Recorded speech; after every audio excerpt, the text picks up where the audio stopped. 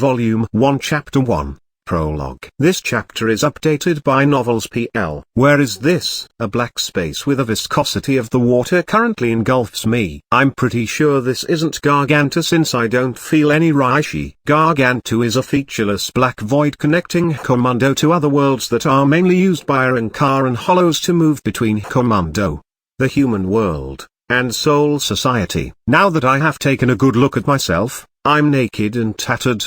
Benaime's stitches are still there, but I can't feel or contact Benaime herself, nor I can feel my Ryurikoku. This is the Hougyoku. At the center of my body, a crystal is embedded and giving of weak pulses of bluish-purple lights. The Hougyoku is my Endazon's invention in an attempt to blur or dissolve the boundaries between Shinigami and Hollow, allowing one race to attain the powers of the other. However, even us as its creator didn't know its true power lies in its ability to sense the hearts of those around it and materialize their deepest desire until a later time. I had a bad feeling when I've come across some clues and evidence of Quincy's movements inside the Soul Society which shouldn't be possible, so I decided to formulate some plans in case of worst scenarios, and one of those is with the use of Hougyoku. However, extracting it from Aizen is almost impossible. Hence I sought to create another one from my and Aizen's data, completing an identical one with Aizen's. It sounds ironic since I attempted to destroy or seal it,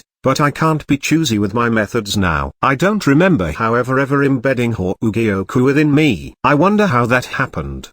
The last thing I remembered is losing consciousness while inside Arskin's gift ball.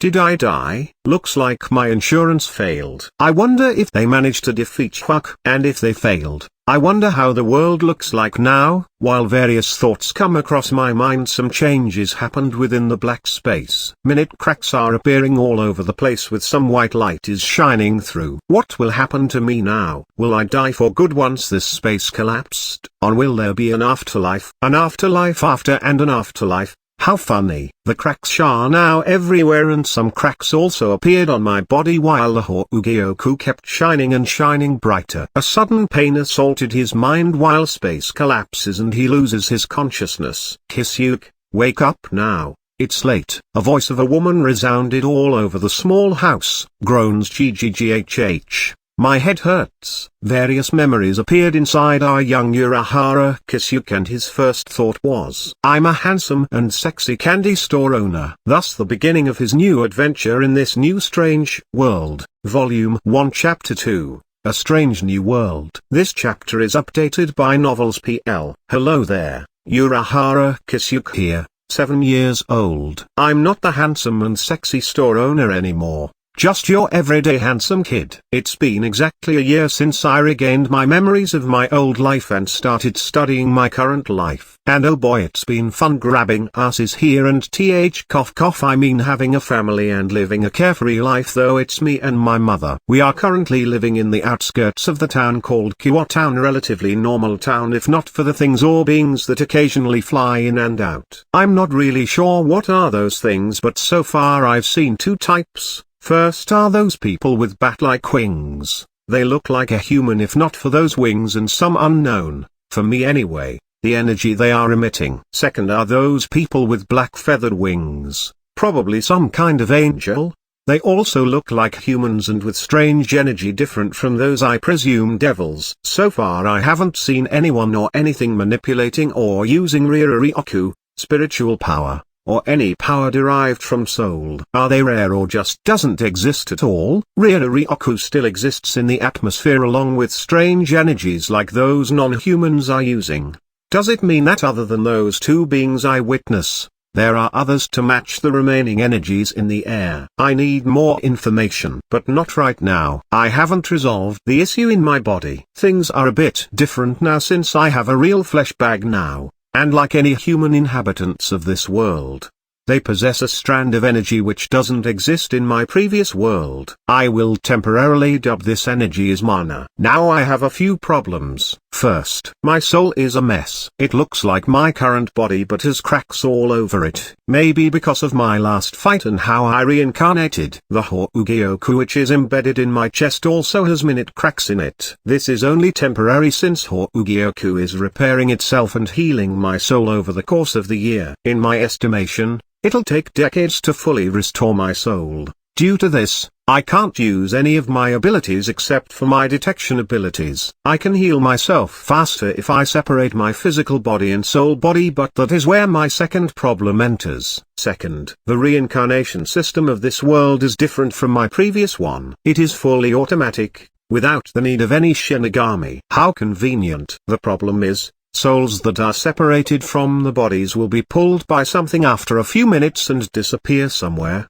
Probably not in this plane. Hence I can't pull my tattered soul out of my body since I don't know how this reincarnation system will treat my soul. I might just cease existing and I have no plans of doing that just yet with my new life. Third, the mana in my body is somewhat rejecting my Ryuryoku and doing damage to my physical body. I can suppress this by controlling my Ryuryoku for it not to touch my mana. But this is also just temporary since while my soul heals the amount of Ryuryoku it produces also increases, and I can't forever contain it within my body or I'll just be damaging my soul instead. Those are my problems, but this past year, I already too have plans to ultimately solve all of this. And that is strengthening and fine controlling my mana and meld it together with my Ryuryoku. It is hard but feasible. Another one is by fusing my physical body's matter and my soul's Reishi, spirit particles, spiritual matter, and that without dying. Haha. It is very hard and probably painful, but I think the results will be worth it. Others may say that I'm insane and reckless. But I'll just tell them that my genius self will do something about it. By controlling and strengthening my mana, I can match it with my Ryuryoku level and attempt to meld it together. After melding it together I will be able to stop my mana wreaking havoc in my body and facilitate the fusing of my body and soul. Although I will have to relearn my Kiddas demon arts, since my Ryuryoku will be laced with mana. Fusing the physical body and soul might have been impossible in my old world, but here, with the existence of mana, it might be a tiny bit possible based on my initial tests on mana. Mana is derived from my physical body while Ryuryoku is derived from my soul. That is why leveling and controlling both mana and Ryuryoku is essential in combining body and soul. If I were to be successful with my attempt, I will be able to use my Shinigami powers to the full potential without separating my soul from my body. Balancing my normal life and research is hard, but I'm enjoying myself to the fullest, especially those plum-pass and titties of the aunties in the shopping district. Strangely though, sometimes I hear some rumor about the perverted kid of Urahara household and they will point at me.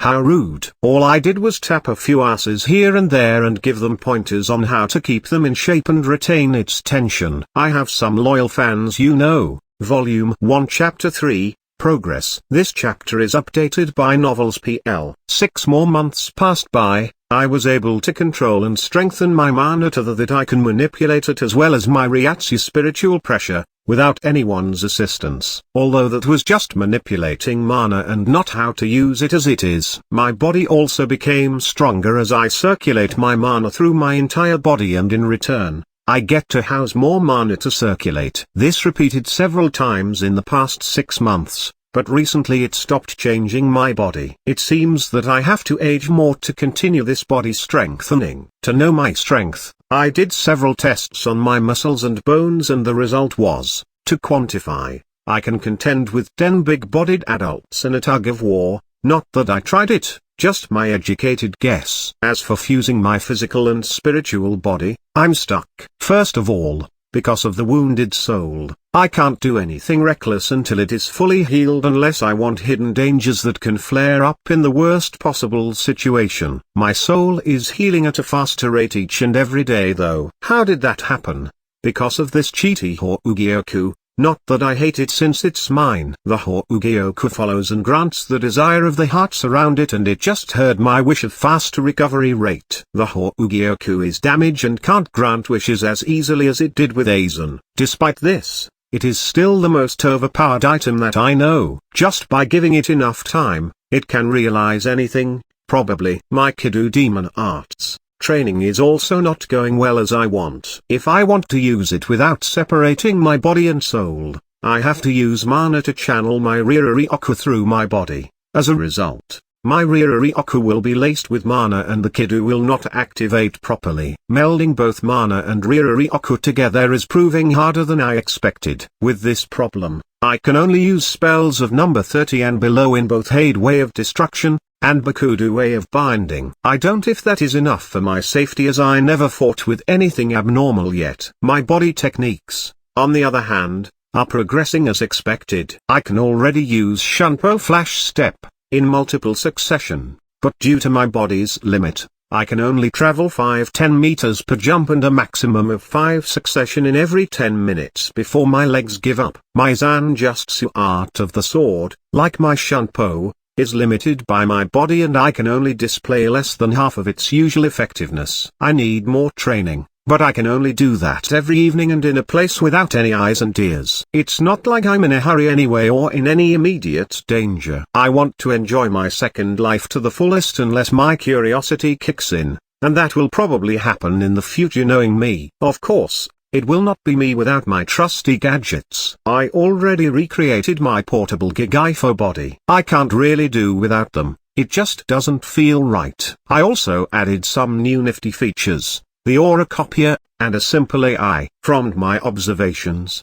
supernatural beings of this world can detect aura to pinpoint someone's location, race, and to some extent, power. The aura copier, like its name, can copy the target's aura for a few seconds to a few minutes. Those few seconds are enough to confuse and deceive someone in battle and change the tide for one's favor. The second one is a simple AI for simple actions like walking, running, jumping or even facial expressions. I can't have my Gigai just stand in place while copying someone's aura, that is just too fake. I also already recreated my Ryatsu concealing cloak, though I should call it now aura concealing cloak due to it being capable of hiding someone's aura and imitating the surrounding energy flows to conceal a blank space created by concealing an aura. It can't still hide sound and sight though. Now moving on to Benai. These few months, I kept diving inside my soul to knock on the doors of an old large Japanese mansion. Inside of this mansion is Benai,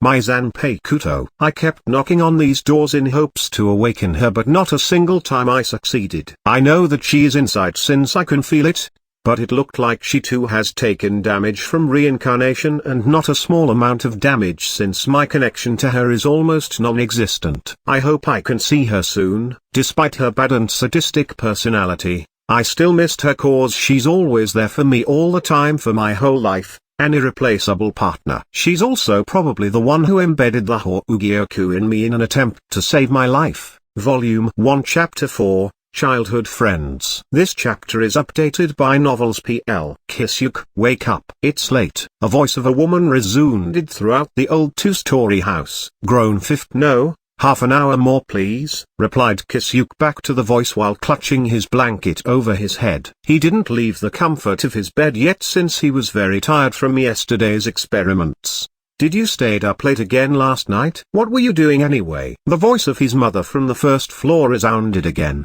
but this time, Kisuke didn't bother to answer back. Soft footsteps were heard from the stairs and Kisuke's mother came up to his room on the second floor. She didn't knock on the door and immediately opened it. Kisuke's mother, Urahara Sakura, noted the messy room of his son with various tools and items laying around. She has gotten used to this kind of sight by seeing it almost every day. At first, she reprimands him every time his room is messy. Although he will clean up, after a few days, it'll end up in this kind of mess again. After this repeated a dozen times or so, she stopped scolding him and just reminds him to clean his room every now and then. In any case, he cleans his room himself whenever necessary, and because she doesn't think that every 8-year-old kid can clean up their own mess, she is contented with her son even though leaving a messy room is not a very good trait in the first place. She asked him one time if he wants to become an engineer or an inventor when he grows up because he loves tinkering with things.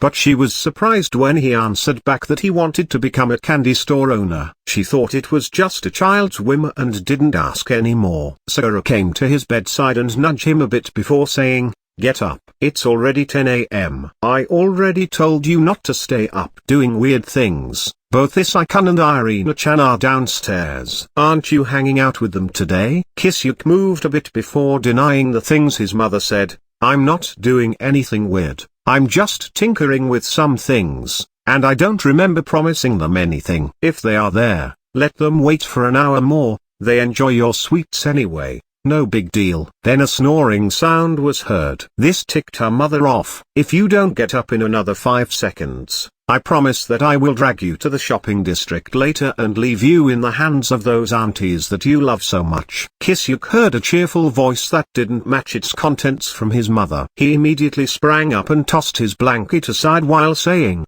I'm up. Alright, I just remembered that I'll be playing with Isai and Irina at the riverbank today." And he rushed for the door, leaving his mother behind. "Go wash up first and brush your teeth. Your breakfast is on the table." "I have to go first since I still have a meeting to attend." "Lock the doors and the windows before you leave and don't stay out too late." "Alright." Sakura's reminders reached Kisuke as he goes into the washroom. "Got it." "Stay safe," Kisuke said before closing the door. While he was washing up, he heard his mother talk to someone before leaving. "You two, take your time. You can take those cookies when leave. Treat it as a snack while having fun." Then he heard the door at the front close. After a while, a sound of engine revs up and his mother left for work. After washing up, Kisuke made a beeline to the living room. There he saw 2 kids of his age. The first one is Hayao Isai, a kid with short spiky brown hair, with 2 short locks of hair behind his head,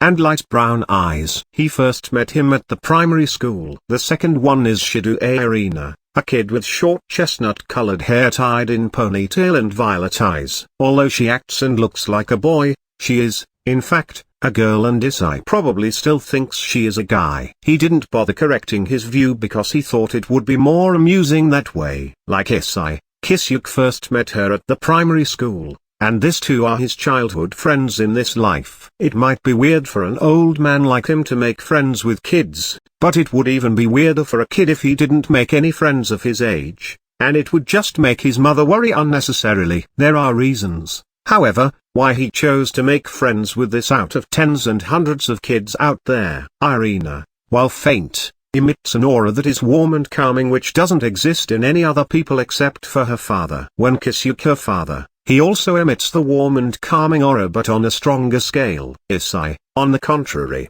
has normal parents, but Isai himself also emits an aura different from Irina. It feels overbearing and prideful. It is so faint, however, that Kisuke wasn't able to notice it until he is only a meter away from Isai. Although the reason why he approached these two is impure, he learned to enjoy their company and antics and treats them as his little brother and sister. "You two are early as always," Kisuke said while scratching his head and yawning. "You just wake up way too late." Both Isai and Irina responded while holding the cookies in their hands. Kisuke took a sit on the chair of the dining table while reaching out for his breakfast, a toast. After he took a bite at it, he asks the two, "So, what's the plan for today?" "Irina found an abandoned factory the other day and wants to play there today," answered Isai after taking a sip from his juice. "Let's go there and find some ghosts, then kick their asses." Irina is excited at the thought of exorcising ghosts because of his family's influence as a devout believer of Christianity. "Is that so?" Kisuke is lacking any enthusiasm when he suddenly thought, maybe I can use it as my training field as delinquents started gathering at my previous spot. "Okay, finish up and let's go. I want to see this abandoned factory." Eating the last bit of his breakfast, he stood up and urged the two to finish up. Looks like Kisuke is also excited to see a ghost. Irina also sprang up while cleaning up the table. "I don't want to see any ghost." Only Isai is against their trip.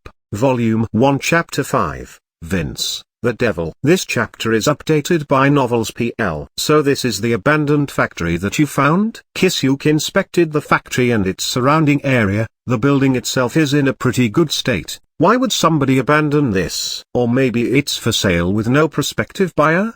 he commented. Let's stop standing around and enter. Irina excitedly ran for the door at the side. It's probably the staff's entrance, Kisuke thought. Say, we shouldn't be doing this. What if something jumped at us? Look, it's too dark inside. As I said while already regretting his decision of him coming with the two. You're such a wimp, Isai. Man up will ya. Irina shot a look at Isai and saw him trembling like a new chick. The trio entered the premise and they reached the what seemed to be factory proper from the side door. It's dark but the lights of the sun entering from the windows and holes in the roof are enough to navigate around. There are no equipment or tools around that are used in its factory days. Just some wooden boxes and metal drums. While they were wandering around and peeping at the empty wooden boxes and rusty metal drums, Kisuke suddenly got hold of a stench that doesn't bring any good news, especially in a place like this, the smell of blood. Alright you two, there is nothing here, let's leave. Kisuke immediately decided to leave. Even though he has the ability to protect this two from common dangers, he didn't want to pointlessly risk their safety, and there is always a possibility that the situation is currently out of his league. In that case, he isn't completely sure if he can protect them from harm. But we haven't seen any ghosts yet. Let's look around longer. Irina protested at Kisuke's proposal, while Isai immediately seconded Kisuke's decision. Irina, Kisuke is right. We should leave. There is nothing here. While they were bickering around, Kisuke felt an evil aura entered the factory from where they came from. Too late. Huh?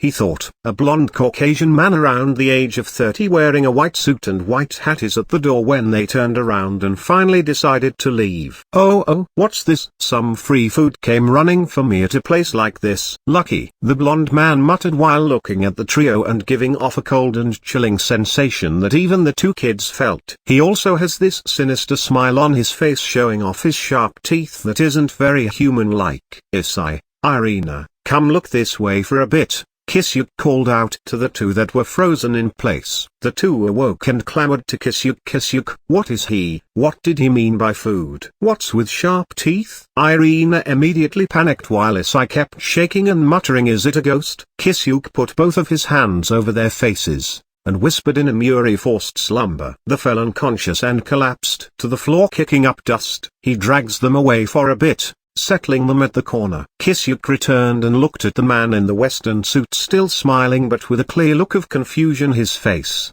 although he still let Kisuke drag the two and see what happened. What did you kid? The man wasn't able to his curiosity anymore and asked, oh, that? Just a technique to force someone to sleep, not anything impressive, replied Kisuke in a jovial tone that doesn't match the atmosphere. The man's smile finally disappeared and furrowed his brows. Something is not right in the situation, he thought. Why are you happy? Is that magic? But I didn't see any magic circle nor you used any tools. Martial arts, but you didn't touch them. You are obviously a human child and not some devil or angel hybrid nor some old human mage that has access to chantless and circleless magic even at a low level. Who are you? Whoa, take it easy, mister. I can't answer all of that if bombard me with questions. Kisuke raised up his hands in mock surrender. Let me introduce myself first. Urahara Kisuke, just a humble primary schooler. Pleased to make your acquaintance. Kisuke reached out for his head and then suddenly stopped. Damn, I don't have my hat. I should make my favorite hat if I got some free time. Are you mocking me? Veins became visible on Mister's head. I'm not lying though. You can check for my profile at Kuoh Academy. I'm first in my grade, you know. Kisuke responded at the angry man. For a few seconds, the two stared at each other trying to find out more about the other. Well, it doesn't matter. The Mr. Science straightened himself up. The smile returned to his face and said, I guess it's my turn to introduce myself. The name is Vince. Vince Pierce. His blue eyes suddenly flashed red and a malevolent aura came from his form, crashing down onto Kisuke. And I'm a devil. Vince looked at Kisuke shaking, although he couldn't see the look on his face since his eyes were covered by his light blonde hair. The devil is pretty that he is shaking from too much fear and this gives him a lot of delight. Puh. A sound escapes from Kisuke's mouth then. Puh ha ha ha ha ha. Seriously? What the hell? Does someone actually do that in real life? How cliché. And this is obviously not your first time doing this. Kisuke is trying to rein in himself, but he clearly needed more time to stop shaking. Sorry to rain on your parade, but I few comments in your actions just now. First, is you clearly watched too many horror movies. Please don't copy those even though you thought it was cool. They are not. Second is, what do you hope to achieve by scaring a child? Showing that you are the bigger bully? Just so you know, there is nothing more annoying than a bawling kid. You and your sheet taste. Kisuke continued while trying to put on a serious face but failed miserably. Vince listened to those words and finally responded. A crazed look took on his face as shouted to the kid in front of him, "You bastard. I'm going to torture before killing and eating you." He finally lost his cool. From Vince's hands, claws of 3 inches with metallic sheen shoot out of his fingertips. He dashed towards Kisuke's location and tried to swipe his claws to his left shoulder. But when he is about to hit, Kisuke suddenly disappeared. Before he could react, Kisuke's voice suddenly resounded behind him. "Say I restrain." His arms suddenly moved towards his back and he can't control it. Scared of this unknown spell that controlled his body, he jumps forward in an attempt to shake off the devil behind him. But this is futile since Kisuke appeared to his front and planted a foot at Vince's face. Vince somersaulted in the air a few times, while trying to regain his posture in the air. He was able to shake off the control over his arms. Before he could rejoice, the devil's voice resounded again, "Yaegaki white lightning." And he saw a bolt of white lightning pierced his right shoulder. "What?" Vince shouted in disbelief. "Now then, Devil-san, please don't suddenly die on me before I test a few things on you." Vince listened to Kisuke in distress and he finally realized if he doesn't give it his all, he might just really die today. Volume 1 Chapter 6, Vince, the Devil Part 2. This chapter is updated by Novels PL. 30 years ago, Vince Pierce is human and a mage. A criminal mage, that is. He has a talent that is just below those who are deemed as a genius. But when experienced and acquired the power of magic, he got drunk on it real fast. He robbed, murdered, raped, and many more with the help of his magic. He got discovered when someone finally felt suspicious about him and reported to the Mage Association with some incomplete evidence of his atrocities. Vince's name is already high up in Mage Association's list of suspected criminal, but no evidence found when he was reported. So when they got a little bit of evidence, the enforcement department of the association immediately took off and searched his whole mansion and few of his known safe house. With everything searched, they found a large number of stolen items. In addition to this, they found many corpses, skeleton, rotten, and fresh. Most are young women. The fresh corpses were easily identified as missing women, and all of them are, to some degree, pretty. The association immediately issued a manhunt and a large bounty on Vince's head. They almost had him, when he suddenly disappeared, but in fact, he was helped by a devil with considerable high rank. This devil is one of the believers of evil. Those devils must strive hard to bring chaos to the world. He and Vince got along well due to their views in life. The devil Vince reincarnated as one of his own and took on the position of bishop in his peerage. Vince's actions got obviously worst. But that didn't take long when the other devils in the underworld got fed of his master's action and took action against him. He, without any hesitation, betrayed him and escaped.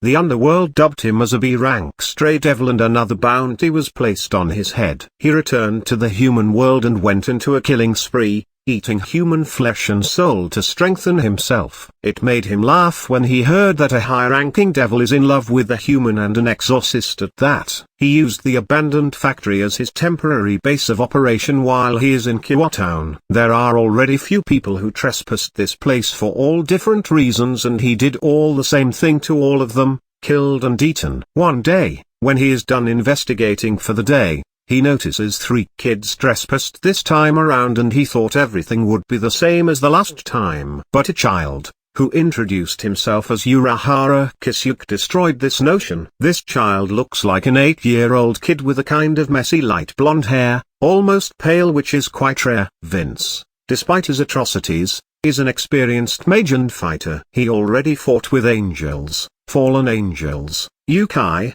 and other devils. He knows for sure that to use magic, you have to construct a magic circle as the source of the spell's logic and pour your mana, demonic power, or holy powers to activate it. Of course, there are exceptions to this.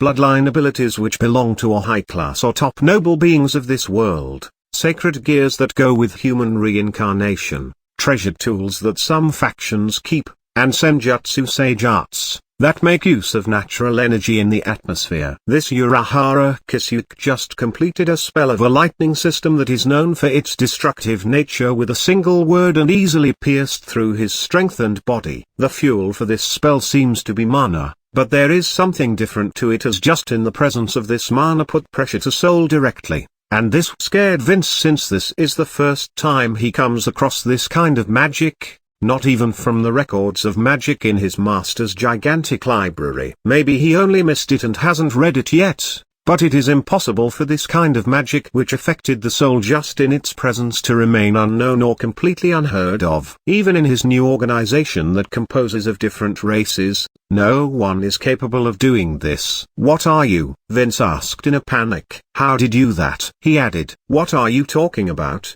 Devil-san?" Kisuke replied while slowly walking towards Vince. "I'm obviously a human child. As for how I did that, it is called Kido Demon Arts, and you don't need to know the specifics about that. Just think of it as the magic that is fueled by my soul." "A magic fueled by your own soul? That's just one way of suicide." "This bastard is really looking down on me," Vince thought at Kisuke's answer. "Your face tells me that you don't believe what I just said." Kisuke continued with a light smile on his face. "Whatever, you won't live past today, just letting you know." Kisuke suddenly released his Ritsu spiritual pressure, which weighs down everything in the vicinity. From Vince's point of perspective, some unknown force suddenly tried pushing him to the ground, and the feeling of imminent death became more pronounced. His instincts as a devil are already telling him to run away as fast possible, and he had never been this close to death. "Ah!" Vince shouted with bloodshot eyes.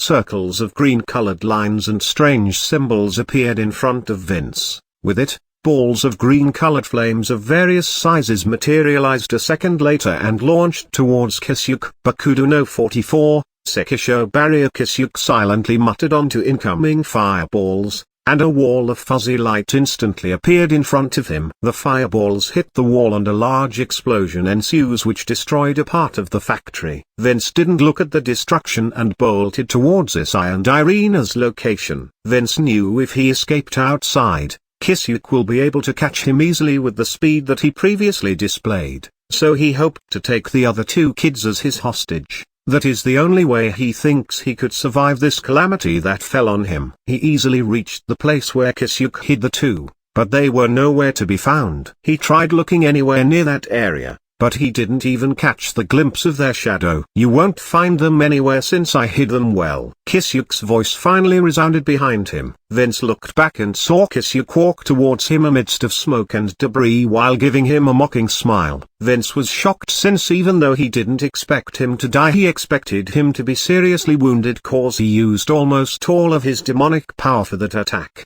But he came out with just his clothes dusty and wrinkled. Wah-ha-ha-ha-ha-ha-ha-ha. "Just die with me then." Vince's last strand of reasons was snapped, and just choose to die with his hateful enemy. His body suddenly inflated thrice of its size and it started catching green flames all over. "Seriously? You gave up way too fast," Kisuke commented while looking at Vince's state. "Oh well, you could just go on your own. I don't really have a hobby of dying with some strange old man." Hakookuri Farewell Box, Volume 1 Chapter 7, A Kitten. This chapter is updated by Novels PL. Boom! A large explosion was heard at the distance several seconds after Vince's overly grown body was forcibly teleported. Phew. Good thing I learned that Kido from Haki. It proved to be useful at times like this. Kisuke wiped his non-existent sweat. Kisuke then started walking towards the place where Vince first looked for Isai and Irina. This part of the factory is relatively unscathed, which is almost a miracle after those bombardments by the devil. After Kisuke reached the place, he swiped his right hand in the air and a line of light was drawn in its trajectory. The line then split the air, revealing both the unconscious Isai and Irina inside a pyramid-shaped barrier. "Kudos to me setting up barriers for these two," Kisuke said to himself while lightly smiling. Aside from the barrier for these two, he also set up an auditory, visual, repelling, and aura-concealing barriers around the abandoned factory before he came out to face Vince. or else, waves of onlookers will be outside with the noises they made. This is wonder though. More and more activities from these supernatural beings are occurring all over the town. Maybe I should take a look, I need more information about them anyway. This is a good chance, Kisuke muttered while clearing the rubbles around the two children. I should move this two first, he thought to himself, and started by carrying Isai to his back. He could carry the two with ease, but it is still broad daylight outside and carrying two people with his size will only attract unwanted attention. Kisuke chose Isai first because he is nearer than Irina's and it'll only take 30 minutes or so to go back and forth. While going back to the factory to get Irina, he saw people gathering towards the outskirts of the town, specifically, towards the wide plain with only grass on it. That is where Kisuke sent Vince when he tried to self-destruct. Increasing his pace, he got back 5 minutes earlier than estimated, but he saw Irina already woke up with tears threatening to fall from her eyes and looking around in distress. Oh crap, I don't have my memory change icon yet. How should trick her? Kisuke saw her not being able to walk straight and presumed that she tripped herself while looking for him and Isai in panic. I should remove the barriers first before she notices anything weird. Kisuke went out for a few seconds before coming back in, showing himself to Irina. Kisuke-kun. Irina shouted in delight and ran to Kisuke's direction despite hurting her foot. Irina jumped in Kisuke's embrace and he has no choice but to catch her or she might hurt herself again. Kisuke-kun. Thank God, you're safe. You didn't know how worried I was when I woke alone in a ruined building. Right. Isai-kun. Where is Isai-kun? Irina said all of this in one breather while bawling. Kisuke felt guilty leaving her all alone like this, though he really didn't expect her to wake up so fast. Isai is alright. I already sent him home while you're sleeping, so you don't have to cry. Here, let me wipe your face. Your snot is everywhere. While reassuring Irina, Kisuke took out his handkerchief to wipe off the dust and tears on her face. That's good. Wait, what? You left me alone here? Why? Irina manages to notice the hidden meaning of Kisuke words. So you get it, huh? Kisuke thought. Now, calm down will ya? I'll explain everything to you. So for now, let's get out of this place first before people started gathering. You don't want to talk to the police, do you? Kisuke used the stern image police to scare Irina. Like most children, Irina immediately became nervous at the thought of talking to the police. Let's leave. Irina tried to run outside but, ow, I forgot I sprained my foot. Ha, come here and climb to my back. I'll carry you out. Kisuke thought that he should heal the sprain while carrying her. 2 p.m. at the park. The sun is past midpoint, but it is still very hot. Irina and Kisuke are sitting on the chair with a tree's shade. The wind is softly blowing and caressing their faces, which is quite comfortable. How should go with this?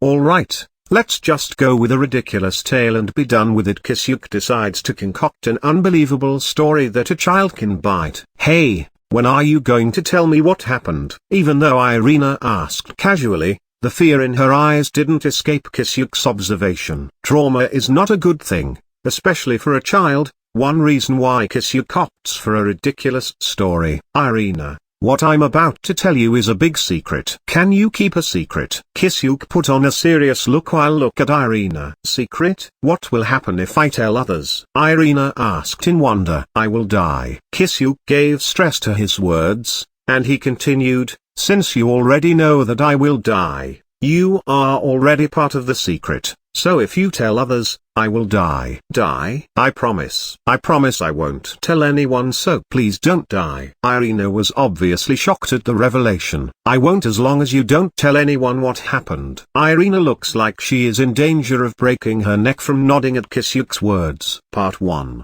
Success. Kisuke did a gut pose inside his head. Now just keep quiet as I tell you everything that happened in there. Kisuke looks at Irina, who is ready to listen. Kisuke inhaled deeply and started narrating. The man in white snapped his fingers after entering, and the two of you suddenly lose consciousness. I was panicking when the man suddenly introduced himself as alien from planet Novarask and he is there to confiscate my hair. I was really scared at that time since I love my hair. and I don't want to lose it. He suddenly did something and the factory was destroyed before I knew it. He probably did that to show his powers. Since I can't leave you two even though I love my hair so much, I gathered my courage and fought back. I threw everything that I was able to hold at him, but that do anything to him until I managed to pick up a bottle of water with a little bit of water left. I threw it at him and the water hit him. He suddenly very hurt. I discovered that water is his weakness, but there is no more water left. An idea suddenly hit me and I started spitting at him. After I hit him a few times, he got scared and immediately escaped riding his UFO while shouting that he will never return to this planet again. End of story. What? Irina is understandably confused, but Kisuke didn't let her continue. You see, before he left, he cursed me. I can only tell this to one other person or I will die. So please don't tell this to anyone. I don't want to die. Kisuke looked at Irina's eyes while closing their distance. I won't. Irina immediately answered, putting a smile on Kisuke's face. It's an alien? Not a ghost? Irina asked uncertainly. Not a ghost, nor a devil and a yokai. It's an alien, Kisuke replied back. He will never come back? Irina asked the most important question for her. Never. We have a lot of water after all. Assured by Kisuke, Irina sighed in relief. Thank you, God. Looking at Irina, Kisuke thought that he was able to move his attention from the destroyed building to the never coming back alien, which also made Kisuke sigh in relief. Then why did you leave me and rescue Desai first? This sudden question of Irina caught Kisuke off guard. Well, because you know how scared and timid he is when he entered the factory and his house is nearer, I figured I should carry him back first. After all, you are tougher and more masculine than him. Kisuke just blurted out what is in his mind. What? Who is more masculine? I'm a girl. Irina shouted at Kisuke's comment. Desai probably thinks you're a boy, even I'm not sure if you're a girl until you told me just now, replied back by Kisuke, which makes Irina more infuriated. What did say? Damn it, I'm going home now. I'll show you that I'm a girl too later. Irina runs off while tears are about to fall again from her eyes. Ha ha ha, what a cute reaction, Kisuke said to himself. I'm tired. I should go home too. I need to prepare a lot of things if I want to join in the fun. He continued muttering while stretching his arms and yawning. But at that time, he felt something unbelievable. With his eyes wide opened in shock, he used Shunpo Flash Step, in quick successions to enter the forest. Behind the park 100 meters deep, he suddenly stops and looks in front of him. There he saw a kitten, a black kitten with golden eyes that is releasing a very familiar Yatsu signature. A signature that shouldn't exist in this world. Yoruichi, Volume 1 Chapter 8. Yoruichi. This chapter is updated by Novels PL. Yoruichi, Kisuke muttered in surprise. He couldn't immediately believe the pleasant surprise. After all, this is another world and he got the help of Hougyoku and Benayim to reincarnate in one piece. Kisuke, the kitten spoke, but contrary to its cute and small appearance, it has a distinctly male voice. Yoruichi. Kisuke finally believed what he is seeing and ran towards the small feline. Kisuke. Yoruichi has the same reaction and also ran to Kisuke's direction. Kisuke was about to hug Yoruichi when she took out her claws. Before he could react, Yoruichi swiped Kisuke's face, leaving 3 lines of blood. Ow ow ow ow. What was that for? Touching his face, Kisuke asks the kitten while grimacing in pain. Oh, it's just that I promised myself that if I ever run into you again, I'll either plant a foot or claw your face for letting me go into that form while we are fighting that Quincy, Yoruichi replied in a happy voice. Kisuke's eyes kept twitching listening to her words, but he didn't feel guilt even a little bit. Way to ruin our reunion. Kisuke just sighed and let Yoruichi gloat for a moment. But then he suddenly noticed something. Hey, since this is such a pleasant reunion, why didn't you at least transform back into human form? That is my question. How can you use Shunpo Flash Step so casually? And from the way it looks, your body isn't burdened by using that. Instead of answering, Yoruichi asked Kisuke about the use of Shinigami arts. Why are you asking about that? Wait, could it be? Kisuke was hit by an idea. And Yoruichi just confirmed that idea. Yes, I've been stuck in this form for the last 2 years. How did you survive? Kisuke asked, wanting to ascertain something. Of course the cute me can't be resisted by those humans. Yoruichi put on a smug face while declaring, PFFFT. Ahahaha. The prestigious lady of Shin family and former captain of stealth forces is stuck in acting cute in front of humans for food. How will Suifon and Byakuro if they knew this, I wonder? Crap. I really wanna see their faces now. Kisuke laughed out loud at the kitty's face in the middle of the forest without remorse. Can you answer me now? How can you use that technique? Yoruichi asked again, but this time, with a glare. Coffee I'll teach you how, but not here. Let's go to my place first. Kisuke cleared his throat and suggested going home first. By the way, don't speak or you might scare others. He added, I know what to do. Let's go now. The kitten replied while she nestled at Kisuke's arms. Before leaving the forest, Kisuke first healed his wounds from the battle earlier. After 30 minutes of walking, they reached the Urahara household. Kisuke noticed that his mother already returned home and cooking dinner. I'm home, Kisuke shouted when he reached the door. Take a bath. Dinner will be ready when you get out. Kisuke's mum's voice came from the kitchen. Mom, I want to talk about something. Kisuke walked into the kitchen and saw his mom preparing to fry some beef patties. What is it, sweetie? Want me to wash you up? Then let me finish this first and I'll be with you. Sakura replied while she busied herself at the counter. Yoruichi, in her cat form, is trying her best not to laugh and just kept banging her head on Kisuke's chest. Yoruichi didn't think that on the years that she didn't see her perverted Shopona, he would become such mama's boy. Kisuke just sighed because he already knew this would happen. Ha, not that. Please look over here. Sakura turned around and saw the black kitten nestled in Kisuke's arms. This is? I want to take care of her, Kisuke said to his mother. Sakura was silent for a few seconds then asked her son, can you take care of it without my help? Yes, Kisuke immediately replied. Sakura smiled at her son's answer, seemingly satisfied. Now go take a bath. Take the dusty kitten with you. What's her name by the way? It's Yoruichi. Kisuke turned around intending to go to the bathroom. Be careful while washing her, alright? Sakura reminded her son who is already at the bathroom's door. Got it. Kisuke closed the door, set aside Yoruichi and started undressing. It's amazing that you have the same body while we are younger in the Soul Society, the black feline commented while looking at his body. Her gaze even stopped at Kisuke's Jr. for a few seconds. Even the same size. She added, don't tell you're interested in Shota's body. Covering his most important part, he looked at Yoruichi in disbelief. That's not it, idiot. I'm just remembering the old times. The cat angrily defended herself. If that's the case, it's fine then. Kisuke picked up Yoruichi and proceeded to the shower. Kisuke gently washed Yoruichi before moving to himself and both of them moved towards the bathtub. Yoruichi is inside the basin filled with hot water and enjoying the feeling since it's been a while she took a proper bath. Kisuke also enjoyed dipping after a tiring day. The two were silent for a while. After a few moments, Kisuke spoke.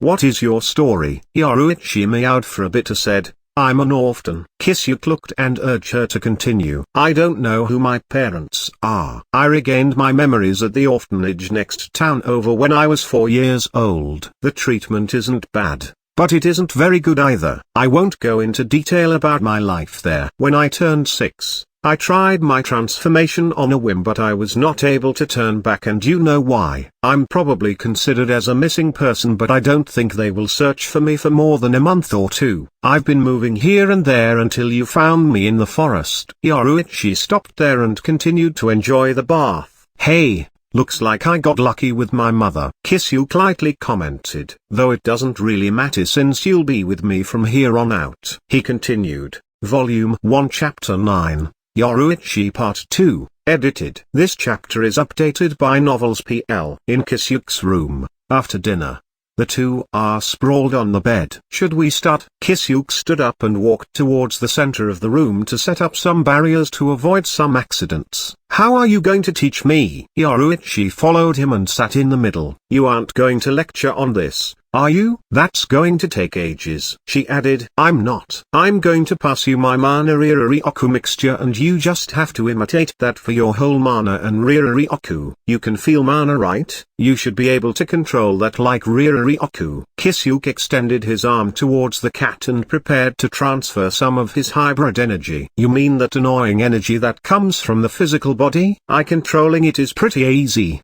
but it hurts when it touches the Ryuryu. How did you even think of mixing these two? The kitten closed her eyes to feel the energy coming from Kisuke. After a few minutes, she started mixing the energies bit by bit. So you can really mix these two. You're doing great. Just keep it up until you manage to do that to all of your reserves. It should stay that way when you're done. Kisuke thinks that it would take a few weeks for Yoruichi to meld everything. He is about to withdraw his hands when he felt the Hougyoku releasing a huge amount of power and it flowed from his arms towards Yoruichi's small form. Kisuke immediately activated the barriers that he put up before this. A sound barrier, impact dampening barrier, and aura concealing barrier. Both Kisuke and Yoruichi can't move but both of their bodies are being attacked by intense pain. Even if both of them are being ravaged, the two of them are very experienced, and this a little bit of pain that can make any grown man cry isn't affecting them much. They just endured it silently. After the whole ordeal, they were released and the Hougyoku returned to its natural state. Kisuke inspected his body and saw his energy reserves became more stable, which would take him a few more months to do. With this, he can start fusing his physical and spiritual body to regain his Shinigami abilities in full. Kisuke looked at Yoruichi's direction and saw the kitten explode into smokes. The smoke cleared up and though he saw a child with dark skin, golden irises and neck-length black hair with a cheeky smile on her face which is very familiar to him as she has the same appearance when they were young in Soul Society. Now on to our second reunion. Before Kisuke could react, Yoruichi jumped on him and planted her lips to his. Kisuke was obviously dumbfounded at Yoruichi's action but only for a few moments. He reacted and responded in kind. They were kissing like crazy, seeking warmth from each other's embrace. His tongue gently slips inside her mouth,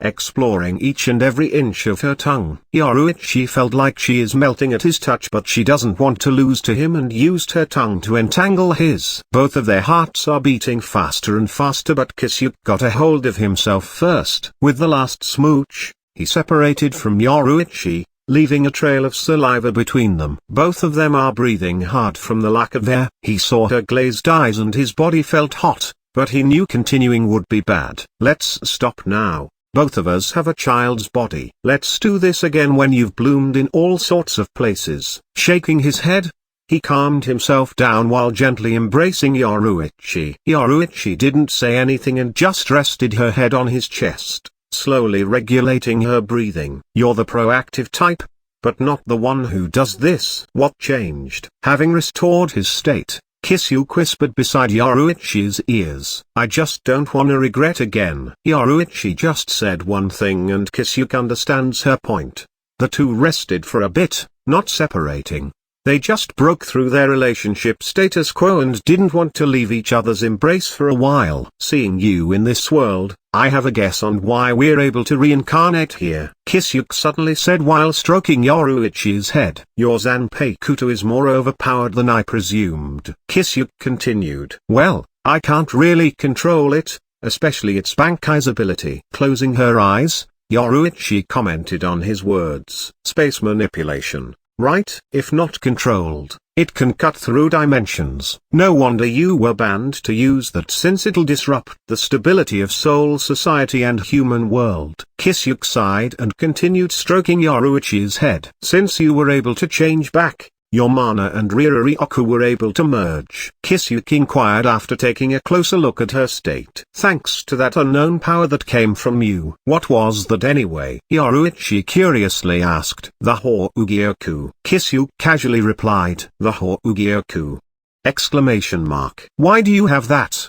Did you get it from Aizen? Yoruichi raised her head in shock and looked at Kisuke's eyes demanding an answer. I made another one. This is also one of the reasons why my soul didn't collapse from reincarnating. It is currently inside me. Kisuke answered. Won't you have any problem? She was worried since she knows what the Hokugyoku can do. I won't. I saw how Aizen used it in the past, so I'm ready for its tricks. Kisuke reassured her partner. Is that so? Just be careful. Yoruichi didn't ask any more. I will. Kisuke stood up and carried Yoruichi towards the bed, laying and covering her with a blanket, giving her a final kiss to the forehead. Where are you going? Yoruichi saw him put on a black cloak and a white blank mask. I'll be going out for a bit to investigate. The town is restless. I want to know what's up and expand my knowledge about them even for a bit. Kisuke collected a few more things before heading to the window. Want me to help? Yoruichi asked before Kisuke could jump out. I'm fine. You,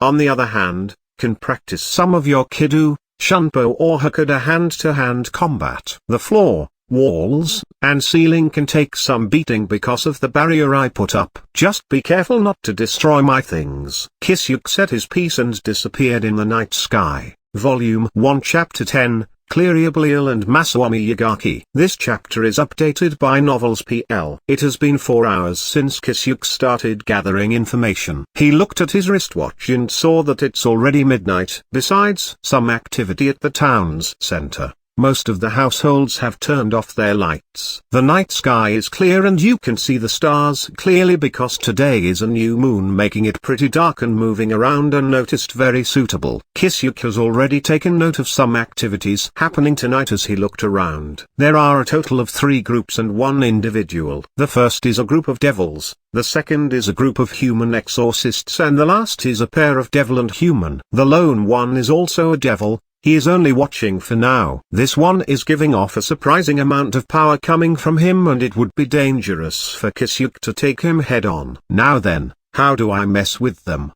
That one guy is giving me a dangerous feeling and doesn't strike me as a good person, especially on how he sneers and give a mocking smile at the pair protecting each other. Kisuke quietly muttered to himself. Yosh. Sounds fun messing with that guy. Having a grin on his face, he decided his course of action, jumping from roof to roof while avoiding everyone's gaze and blending his aura to the surrounding. He reached a 3-story building. Behind it was an open lot with some construction materials scattered. Clashes of metal rang out and furious voices were heard. Kisuke took a peek below and saw 7 figures. The 5 humans who are holding a sword were surrounding the injured devil and man-bear. The human man is protecting the critically injured devil woman from the 5 while being injured himself. It seems that these 2 were the rumored devil and human lovers that Kisuke was hearing about while investigating. The devil is Cleria Belial, a high-class devil from a prestigious family and the current ruler of Kuoh town. She is currently in a romantic relationship with Masaomi Yaegaki, an exorcist from the Protestant church. Masaomi Yaegaki is a man with long black hair and the subordinate of the guy who leads the 5-man team against the duo. Toujou has light brown hair and wearing a priest robe. He is supposed to be the current leader of the Protestant church of the town. Now he is currently chasing his subordinate that fell in love with a devil to stop their relationship. Masaomi, leave the devil woman alone. Do you want to destroy the status quo between heaven and underworld? Toujou shouted at his subordinate who is stubbornly protecting his woman. Hearing this, Cleria, who is already half unconscious and bloodied all over because of the battle with the other devils before they encounter the exorcists, opened her mouth. Dear, just leave me alone. At least that way, one of us can survive. Cleria, you know that isn't gonna happen. Even if I died with you today, I'm never going to regret my choices because you're the woman I love. Masaomi looked at her with his face full of cuts and blood. Despite that, the gentle and loving gaze he has for Cleria was unmasked. Masaomi. Cleria can only cry after hearing his words. The warmth that she felt superseded the pain of her wounds and was able to gain the power to stand up straight, albeit temporarily. She wanted to at least face death with his lover standing strong. You leave us no choice. Men. Kill them. Toujou grimaced at his own words. It is very hard for him to give the order for his subordinate's death. He will regret this moment for his whole life, that, he was sure of. Actually, the church already gave an ultimatum. and that is to kill both of them tonight, no matter what happens. The church is already vaguely aware of the two's relationship and lets it go since it was also beneficial for them, since this town is a devil's territory. Ordinarily, just 5 of them aren't enough to fight a high-class devil head-on. They were just following the order. But to Touji's surprise, when they found the devil, Cleria Belial was already critically injured and won't be able to fight, while Masaomi Yaegaki has multiple cuts, but not very serious, is already beyond exhausted. Touji never actually intends to kill Masaomi. He just wants him to separate from the Cleria and capture him to bring him to trial. That way, he would at least live and have a chance to redeem himself, even if Masaomi were to hate him due to killing his lover.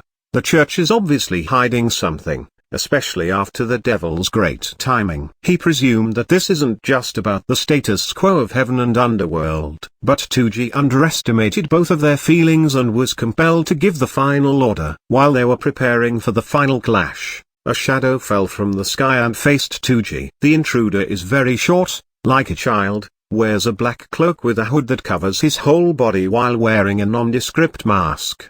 The masked childlike man then started speaking. "Hello everyone, I'm totally not a suspicious person, nice to meet you all." Everyone was silent and wasn't able to react due to many reasons. One being, only big idiots would believe someone who introduces himself as not a suspicious person while wearing a suspicious outfit. And 2, that those were really the voice of a child. They were wondering why would a child fall from the sky and greet everyone. The child in the cloak, not minding their reactions, continued. "I came here because I was moved by these two's love for each other and I wished to save them if you don't mind."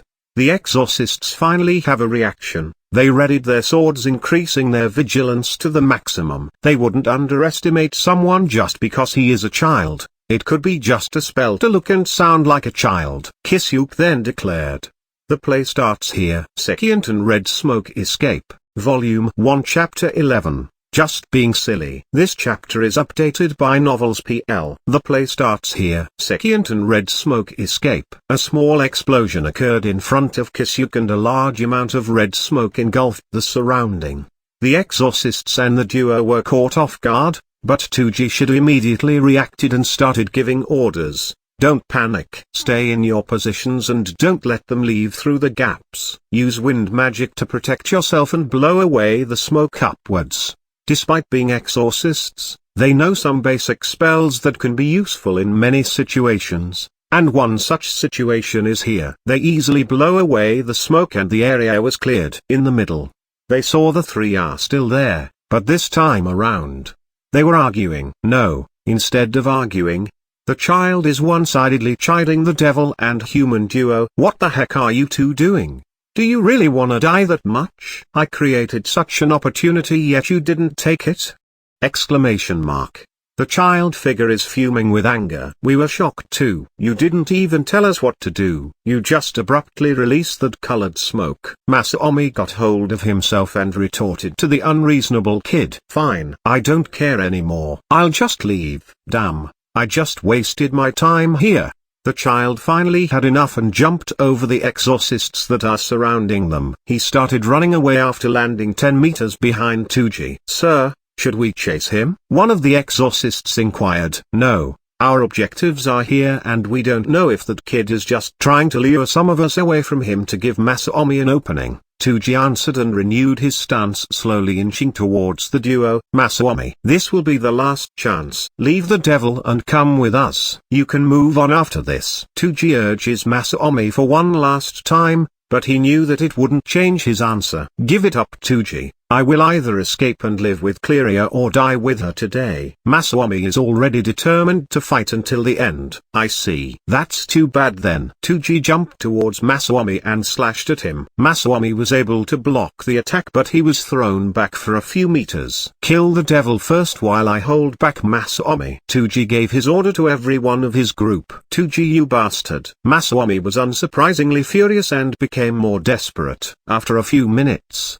Cleria fell into her own pool of blood, not breathing. "No." Cleria, seeing this, Masaomi lost his mind and disregarded his own wounds and attacks, landing to him in an attempt to go her side. Masaomi kneeled beside Cleria and cried with tears of blood. Toujou approached him from behind and plunged his sword through his heart. Toujou watched Masaomi slowly lose his strength and fell beside Cleria, unmoving with deep regret. All of the exorcists just sighed at the demise of their former comrade. This is the first time they finished a mission, leaving them with regret at the result. Let's leave. I will call the cleaners to take care of this, Toujou said while they are still mourning. After a minute, everyone has left. If Toujou Shido and his group were to see this, they would be shocked to the core, because two of these figures were the ones they just killed, Cleria, Belial and Masaomi Yaegaki. Of course, the last figure is Kisuke with his white mask and black cloak. The trio approached the dead bodies and inspected it. As expected of me, pretty well done if I must say so myself. Kisuke didn't forget to praise himself. Cleria and Masaomi inspected the bodies more closely. Cleria, who already healed most of her injuries while hiding with the help of Kisuke's unorthodox spell and strange candy medicine, couldn't contain her curiosity anymore and asked, "What are these?" "It's called Gigifo body." Kisuke nonchalantly answered her question. Gigai. Cleria looks like in her mid-20s. She has a long ash-white hair that complements her beauty. Despite that, she is a devil whose age somewhere around 50-70. She turned to her lover and asked, "Do you know this thing called Gigai?" "No idea. It is also my first time hearing about it." "I'm surprised that even you don't know," Masaomi replied. "I'm also surprised. An item like this has a wide array of use. It's impossible for something like this to be unknown, unless—" Cleria looked at the cloaked kid. "If you're thinking that this is some relic or lost technology, then I would have to disappoint you. They are not. I created this and this is only my second time using them." "You created this?" "I'm not saying I know everything, but how about that strange medicine you fed me that restored my stamina? If that were to in the market, all big factions will scramble to monopolize it. And I'm sure that didn't happen yet or any news about it existing." "Where did you get that?" Cleria looked at Kisuke in shock, forgetting her manners. "I also created it. I call it stamina candies and it'll be available in my shop in the future." Kisuke still replied nonchalantly while looking around, seemingly trying to discover something. "What?" Both Cleria and Masaomi were dumbfounded with what they heard. "We can talk about this later. I told you. Right? The play isn't over yet." Kisuke finally looked at the two and laughed a little. "Is there really something else?" Masaomi was not convinced, not until he heard a voice behind them. "If I didn't surround this area with alarm magic, I would have been fooled too." "How did you do it, kid?" From the shadow of the building appeared a middle-aged man in his 40s with long dark silver hair and hazel eyes, wearing an extravagant robe with silver linings. This newcomer slowly walked to the trio's direction with an arrogant smirk on his face, not hiding his creepy aura and ill intent. This man stopped 7 meters away from the three, and it seems that Cleria finally recognized him. "You are Prince Rizvim Livn Lucifer," Cleria shouted. "What? Lucifer?" Masaomi also reacted to the name. "Right, he is the son of the original Lucifer and one of the 3 known super devil," Cleria explained while having a heavy expression. "Why is someone like him here?" "Well, probably because he is the one initiating all of these." Kisuke didn't change his attitude even after knowing he is in front of a super devil. "The couple doesn't know is he is just brave and strong or just plain ignorant." "So you know that I'm watching from a distance? But you obviously don't know anything about super devils, or else you wouldn't stand there all calm and collected." "Ha, it doesn't really matter, I guess, since you already destroyed my plans. I can just test that thing somewhere else. For now, just die." After speaking his monologue, he disappeared from his spot. In both Cleria and Masaomi's chest are spears made of pure demonic power. When Kisuke saw this, he tried jumping back but was shocked again when the devil appeared in front of him and impaled him with the same spear of demonic power. Rizvim acted like he just did something insignificant, which it is, dusted himself. "Now then, your face is making me curious. Let's see what is behind that mask." Rizvim approached the downed man in a cloak and moved his hands towards his face to take off the mask. After taking off the mask, he stood there frozen. His smirk finally disappeared. What he saw after pulling the mask is his own face doing a silly expression. After a few seconds, 5 bodies, 2 Clerias, 2 Masaomis and 1 that doing a silly face using Rizvim's appearance popped like a balloon, leaving only a small note on the spot where he last killed a body. Sorry, you didn't hit the jackpot. Better luck next time. 3. Signed, the kitty lover. P.S. How does it feel to kill yourself doing a silly face? Rizvim finally reacted after reading the note. You bastard.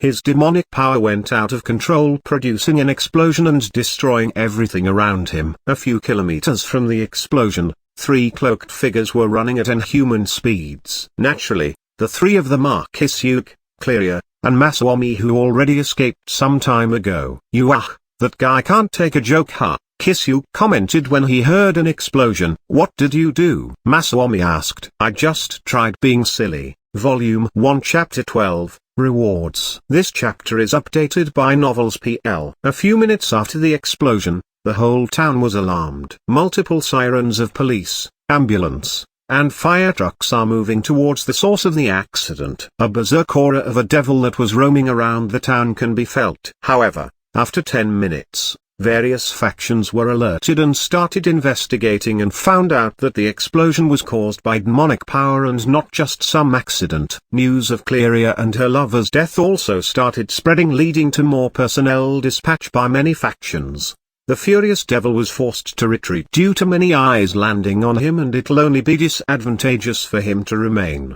Before leaving though, he promised that he will one day return the favor. As for the trio that the humiliated super devil was diligently looking for, they were having a midnight snack at a 24/7 convenience store in the center of the town. Kisuke is enjoying a cup of instant noodles while both Cleria and Masaomi have a Sayo-Pow and hot dog respectively. He really wasn't able to find us. Amazing, Masaomi said while munching on his hot dog. That guy is smart but too prideful and narrow-minded. He wouldn't even take a glance at places like this and only look for obscure places where we might be hiding. Kisuke is slurping his noodles with great relish. You yourself are incredible, to be able to determine how he thinks and what are his next actions. Cleria took a glance at Kisuke, who at this time already removed his mask, revealing his appearance. You give me too much credit. I just met a similar person in the past, that's all. You're too humble. Are you really a kid? Both Cleria and Masaomi shouted in their heads. After finishing their snacks, Kisuke asked the two, what's your plan next? The couple looked at each other for a few seconds, then looked back to Kisuke. First of all, thank you. If not for your help, we would have fallen there and that Rizvim probably would have gotten what he wanted. Thank you very much. Cleria bowed her head towards Kisuke. Masaomi also followed suit while saying, if not for you, I would have doubted my comrades. When I saw their pained expressions when they killed me, I realized that they really didn't want that to happen. Thank you. You don't have to thank me for that much. You do know that I didn't save you two because I have some selfless justice, right? Kisuke revealed his true intentions. I know, I have this inkling that you are not the type that helps others for no reason. Cleria answered him. You're wrong regarding that about me. Sometimes, I help others just because I'm interested, curious or just plain whim. Kisuke replied while giving a teasing grin on his face. I see, looks like I'm really mistaken about that. Let's move on. What do you want us to do for you? Cleria just smiled for a moment before returning her serious expression. Masaomi also became nervous after hearing her say that. They both can't think of anything this unfathomable guy needs. You two don't have to be that nervous. I won't let you do something unreasonable. I just need you to teach me some things, like common sense in your world. Kisuke reassured the couple. Only that? Cleria and Masaomi are both dumbfounded yet again. He gets through all that trouble so just we can teach him some common sense? Kisuke saw through their reaction and said, you would need to teach me everything that I need to know about the supernatural world, of course, including some not so common knowledge. Easy, right? Of course it's easy. Just passing you my knowledge is not enough. I have many books on my mansion that you may be interested in. You can take all of that. I will even give you my hidden wealth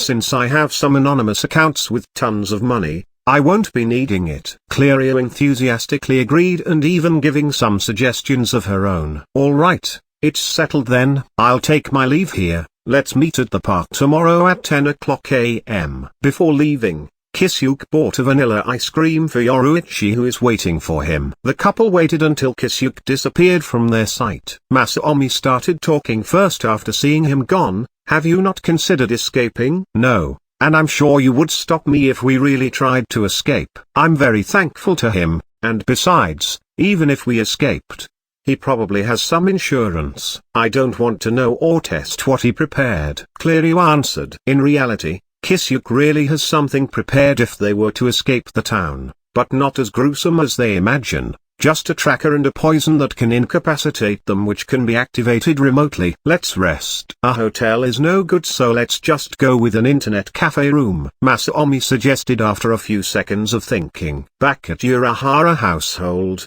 inside Kisuke's room, a figure of a buck-naked child with short black hair can be seen flashing here and there, leaving multiple after images giving an illusion of she was teleporting. This moment is the rebirth of the Flash Goddess, and this moniker will once again shock the world, though a different world. Kisuke entered through the window carrying a plastic bag with ice cream inside. He saw what Yoruichi is doing and a smile crept to his face. Looking good, aren't ya? Kisuke greeted her while placing her snack on the table. I'm getting the hang of it. Is that for me? Yoruichi stopped flashing around and saw the plastic bag on the table. Eat it before he could finish his words.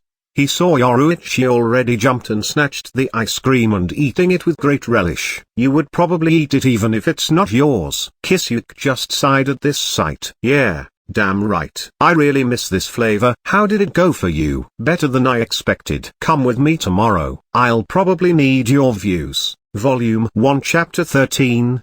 The Three Factions. This chapter is updated by Novels PL. The day after the busy night, Kisuke, with a kitten on his arms, were walking to the direction of the park. The weather is cloudy, dim and gloomy, so there is no one in the park today. This is a stroke of good luck for the couple, since they stand out too much with black cloaks covering their body and aura. Kisuke arrived at exactly 10 o'clock am while nursing the scratches on his face. Yoruichi tried waking Kisuke up at around 9:30 am, but he wouldn't budge with just some poor taps. Thus, without much choice, she scratched his face. Couldn't you woke me up in a less painful way? Kisuke asked the smug kitten. I could, but too much effort. Try waking up earlier if you have an appointment. You won't experience that again, Yoruichi said in her distinct male voice. Kisuke could only smile wryly at her answer. When they arrive at the park with no one but two cloaked figures at the corner of the park. If there are other people in the park, they would have been reported to the police for their suspicious attire. Kisuke approached the obviously who figures and Cleria asked first, "Why did you bring a kitten?" Kisuke smiled brightly and said,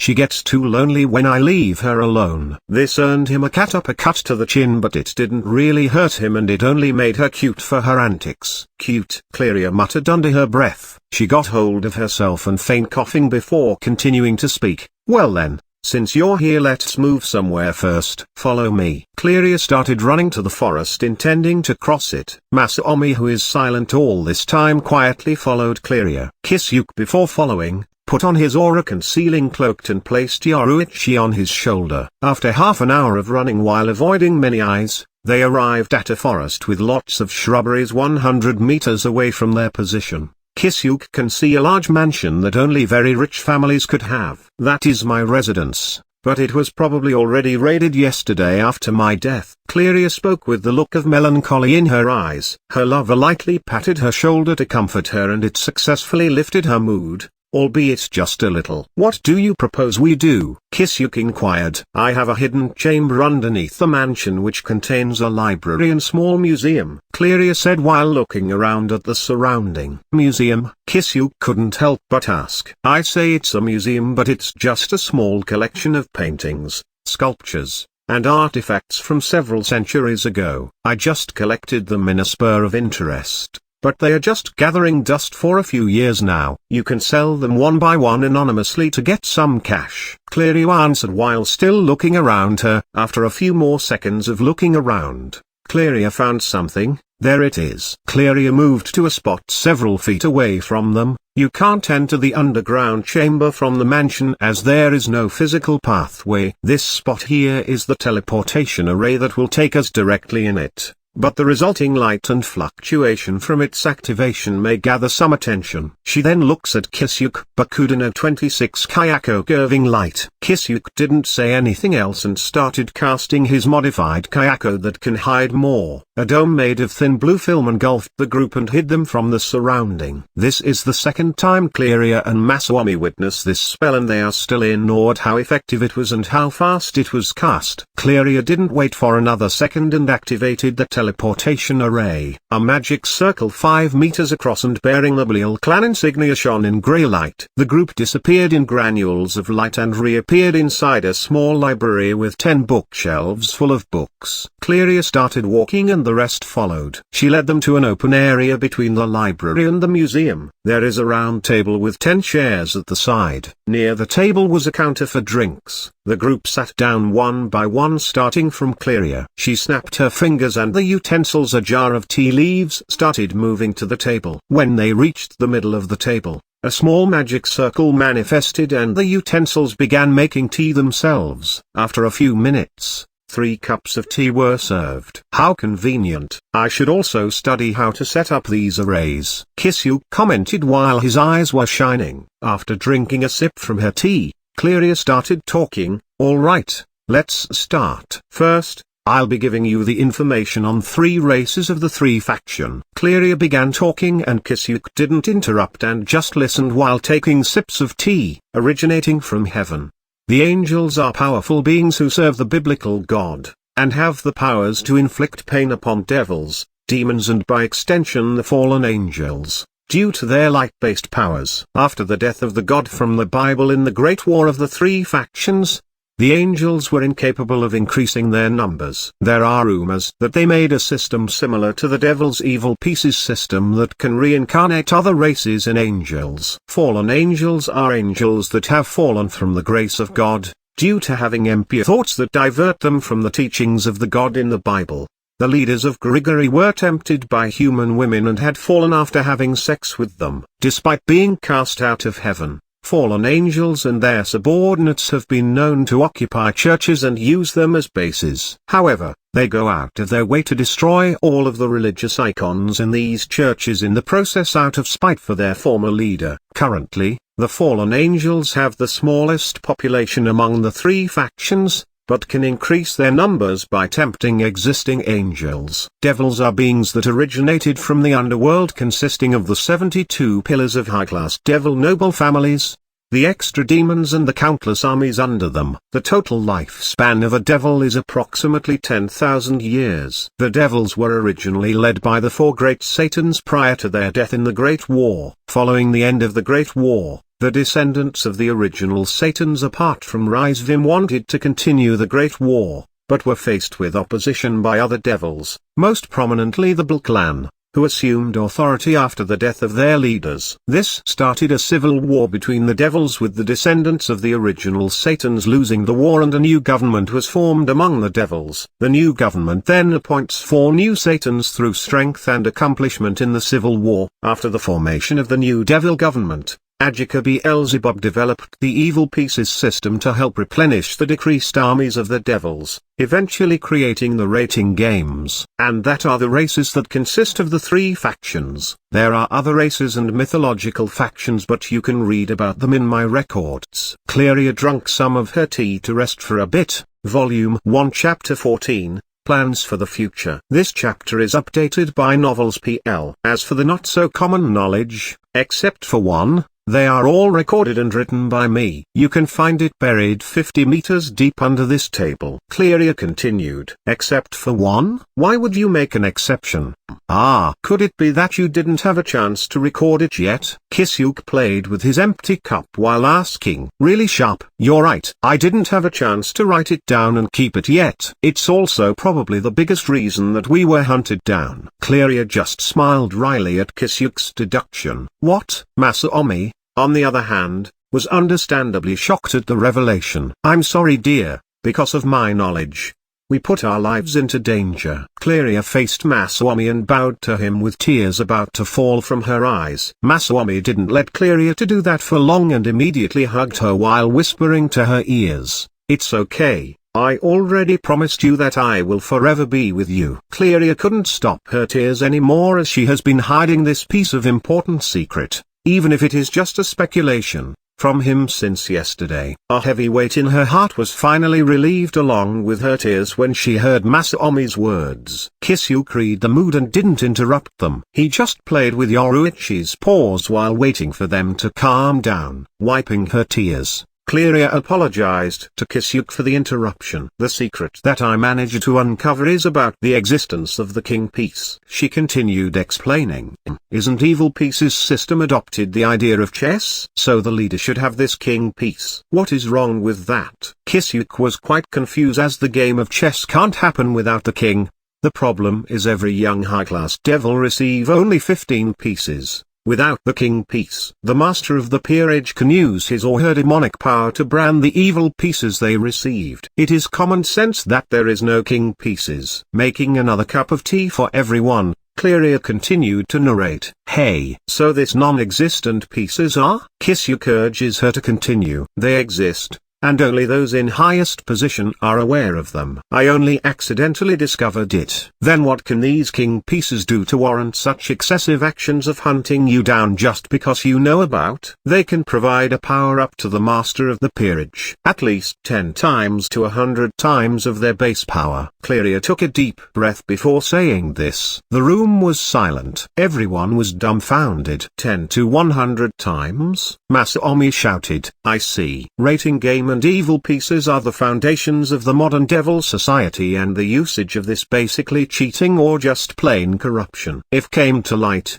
various people will lose their sheet. Kisuke muttered after being silent for a moment. You're right. That is why they can't let me off, especially since I know that the top 3 rankers of rating game are king pieces users. They made their way to the top through cheating. Just being one of the rankers give you various privileges. Cleria lamentably agreed. Another silence descended among them. What do you plan to do now? Kisuke asked after finishing his second cup of tea. Hide. Let things cool down. Live a quiet life somewhere and establish a family with Masaomi. Cleria finally smiled and held Masaomi's hand. I see. Then take that cloak with you. It'll make you look like a normal human. Kisuke smiled back and gave his blessing to the two. Thank you for everything.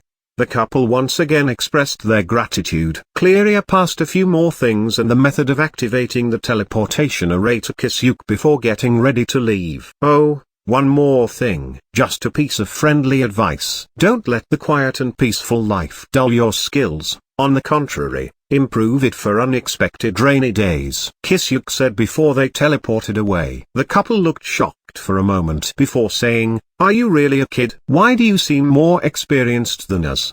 Whatever, we'll do just that, thanks. Then they disappeared. Kisuke and Yoruichi were left alone in this wide chamber. What do we do next? Yoruichi's voice resounded from Kisuke's side. We take a quick look at the books until 4 p.m. Then go home for dinner. I'm still tired from yesterday's ordeal, Kisuke replied while walking through the bookshelves. Don't forget to buy my yogurt before going home. The cat didn't forget her snack and reminded her partner. Yes.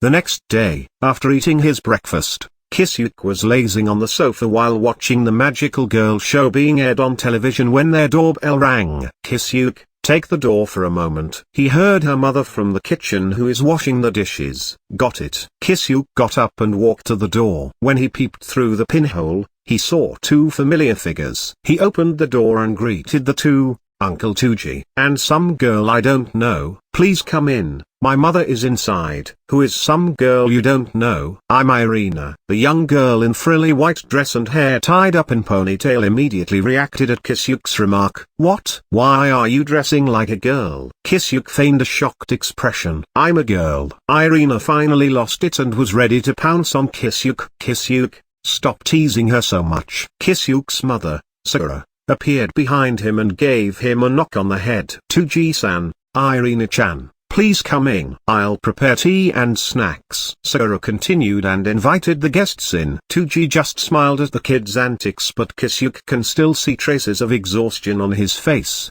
We'll take your offer, thanks for having us. The three sat in the living room while Sakura prepares the tea and snacks. Kisuke and Irina are still bickering and Toujou just watched with a light smile. Sakura came out and joined them. "What brings you here today?" she asked Toujou after she gave the cup of tea. Toujou took a sip before saying, "Irina and me here to say our farewells." Irina became gloomy and stopped eating her snacks after hearing this. "Farewell? Are you moving out?" Sakura inquired. "Yes, due to my work. We will be moving to Europe." Kisuke-kun has been a good friend of my Irina here. I also wanted to thank him before leaving. Toujou patted his daughter's head to comfort her. Toujou looked at Kisuke and said, "Thank you Kisuke-kun, for taking care of Irina." "You're welcome, uncle. We'll probably see again each other in the future, and by then, I hope she isn't a pain in the butt as she is now." Kisuke replied to Toujou while grinning at Irina. "Who is the pain in the butt?" Exclamation mark. Irina was once again furious, but she didn't have the gloomy aura anymore. The four talked about random things for about half an hour before Toujou and Irina bid their goodbyes and saying that they still have to go to the Hyudo residence. After seeing them off, the mother and son duo entered back to their house. "Will you miss her?" Sakura suddenly asked her son. "Of course. She's like my little sister after all." Kisuke replied but didn't stop walking towards his room. Sakura just smiled at him. Yoruichi looked at him and asked, "What's the plan from now on?" "Many." Kisuke jumped to his bed before he continued. "First, we study everything in the library. I saw some books about magicians and mana manipulation yesterday. That will help us fuse our physical and spiritual body. After we accomplish that, we'll be able to regain our former abilities and with some improvement, we'll also be able to materialize our Zanpakuto. In my case, I think I'll also be able to take out a hollow mask with the help of Hougyoku. And lastly is the reopening of the Urahara store. All of this will take some years to complete." Kisuke finished speaking and looked at his cat for some input. "You still haven't given up of that desolated store of yours?" "It is my calling." Volume 2 Chapter 15, Back to Business. Updated. This chapter is updated by Novels PL. Afternoon. A pleasant wind is blowing and the weather is sunny but it isn't too hot. A young man is walking through the quiet streets of the town's outskirts. He is a tall, lean man with light skin and grey eyes. His hair is messy and light blonde, with strands framing the sides of the face and hanging between his eyes. He is wearing the Kuoh Academy uniform, which consists of a black blazer with white accents over a white, long-sleeved button-down shirt with vertical linings, a black ribbon on the collar, matching black pants, and brown dress shoes. This man is, of course, Kisuke Urahara. He turned 17 this year and is now in second year high school of Kuoh Academy. He is currently walking back home after school. When he reached his place, he didn't enter his house. Instead, he crossed the road and went inside a two-story building. This building is a cheap candy store with a signboard that says Urahara Shop. Kisuke's mother, Urahara Sakura, is currently on a one-month business trip and left a week ago. Over the counter, you can see an old lady manning it. This old lady is actually not a human, but a Gigaifo body, with a basic mod soul to tend to shop while Kisuke is not in. It automatically enters inside and disappears once Kisuke takes over and appear whenever Kisuke goes to school. Kisuke entered the shop from the side and said,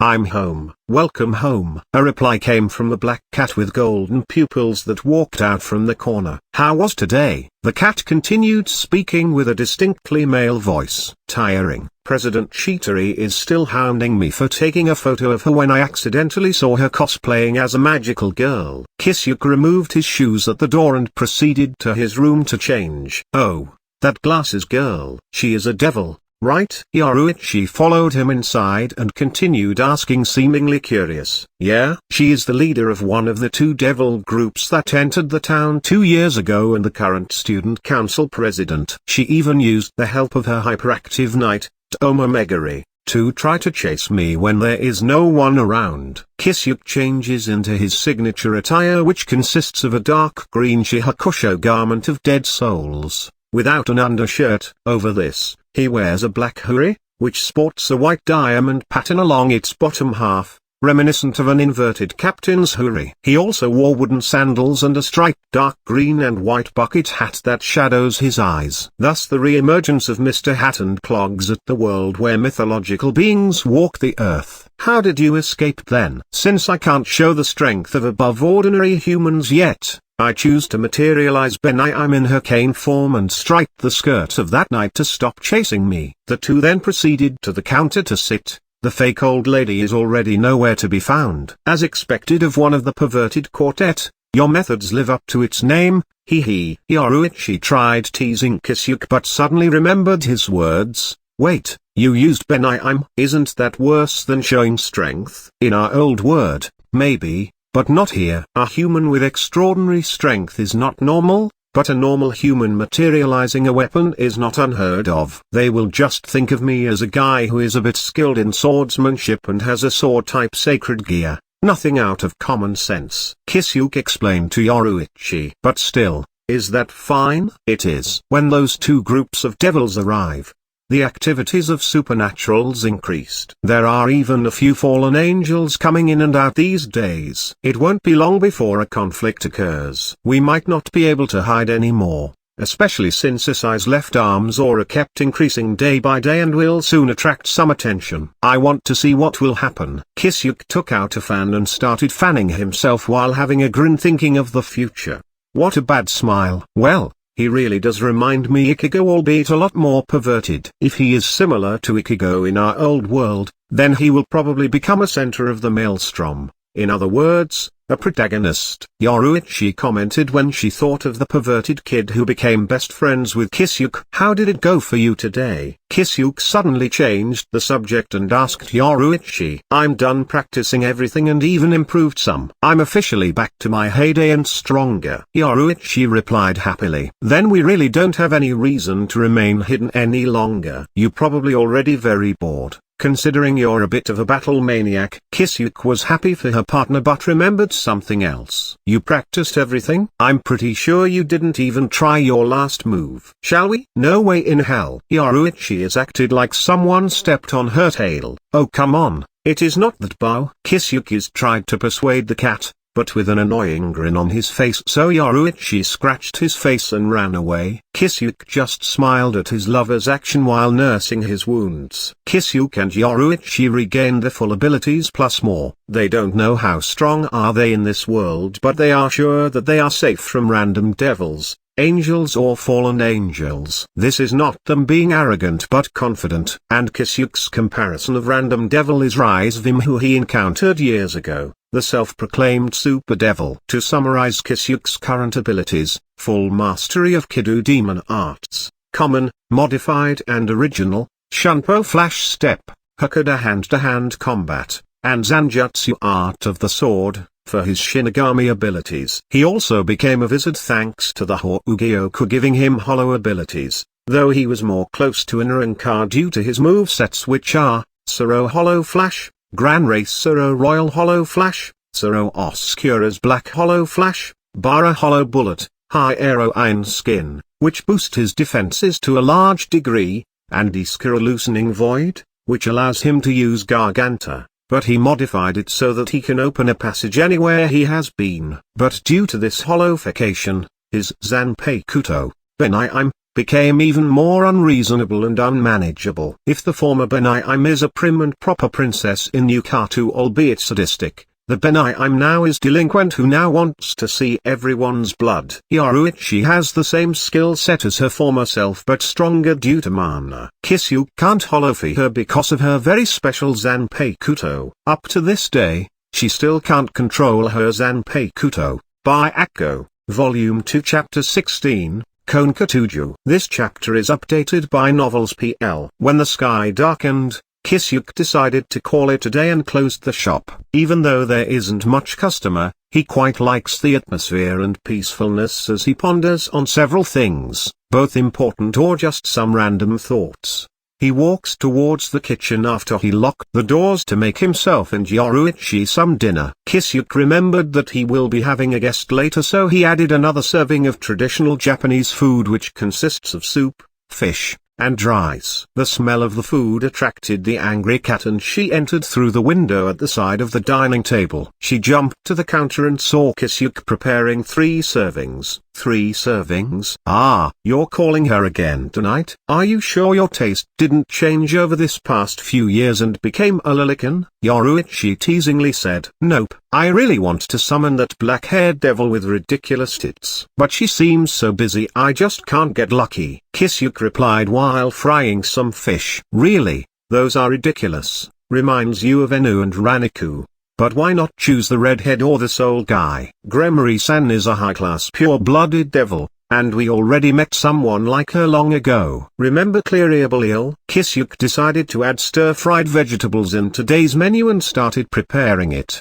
I can somewhat recall. Right, she is a high-class devil. Then why not the guy? I'm also interested in Kiba-kun's sacred gear, but he's still just a human when he reincarnated as a devil. Koneko-chan, before she became a devil, is not a human. If I were to guess, probably a nekomata. Even she tried to hide her characteristics. She can't hide everything, and those things she can't hide matches some of the records in Cleria's library. Kisuke finished making the food and immediately prepared the plates and utensils. Ho. A nekomata, huh? Any other reasons? Your clan's record states that your ancestors are from another world that decided to reside at Soul Society. I thought that maybe your lineage is somewhat related to nekomata due to your strange ability to transform into a cat and your Zanpei Kuto that only appears in your clan every few thousand years. After Kisuke finished setting the table up, a red magic circle appeared in the living room. A red light bloomed from it and there she appeared. A petite girl with white hair and hazel eyes. The front of her hair has 2 long bangs going past her shoulders and several loose bangs hanging over her forehead, while the back has a short bob cut. She also wears a black cat-shaped hair clip on both sides of her hair. She wears the Kuoh Academy girls' school uniform, without the shoulder gape. Her height is 138 centimeters, 4 feet 6 inches, which makes her quite short. This young girl with a dull expression that appeared inside the teleportation is Koneko Toujou, a first-year high school student at Kuoh Academy and a devil who is here for Kisuke's summons. Good evening Kisuke Pervert-senpai. Yoruichi-san. Koneko greeted the two who are already seated at the dining table. You didn't have to correct yourself there. Kisuke immediately retorted. It is your fault for being such a pervert. Don't complain. Yoruichi beach-slapped Kisuke with her cat paws. Koneko was just quiet at their exchange. What is it, Koneko-chan? Can't get used to a talking cat? Kisuke noticed Koneko's behavior and asked in a frivolous tone, what is there to be surprised about? Aren't you a cat too? Yoruichi also commented on the petite girl's behavior. How did you? Koneko is understandably shocked because only a few people knew of her history and lineage. Ah, you see. This guy here can use his head quite well and he just sort of guessed it from his stalking you for the past 2 times you were summoned. Yoruichi explained. Wrong. It is observation Yoruichi, observation. Kisuke immediately defended himself but didn't manage to change Koneko's expression. Try peeking again senpai. Koneko didn't continue speaking but gave Kisuke a threatening look. Kisuke didn't say anything and stood up. He goes in front of Koneko and stares down at her due to their difference in height. Koneko thought that he was angry for what she said, but his next actions left her dumbfounded for a moment. Kisuke suddenly crouches down and lifted her skirt with a wide smile. Today is white and light blue stripe, huh? Very nice. After a few seconds of silence, Kisuke earned a knee to the face from Koneko and he flew back for a few feet until he hit the wall with a loud thud. The worst. Koneko still wants to pummel for a few more times but Yoruichi spoke up. Ha, stop messing around now, the food will get cold. Right, let's eat. Koneko-chan, stop standing there and sit down. Kisuke stood up like nothing happened and happily invited Koneko to dine with them. Ha! Koneko just sighed at her shameless and perverted senpai and sat down. Good thing Yoruichi-san didn't get Kisuke senpai's pervertedness. Oi Koneko-chan, take a look at Yoruichi. How the hell can you tell that she isn't a pervert? She's an exhibitionist. Kisuke replied to Koneko's remarks, a cat doesn't need any clothes. Yoruichi protested at Kisuke's word. Koneko just quietly ate her food and regret that she spoke too soon. She didn't notice the discrepancy in Kisuke's word. Yoruichi's voice just gives too much male impression. They ate their dinner in relish while talking about random things in their daily lives. After half an hour, they finished dinner and moved towards the living room and turned on the television. Kisuke prepared 2 cups of tea for him and Koneko and a cup of milk for Yoruichi. He also prepared some snacks to go with their drinks. Kisuke-senpai, tell me why you called me over again. By the way, I won't be doing any cosplay for you anymore. Koneko munched on her snacks in great relish even after eating dinner. That is regrettable, but I want to ask a different thing today. What is it? Please tell me about you. Devils. Anything you know will do. Kisuke took out her portable note and pen ready to listen. Even though Kisuke already read about devils in Cleria's library, it doesn't hurt to know them through the eyes of the devil herself, especially from a reincarnated devil point of view. Volume 2 Chapter 17, Evil Pieces. This chapter is updated by Novels PL. You want to know about us? Koneko tilted her head in question. About what exactly? Let's see. Didn't you say you're from the Gremory household when I first summoned you? Tell me about that. Kisuke asked as he chewed his snacks. Will this be tonight's contract? Koneko wanted to confirm. Yep. If it is some secret of the sort then I can ask for a different thing. Kisuke affirmed. No, it's not really a secret. Then I'll start with. Koneko's master is a high-class devil called Ria's Gremory. Ria's Gremory is the daughter and second child of the Gremory family. She became the heir after her brother, Sir Zix, became the Satan Lucifer, losing his right as heir to the house. Koneko is Ria's second devil servant with a position of the Rook. Currently, they use the Occult Research Club as a front to do their activities. Ria's other servants, aside from Koneko, are Akino Heimjima, the Queen, Yuuto Kiba, the Knight, and a bishop which was sealed at Sir Zix's command. What are these positions like, Rook? Yoruichi asked after she's done with her milk. Before I tell you about the positions, you should know about the evil pieces first. The evil pieces, also known as the devil's pieces, are a set of 15 chess pieces given to top-class devils to increase their ranks by reincarnating other beings into devils. The evil pieces were created by Yaegaki Beelzebub to help replenish the number of devils after the Great War which had caused the death of countless devils. The creation of the evil pieces eventually lead to the creation of the rating game. Evil pieces are commonly given to pure-blooded high-class devils, so that they can gather servants of their own. Reincarnated devils are also given a chance to receive evil pieces should they rise in rank and become a high-class or ultimate class devil. When a devil receives the right to obtain the evil pieces they are required to go to the Satan's territory and touch a monument which functions as a replacement king piece to register themselves as king. Based on the game of chess, there are a total of 15 pieces. 1 queen, 2 rooks, 2 bishops, 2 knights, and 8 pawns, that are given to top-class devils, king, with a peerage. These pieces are used to reincarnate other beings into devils and become servants of the top-class devil. The evil pieces can reincarnate those who died recently or anyone still living who chooses to be reincarnated. The strengths, talents, and skills of the being to be reincarnated plays a large role in determining how many pieces will be used for reincarnation. Different evil pieces cannot be used together. Evil pieces can also be exchanged between top-class devils with a peerage. Queens possess all the characteristics of rooks, knights, and bishops, making them the most balanced piece as well as the most powerful. Within individual peerages, queens typically act as their master's second-in-command, overseeing the rest of the peerage. Rooks gain superhuman strength, leading to high offense and defense. However, they are not very quick and can get beaten easily by a high-speed opponent. The king can perform castling with a rook piece. Bishops gain enhanced magical abilities which they can use to conjure up a multitude of spells, offensive, healing, etc. However, more powerful spells consume most of their magical power, which takes a long time to regain, forcing them to use their power carefully or risk becoming vulnerable to physical attacks. Knights gain increased speed and mobility, enabling them to perform high-speed attacks and maneuvers. However, Their main weakness is their low defense, making them vulnerable to powerful attacks if they are not careful. Another weakness among knights are their legs. If their legs are injured, their mobility is greatly reduced. The traits of pawns is the ability to promote into a queen, rook, knight, or bishop in enemy territory or with the permission of their king. There are also special pieces known as the mutation pieces. If reviving a person requires more than one piece, then using one mutation piece would be sufficient in reincarnating that person instead of having to use several pieces. Mutation pieces can be a queen, rook, knight, bishop, or pawn. They are said to be very rare,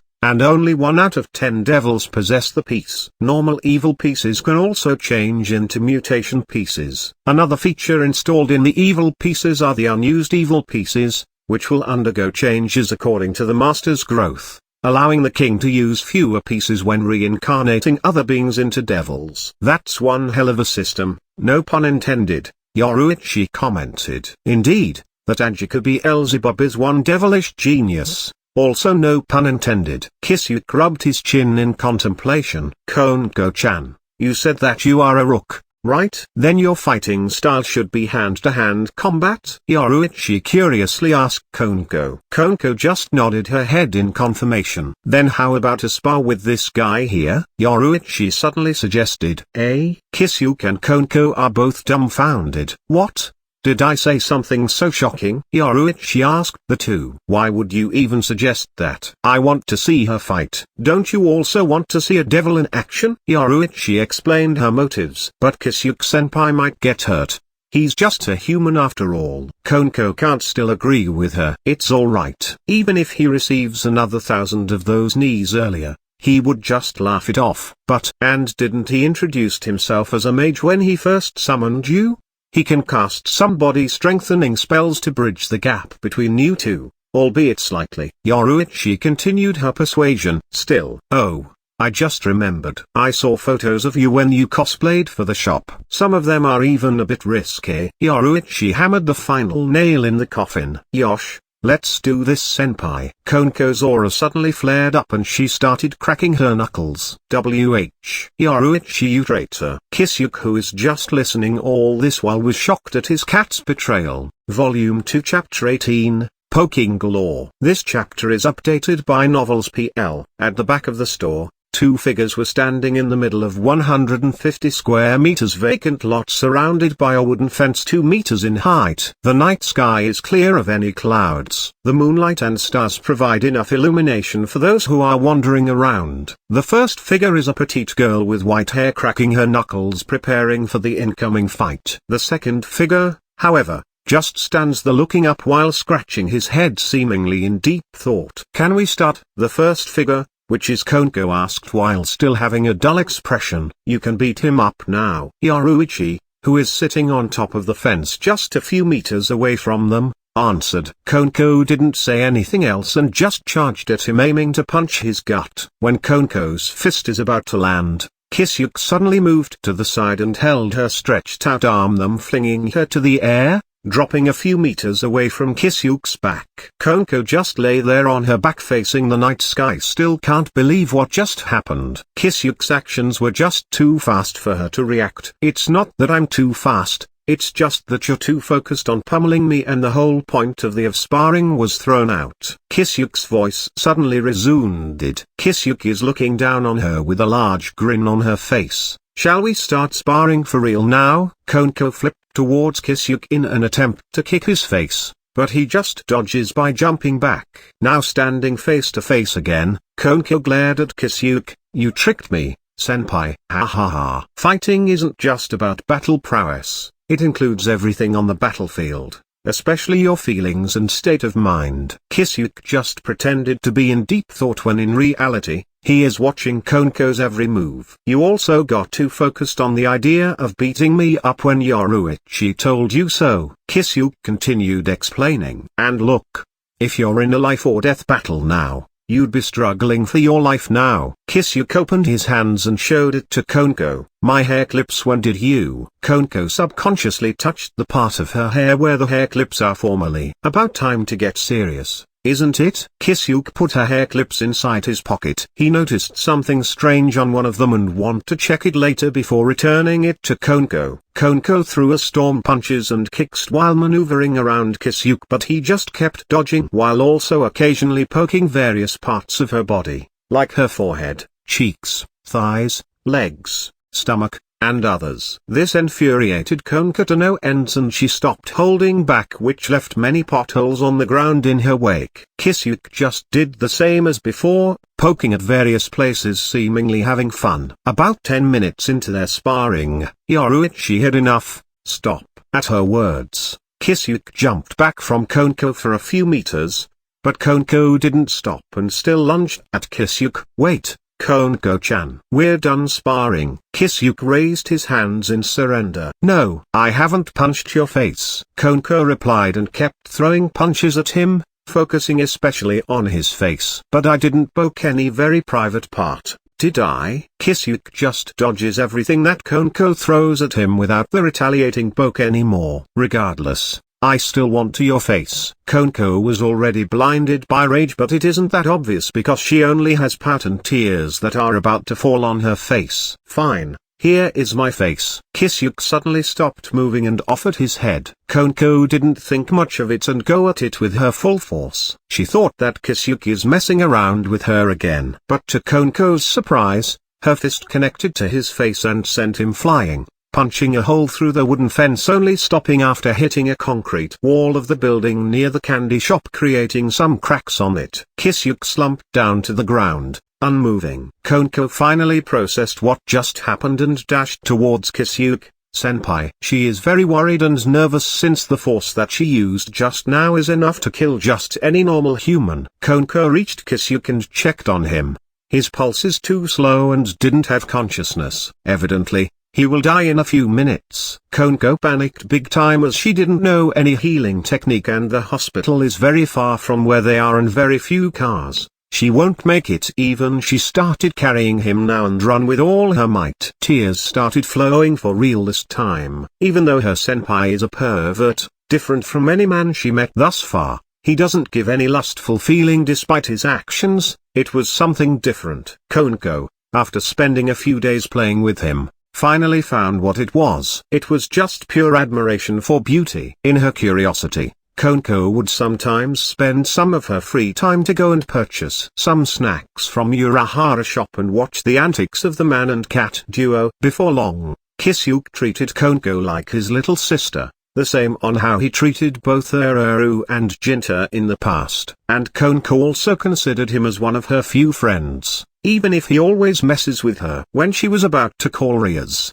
Kisuke suddenly popped like a balloon. Koneko just kneeled, not knowing what to do, when she suddenly heard Yoruichi's voice from behind. You've done it now, Kisuke. Koneko didn't understand Yoruichi's words and didn't intend to do so since she has a bigger problem of looking where her senpai's body go before it is too late. Even if you didn't tell me that, I'd feel guilty. Koneko heard this voice and she snapped her head to look at the direction it came from. There she saw Kisuke beside the cat, scratching his face with embarrassed look, safe and sound. Her eyes widened in shock, not knowing what to make of this situation.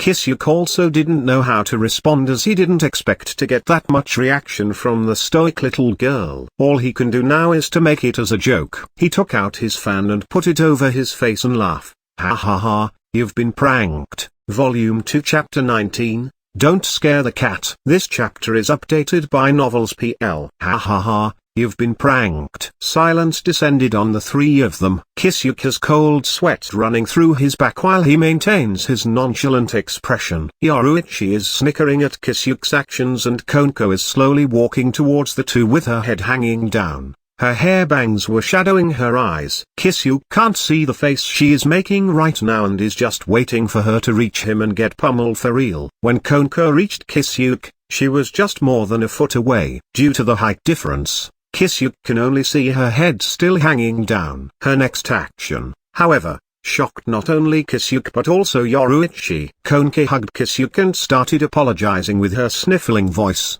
I'm sorry, I'm sorry, I'm sorry. Yoruichi gave Kisuke a blaming look. Kisuke, on the other hand, Panicked for the first time since he reincarnated here, he hurriedly patted Koneko's head and said, "No, Koneko-chan.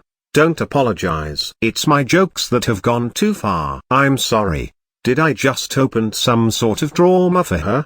Is what he thought, otherwise, she wouldn't have such a reaction. But before he could contemplate more on this idea, Koneko moved to his back while still hugging him. He felt his body became lighter and the next thing he knew was he is knocking his head to the ground. Koneko just did a German suplex on him and wiped her face of her tears. "Yoruichi-san, please let me borrow your bathroom and washing machine. I'm sticky from sweat and dust." Koneko faced the cat and started walking towards the shop. "Sure, I'll show. Where is it?" Yoruichi responded and followed Koneko inside. Kisuke was left all alone having an affair with the ground, but he isn't even mad as he thought that his punishment is pretty light. Koneko took an hour-and-a-half long bath to clean and also calm herself down. Her uniform was also done with dry cleaning. Koneko dried her for another 5 minutes. She noticed that her hair clips are still not with her. Remembering her senpai still has those, she dressed up and went to the living room. In there,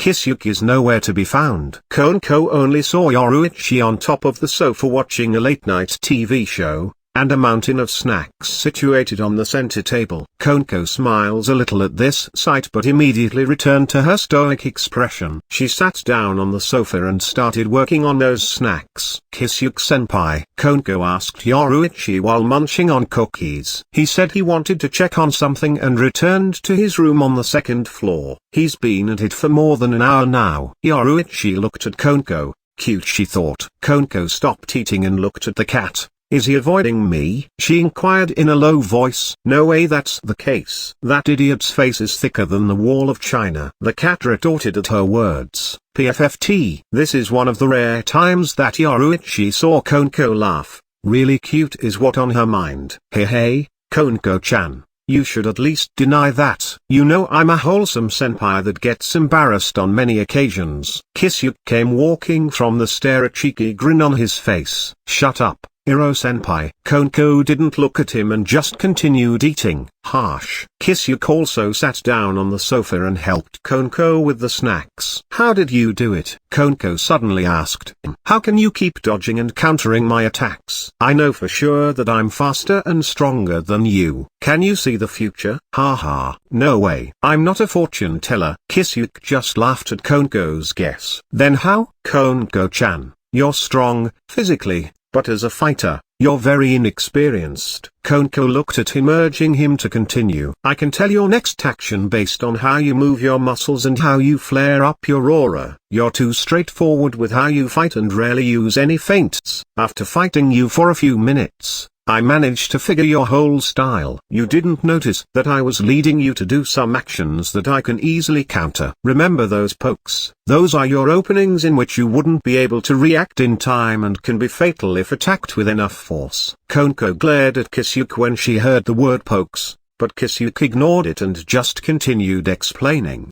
"How were you able to do all of that?" Koneko pouted as she remembered their match. She received too many pokes and the thought of all of that can actually kill her scared her a little. "How?" "Let's just say that I've been in some life or death battles and I had to learn that to survive." Kisuke stood up and walked to the kitchen to get the barley tea in the refrigerator. He returned with 2 glasses and filled it to the brim. Koneko is silently contemplating everything that Kisuke had just said. "You could have hit him if you stopped holding back." Yoruichi, who is silently watching the two all this time, suddenly spoke. "I didn't hold anything back at the last few minutes of our sparring." Koneko is confused at Yoruichi's words. The cat sounds like he is very certain that she was holding back. "You're holding back, and you know it." Yoruichi repeated her words. Koneko, as if she remembered something, shuddered. "How did you?" Koneko just trailed her words in response. "I see. So you are afraid?" Kisuke immediately saw through her concerns. Koneko's eyes widened. She was shocked yet again at Kisuke's words. The only people who knew of her origins and real abilities are those of the Gremory household. Due to a certain incident when she was young, she came to fear her powers and never used it again. She is worried that this power will take hold of her and hurt those around and important to her. Hence her reaction earlier when she thought that she almost killed Kisuke. Koneko looked up and saw Kisuke, eyes still shadowed by his hat, but he has a gentle smile on his face. Koneko, if you don't want to use it, then don't, if that is going to make you more at ease. But remember this, you have a power within you because you own it, not the other way around. What does that mean? Koneko wiped her tears and asked. It means that power is something for you to control, and you don't have to be afraid of something you control. It was Yoruichi who answered Koneko's question. Well, you can think about that later. It doesn't have to be now. Kisuke suddenly clapped his hands to change the mood. Koneko-chan, it's pretty late. You should go, he reminded her.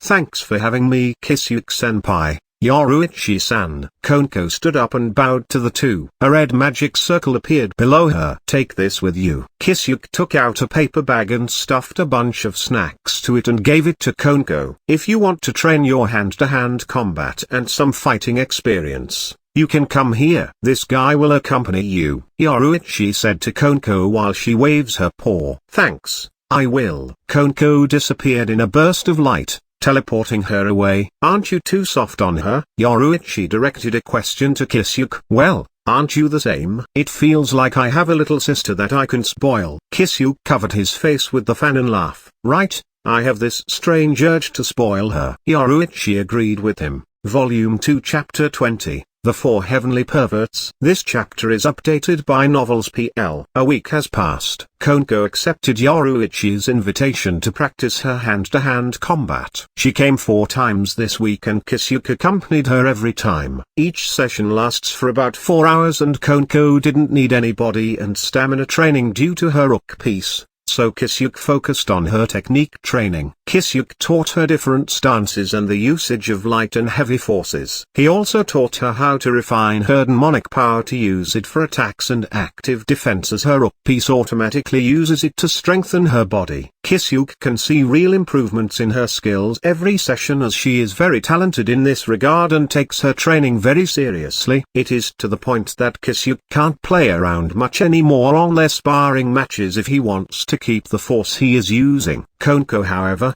is very frustrated as she can still see her senpai very nonchalant at everything. She's doing everything she could so she could kick Kisuke's face just once. She thought that she is not improving at all, but she's still trying her best to learn everything her senpai taught her despite not seeing improvement from her perspective. And this is what both Kisuke and Yoruichi were happy to see. To persevere even not seeing much progress. That is also why Kisuke and Yoruichi are very enthusiastic at their teaching. Kisuke asked Koneko to keep their training a secret and use her former battle style when there is a fight, which is like a brutal cat that smashes everything. It's a pretty easy thing to do for Koneko what her senpai asked, as she didn't have to think much when fighting and just mow everything down. One of the reasons why Koneko can't see her progress. Kisuke gave her a reason that he can't use everything he taught her in a real fight yet, as she hasn't learned everything and might just hurt herself. In reality, Kisuke told her this as he didn't want to grab the attention on the Gremory Peerage yet. In their eyes, Kisuke is just a big fan of Koneko. Kisuke is currently walking along the hallway while yawning. He hadn't had any proper sleep due to researching and decoding the data hidden on Koneko's hair clip. The fruits of his labor bore, and he finished decoding everything. The data inside is a bunch of experimental logs about creating an artificial super devil, which of course surprised Kisuke quite a bit, as experiments like this are often inhuman. The main theory about creating a super devil isn't recorded, but he can glean some aspects of it. The experimental logs mainly record the development of the Black Nekazu and its reaction to various catalysts projected by the main theory. The Black Nekazu's magic improved by leaps and bounds, but it had the price of deteriorating the body. The researchers then concluded that the Black Nekazu won't last until the experiments were done, and planned the future track of experiments on the backup White Nekazu. But the logs abruptly stopped there. He didn't know how Koneko got hold of this data, but he is sure that it is not a coincidence, as Koneko gives so much importance to her hair clips. Kisuke, however, Can't be sure what is its connection to her, as the term Nekazu didn't come up in any books inside Cleria's library. He isn't even sure if Nekomata and Nekazu are related at all aside from the Neko. Kisuke encrypted the data again and erased the traces of his access to it. He planned to return it to Koneko by the end of the day. When he entered his classroom, he heard some students arguing. "Kuryu Ueka, you don't know the charm of Momo Momozono." A guy with a shaved head and wearing his school uniform with an unbuttoned blazer shouted, making all girls in the classroom except for one reel in disgust. "Why should I understand the charm of an adult video actress? Are you asking me to understand the fetishes of you three?" asked back the spectacled beauty, which has gold-colored eyes and lightly messy brunette hair tied into braids on each side. Regrettably, this beauty is also a pervert. "Damn you, Kuryu Ueka." The three guys opposite of her raised their voices. These three guys were Matsuda, Motohama, and his childhood friend Isai. They are one of the few male students of the Kuoh Academy since this school just became co-ed just more than a year ago. They are also known as the three of the four heavenly perverts. As for the last one of the four, it is Kisuke himself, due to some of his conduct and numerous girls witnessing the trio sharing their porn to Kisuke for him to give it a review. "You for sure are energetic early this morning." Yawn. Kisuke reached his seat and greeted the arguing students. "Kisuke." The trio acted as if they found their savior. "Kisuke, help us enlighten her with Momo-sama's greatness." The one who spoke is Motohama. Motohama has the ability to calculate a female's body measurements just by looking, which earned him nicknames such as perverted glasses and 3 sizes scouter. It's stated that he has a special body where his power level plummets down when he takes his glasses off. Motohama is known to have better results than both Isai and Matsuda and appears to be the most level-headed of the trio, as he tries to keep his cool even when committing perverted acts. "Why should I?" Kisuke thought about this outrageous idea of educating a high school girl about a porn actress. Urahara. Kisuke, the strongest of the four heavenly perverts. The girl, Kuryu Ueka, suddenly commented, "Haha, you overestimate me." Kisuke scratched his cheek and replied to her, "Overestimate? You have better photography skills than Matsuda, a more accurate scouter than Motohama, and more profound knowledge than Isai. You're too humble." Eika smiled at Kisuke's words while fixing her pink-framed glasses. "Haha, I'll get embarrassed if you praise me that much." "She isn't praising you, it means you're of a pervert than the three of us combined." The trio retorted at Kisuke's remark. "Anyway, just defeat her for us. We can't deal with her." Matsuda is still frustrated by their earlier argument. "I don't know what happened, but you just want me to make her feel shame again, right?" Kisuke inquired at the trio, and they all nodded their heads in response. "Ugh. Just so you know, even if show me again a photo of me being chased around by a group of dogs or even a picture of me just in my underwear, I won't get embarrassed." Eika flinched a bit but immediately regained her confidence. Kisuke didn't say anything and stood up. He walked towards Eika with a serious expression. Eika wanted to back up a bit but she can't, as there is a wall behind her. Kisuke reached in front of Eika with just a distance of a foot between them. Then he suddenly slammed his right hand to the side of her head, hitting the wall behind her. He then lifted her chin with his left hand to match their gazes and flashed a predatorial smile before saying, "Then how about you and me have some fun later?" Eika is dumbfounded. The three stooges are dumbfounded. Everyone in the classroom is dumbfounded. Silence prevailed for a few seconds until Eika erupted. Her face heats up and blushes. She then proceeded to give Kisuke a headbutt to his nose. Kisuke winced in pain and Eika escaped from his grasp. "Damn you, Urahara Kisuke, I'll get back at you for this." She runs out of the classroom while leaving her threats to Kisuke. WHWH what? The three perverts exploded. "Well, you see, Kuryu-chan might be a pervert and have a lot of knowledge regarding adult relationships, but she doesn't have any personal experiences on this. I assumed that she'll get embarrassed if someone actually confronts her as I did earlier. It's way more effective than I thought though." "Ow ow, that hurts," Kisuke explained while he nurses his nose. "It makes us madder if you can easily do an Ikemen move like that." The trio wanted to punch Kisuke's face, but they refrained as he is quite ruthless when fighting back. They already saw it a few times. But seeing Kuryu Ueka getting embarrassed like that makes her very cute, considering you can only see her with a sneer and very eccentric behavior. as I said while the two are still seething in anger. Everyone in the classroom agreed with him though nobody voiced it out. Volume 2 Chapter 21, President Shitori. This chapter is updated by Novels PL. The classes for the day ended. Throughout it, Eika can't look at Kisuke's eyes but she grits her teeth out of frustration and glares behind his head. Kisuke just pretended that she didn't notice her. Kisuke intends to go to Occult Research Club's room to return Koneko's hair clip to her. But before he reaches the old school building where the club room is,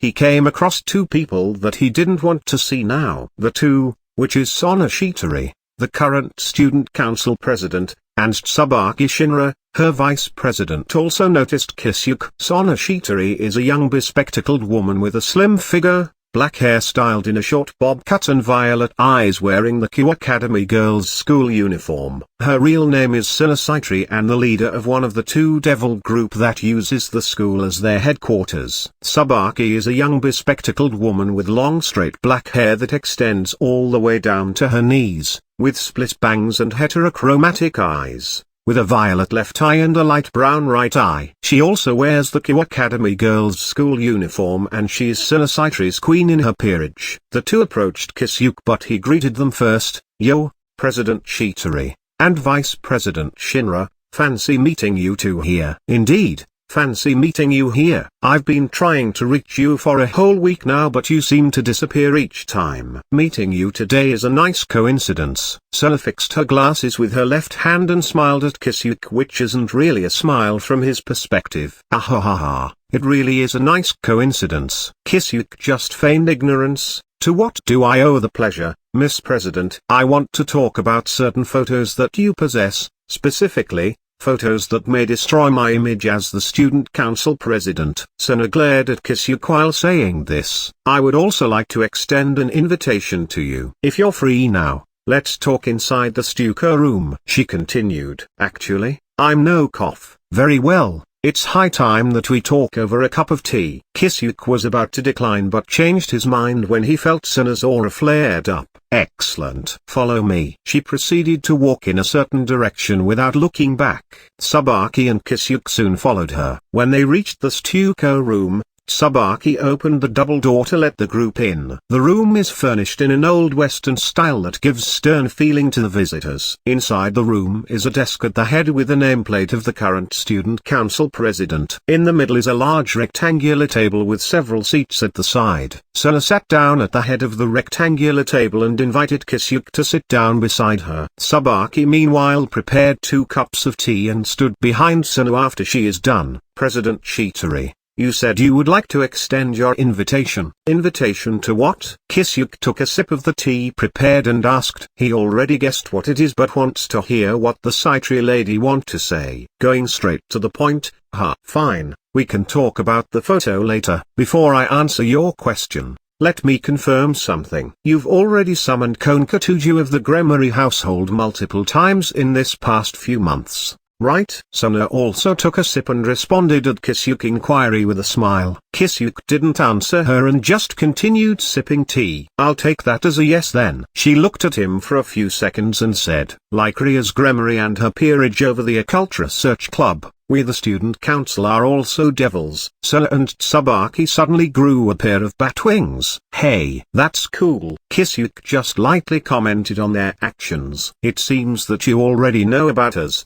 From Toujou-san perhaps?" "Well then, let me introduce myself. I am Sona Shitori, a high-class devil from the Shitori clan, the king of the current student council." "A pleasure to meet you." Sona stood up and introduced herself while extending her right hand. "Tsubaki Shinra, Sona Shitori's queen." Tsubaki followed. "Since you already introduced yourself, it'd be rude if I don't do the same." "Kisuke Urahara, just a humble store owner." "The pleasure is mine." Kisuke also stood and shook Sona's extended hand. "With that out of the way, what do the Shitori clan Zeris wants from a lowly human me?" Kisuke directed the conversation. "You know a lot." Sona's widened a bit but returned to normal soon after. "I just did my homework." Kisuke just shrugged his shoulders. "Homework, foo-foo, I see." Sona chuckled a little at Kisuke's words. "Well then, I would like to invite you to my peerage to become my knight. It seems that you already know about the evil pieces, so I'll spare you the explanations on how. Saitri finally revealed her motives. Hey, why me? Kisuke sat down again and continued sipping his tea. From our last encounter,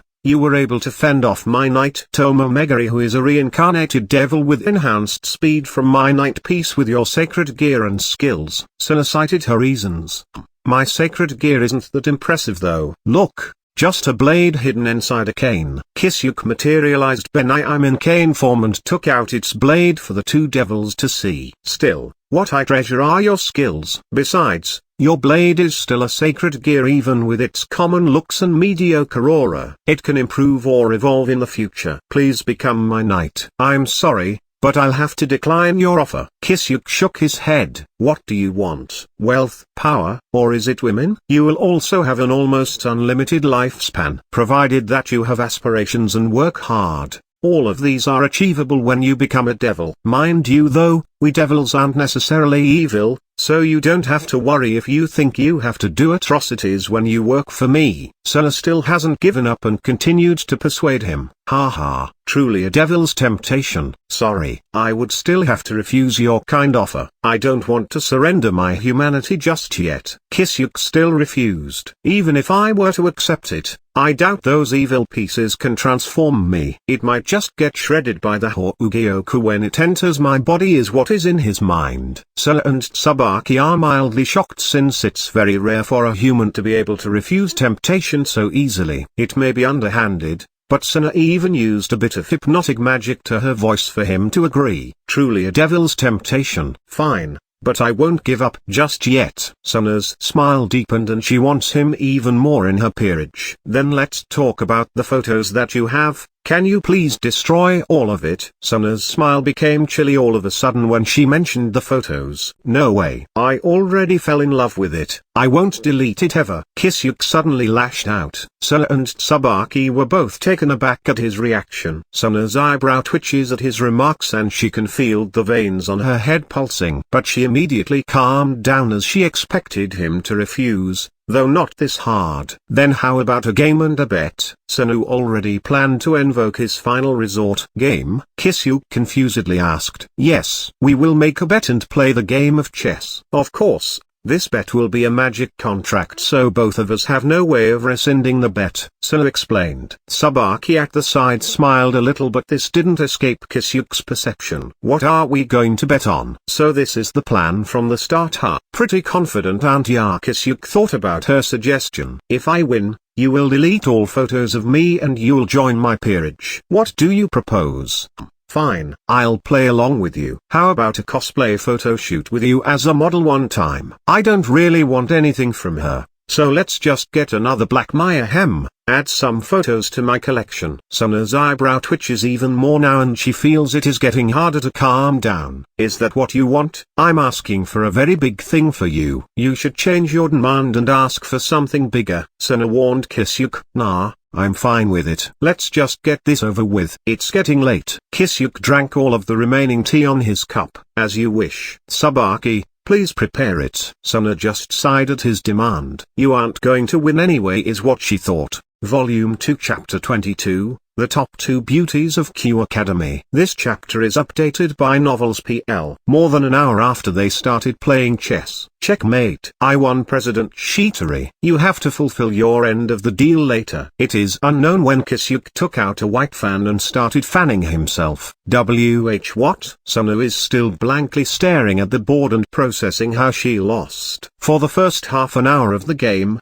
Sana thought that she was playing with an amateur, but all of a sudden she found that his playstyle changed and all of the moves she made prior became opening for him to take advantage of. Sana tried to salvage the situation, but alas, it was too late. You baited me, Sana said after reminiscing the match. Yep, you're confident at this game and became even more so after you see me play like an amateur. You responded with common moves to my amateur moves and I was able to set up the board in my advantage for the last half of the game. Kisuke chuckled at her. How did you learn to do that? Sana was askance. I found some tips and tricks on the internet some time ago. Kisuke looked up and remembered some words from the tutorial in a certain streaming site. What? She couldn't believe that someone beat her using a trick from the internet. She felt that someone has just shot a magic beam through her. I lost. Sena's shoulders slumped down in distress. Well then, President, it is getting late and I would have to go home to prepare dinner for my family cat before she becomes grumpy. Let's do the photo shoot on a later date. Kisuke stood up and walked out of the stucco room without looking back. Sena's shoulder jumped when she heard about the photo shoot, now regretting betting and looking down on him. President Tsubaki, who is silent all this while, looked worryingly to her king. Don't say it, Tsubaki. I let my guard down and I won't happen again next time. Sena stopped Tsubaki from saying anything else. But, not him, Tsubaki. Anyone but that annoying pervert. I'll beat him next time for sure. Sena gritted her teeth. This is the first time Tsubaki has this kind of reaction to someone outside of her family. Understood. But Tsubaki thought that if this were to get out,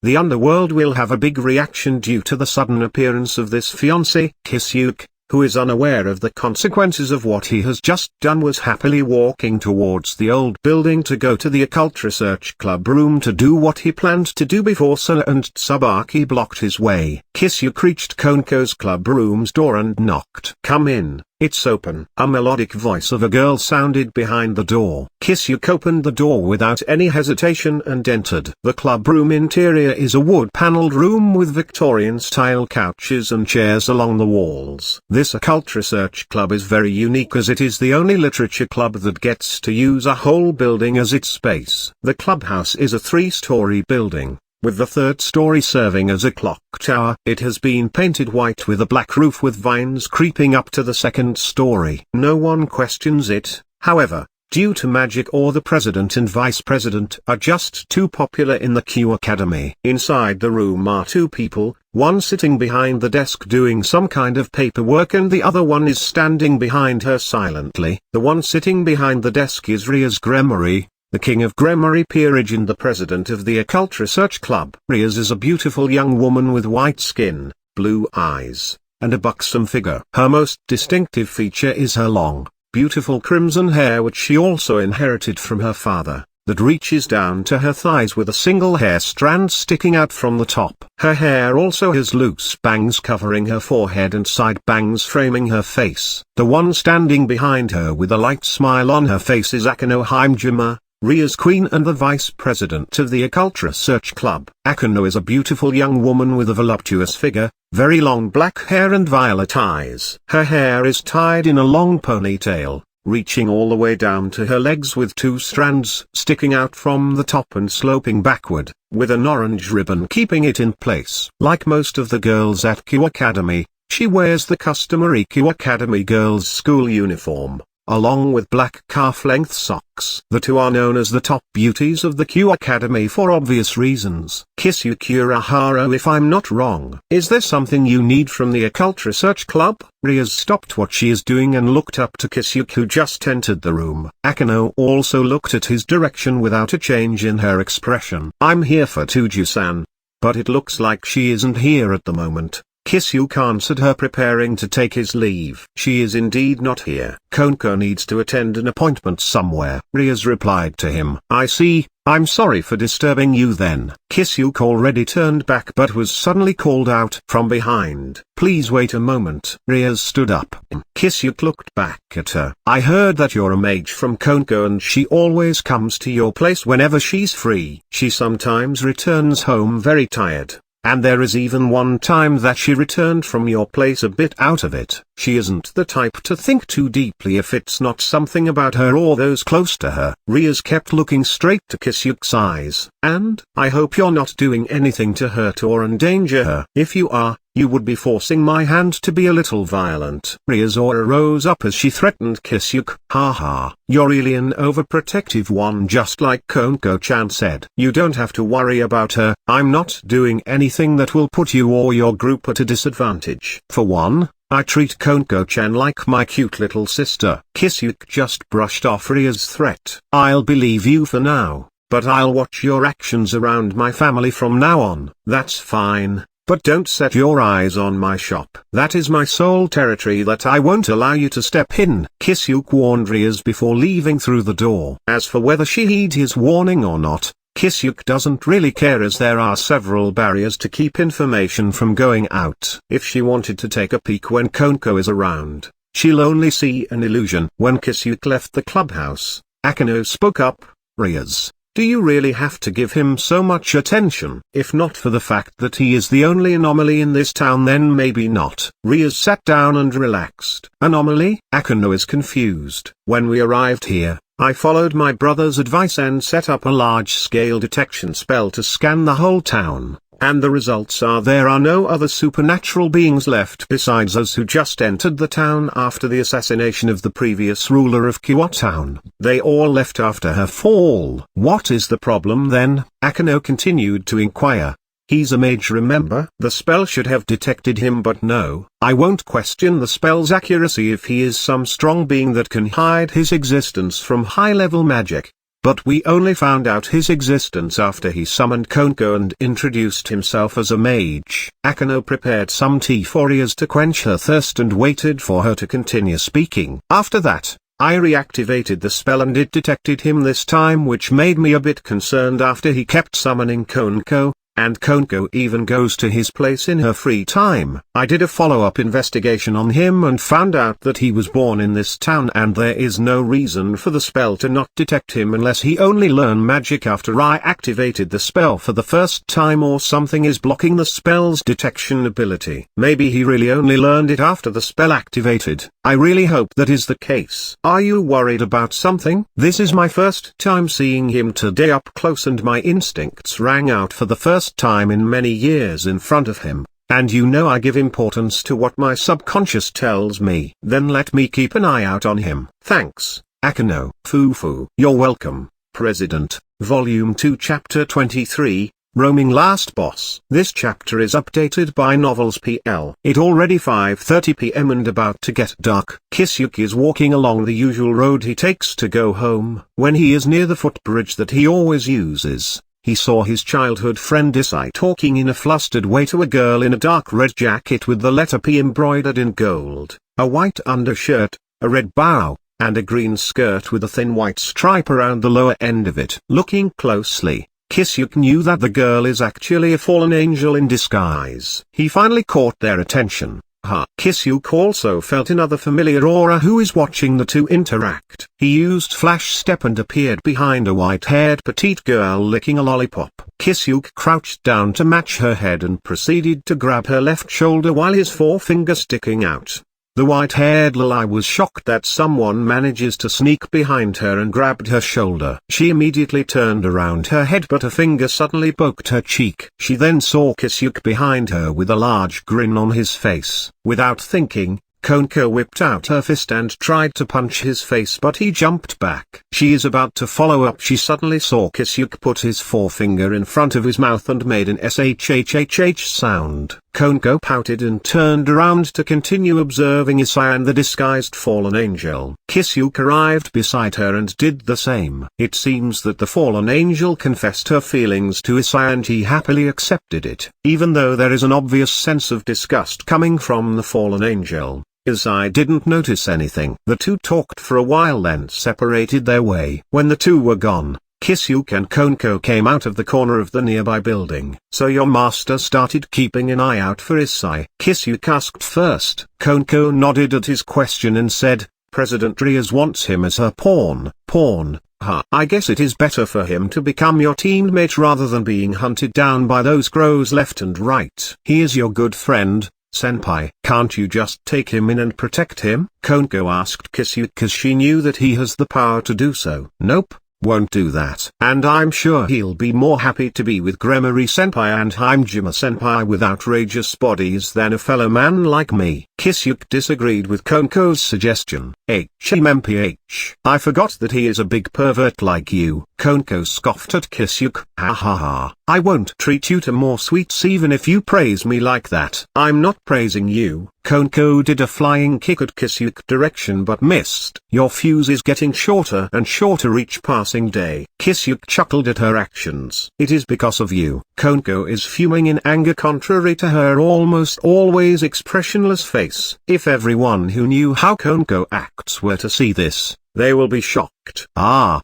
before I forget. Here is your hair clip. Kisuke took out her hair clip and passed it to Koneko. Koneko took it and wore it on the left side of her hair. What did you do to it? I discovered some pretty interesting things. Are you coming to my place later? I plan to. What interesting things? Koneko can't contain her curiosity. Especially it came from her hair clip that her big sister left behind long ago. She didn't know at first if she should keep it as she felt betrayed when her big sister killed their master and left her all alone. But she can't truly throw away the last memento she had with her family. If you're going then let's talk about it later, as it is some pretty serious stuff. Kisuke turned around and started walking home. Then I'll come after making my report to the president, Koneko said to Kisuke, who is already walking away. Kisuke waved his hand in reply and he disappeared from Koneko's sight. When Kisuke is just about 10 meters from his shop, he suddenly shuddered as he suddenly felt a terrifying aura and it disappeared a second later. Yoruichi,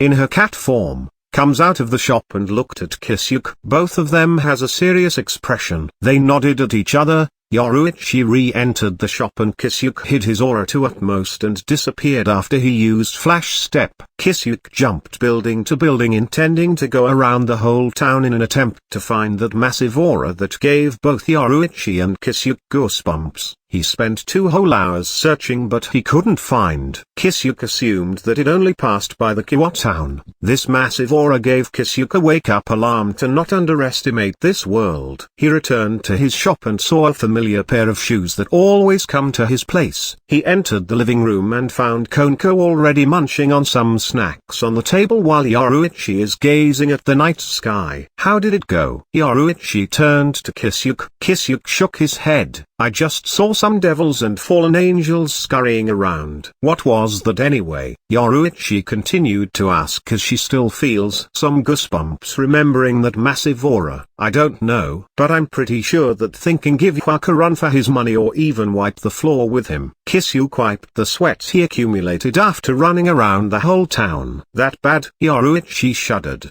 There is no point of thinking about it now as we haven't encountered it yet, and I don't think that it is hostile as we only felt its aura. It probably just passed through. Kisuke shrugged his shoulder. If there is something like that running around in this dimensional plane, then I don't know what to think of this great red and Ouroboros dragon that we read about. Yoruichi continues to overthink things.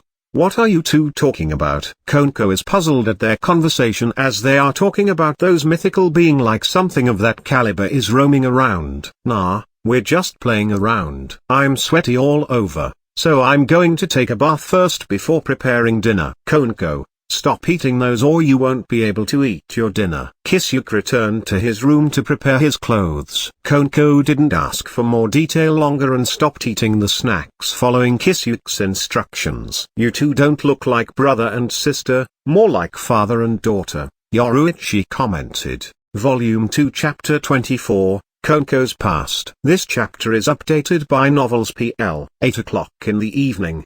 The three finished eating dinner and are lazing on the couch in the living room. Koneko, seemingly had not enough, kept eating sweets. Kisuke and Yoruichi are reminded by a certain orange-haired girl from their old world. But it still makes sense as all the food that the girl eats becomes nutrients for her bosom, while Koneko doesn't seem to use any nutrients she gets. Koneko-chan, this may seem a bit sudden, but can you tell me your story? Kisuke spoke, getting the attention of both Koneko and Yoruichi. Story? What story? Koneko is puzzled. Life story. Who you are before you became a devil and how you lived your life. You can also refuse if you don't want to. It's just my curiosity got the best of me. Kisuke looked at Koneko with a serious expression. Koneko's body shook and started shaking. Does it have something to do with what you discovered in my hair clip that you mentioned earlier? Obvious sadness fills Koneko's eyes while she looked back at Kisuke. I don't know, but the chances are yes. Kisuke gave Koneko his guess. Then can you show it to me first? Koneko wanted to confirm it before talking. No, what I discovered is pretty serious. I want to know the connection of it to you before I pass it to you. He refused her suggestion as she might change her story if she saw their log. Kisuke wants the story from how she perceives it. Will you give it to me regardless of how my story goes? She didn't want to give up. I'll have to think about that. Kisuke hesitated and didn't want to give any definite answer as he doesn't know if it'll be advantageous or disadvantageous for her to know the content. This hair clip is the last memento of my family. It is probably related to me. Senpai, please promise me that you will give it to me regardless. Koneko can't give up because she can remember some discrepancies in her past and wants to confirm something. Kisuke closed his eyes for a minute and looked at Koneko again. He can see a longing inside those eyes. Fine, I promised. But before that, Kisuke snapped his fingers and a preset barrier activated around the house. I activated a barrier against contingencies and eavesdropping. Koneko didn't notice how out of place Kisuke's magic is as she's still preparing to go through her life again. Well then, Koneko started narrating. Born as Chiron, Koneko is a young Nekomata who is part of a rare species among her kind, called the Nekazu. The Nekazu are a special variant of Nekomata and are the strongest among their types. Nekazu are high-level yokai species that are capable of mastering both Yujutsu and Senjutsu. She was born between a human father and a Nekazu mother, Fujimai. Her parents eventually died in an experiment accident. After losing her parents, she and her sister named Kuroka were later taken in by an unnamed devil from the branch family of the House of Naberius, who reincarnated her sister as one of the members of his peerage. Kuroka was reincarnated as the devil's bishop using up 2 evil pieces. While serving her master, she became extremely talented in Senjutsu and Yujutsu, and her magical power as a bishop became so great that she surpassed her own master in terms of magical power alone. However, Kuroka's power as an Nekomata supposedly soon grew out of control, eventually causing her to kill her master and become a stray devil on the run from her pursuers. Following the incident and the failed manhunt that came after, Koneko was sentenced to death by the devils in hopes of preventing another incident like Kuroka's from happening. However, Surzek's Lucifer, one of the 4 great Satans, protected her and left her under his sister Ria's care. Due to the trauma she experienced with her sister's betrayal and murder of her master, she fell into a deep depression, eventually robbing her of nearly all of her emotions until Rias helped her out of it. It was around that time Rias gave Koneko her name and made Koneko her servant. Tears are already flowing on Koneko's face when she finished narrating her story. It is still a big trauma for her to this day, and the reason why she didn't want to use her innate power, which is Senjutsu and Yujutsu, is because she is afraid that she might lose control of her power and hurt her master and those around her. She didn't want to be alone anymore. Yoruichi suddenly approached Koneko and began giving off white light. This light covered her whole cat's body. Koneko was taken aback. Before she could speak properly, an arm covered in light suddenly shoot out of Yoruichi's position and wrapped around Koneko. The light dispersed and a beautiful naked woman is hugging Koneko. She is a slender and well-endowed woman of average height. She has dark skin, golden irises, and black hair. She has waist-length hair with chin-length bangs framing the sides of her face. Yoruichi-san? Koneko was shocked. Silly. You can cry more, you know. There. It's been hard on you, let it all out. Yoruichi buried Koneko's head on her bosom and started patting her head. Koneko wasn't able to hold back anymore and started crying loudly. Yoruichi's scent and aura with the combination of her soothing words relaxes Koneko, causing her to let go of her guard and pour out everything she's been holding in. Instead of big and little sisters, you two look like mother and daughter pair. This comment earned Kisuke a jab to his face from Yoruichi. This is truly unfair, he thought while rub his nose. Koneko calmed down after a few minutes of bawling loudly. Yoruichi-san? Koneko looked up to her. Yes? Yoruichi beamed a smile at her. You're a human girl. Of course I am. There is no such thing as real cat speaking. And I didn't have any balls attached to me, even my cat form. But your voice, just a side effect of me transforming. Yoruichi-san. So you really are an exhibitionist, just like Senpai said. Kisuke, who's been eyeing Yoruichi's bottom from behind with a serious expression for quite a while now, suddenly saw a foot, and it connected to his face, sending him spinning in the air for a few times before dropping a few feet away. "Why?" Kisuke protested. "It's because of your unnecessary words." Yoruichi glared at him. "Prepare my clothes and another set for Koneko. We're taking a bath together." She continued and walked towards the bathroom with Koneko in tow. Volume 2 Chapter 25. Kitties Bathtime. This chapter is updated by Novels PL. After washing their bodies, Yoruichi and Koneko entered the bathtub. Yoruichi entered first, then Koneko sat in front of her. They relaxed for a few minutes without anyone saying anything. "Koneko-chan, I apologize in Kisuke's place. But knowing him, he must have some idea on what you went through if he thought that the one he discovered is somewhat related to you." Yoruichi hugged Koneko from behind and whispered to her ear. Koneko's white hair and light skin created a sharp contrast against Yoruichi's black hair and dark skin. Too bad that nobody can appreciate this beautiful scenery. MMMH. Koneko nodded at Yoruichi's words. "I know that senpai is a bit selfish and a big pervert, but he is strangely kind to those close to him." She continued. "Indeed, that idiot is selfish and will do whatever he wants, but he takes care of those he took a liking to, and you're one of those people, I can guarantee you that. He thinks of you as a little sister, by the way, just letting you know." Yoruichi agreed with her and supplemented her thoughts. "Somehow, that pisses me off. I don't want a big brother like him." Koneko pouted and protested. "Ahahaha, is that so? Then do your best to beat him up to assert your superiority. Make him call you big sis." Yoruichi laughed out loud at Koneko's reaction. "Wonderful idea. I'll do my best to beat senpai." Black and blue flames of determination suddenly lighted up in Koneko's eyes as she pumped her fist. "Want me to help you out? In terms of hand-to-hand combat, I'm a lot better than him," Yoruichi suddenly suggested. "Really?" Koneko was shocked as she thought that only her senpai is an abnormal human who can play with a strengthened devil with ease. "Of course, I'm the one who helped him improve after all." Yoruichi ruffled her hair. "Please teach me, Yoruichi-san." She looked at Yoruichi with ever-growing resoluteness. With this, beating up senpai isn't so impossible anymore is what she is thinking. Kisuke, who is in the living room, arranging the experimental log that he is going to Koneko and piecing the whole story from it, suddenly felt goosebumps. He looked around to search where the feeling was coming from but failed. "Damn it. Who's threatening the handsome and sexy me?" "Yoruichi-san, you mentioned that I'm like a little sister to senpai, but what are you to him?" "I'm his lover." "That means you're also my little sister. But continue calling me the way you're calling me until now." Yoruichi is beaming with a smile. Koneko felt happy but also a little sad at her words, but didn't know why. She didn't think anything of it and just threw it at the back of her head. The two continued soaking in the hot water while talking about some small things. They paused for a bit and Yoruichi suddenly asked, "Say Koneko-chan, do you hate your sister?" Koneko was not shocked at this question as she already expected it at some point. "I don't know." That is the only answer she can give even after contemplating for a while. "Then let me tell you this, as long as you didn't answer yes to that question then you don't hate your sister." Yoruichi grinned at her.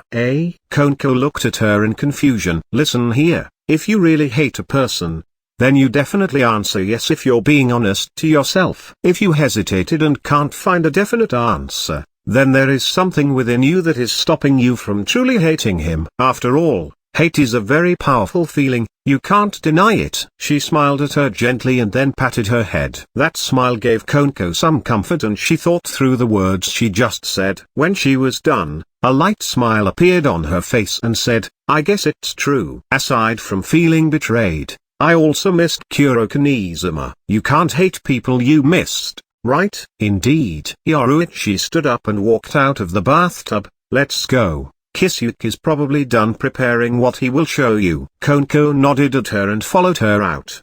They saw 2 white shirts and 2 black pairs of pants with different sizes. They knew that it was the clothes that Kisuke prepared for them after they bathed. Koneko wore her underwear first, then moved to the clothes that matched her size. Meanwhile, Yoruichi directly wore the clothes that were prepared for her. "She is going commando." Koneko looked at her and asked, your underwear. I don't have any of those. I'm always practically naked all the time anyway. Nothing wrong with it, Yoruichi said like it was a matter of fact. Yoruichi-san, let's go shopping on our next day off. Koneko looked at her seriously.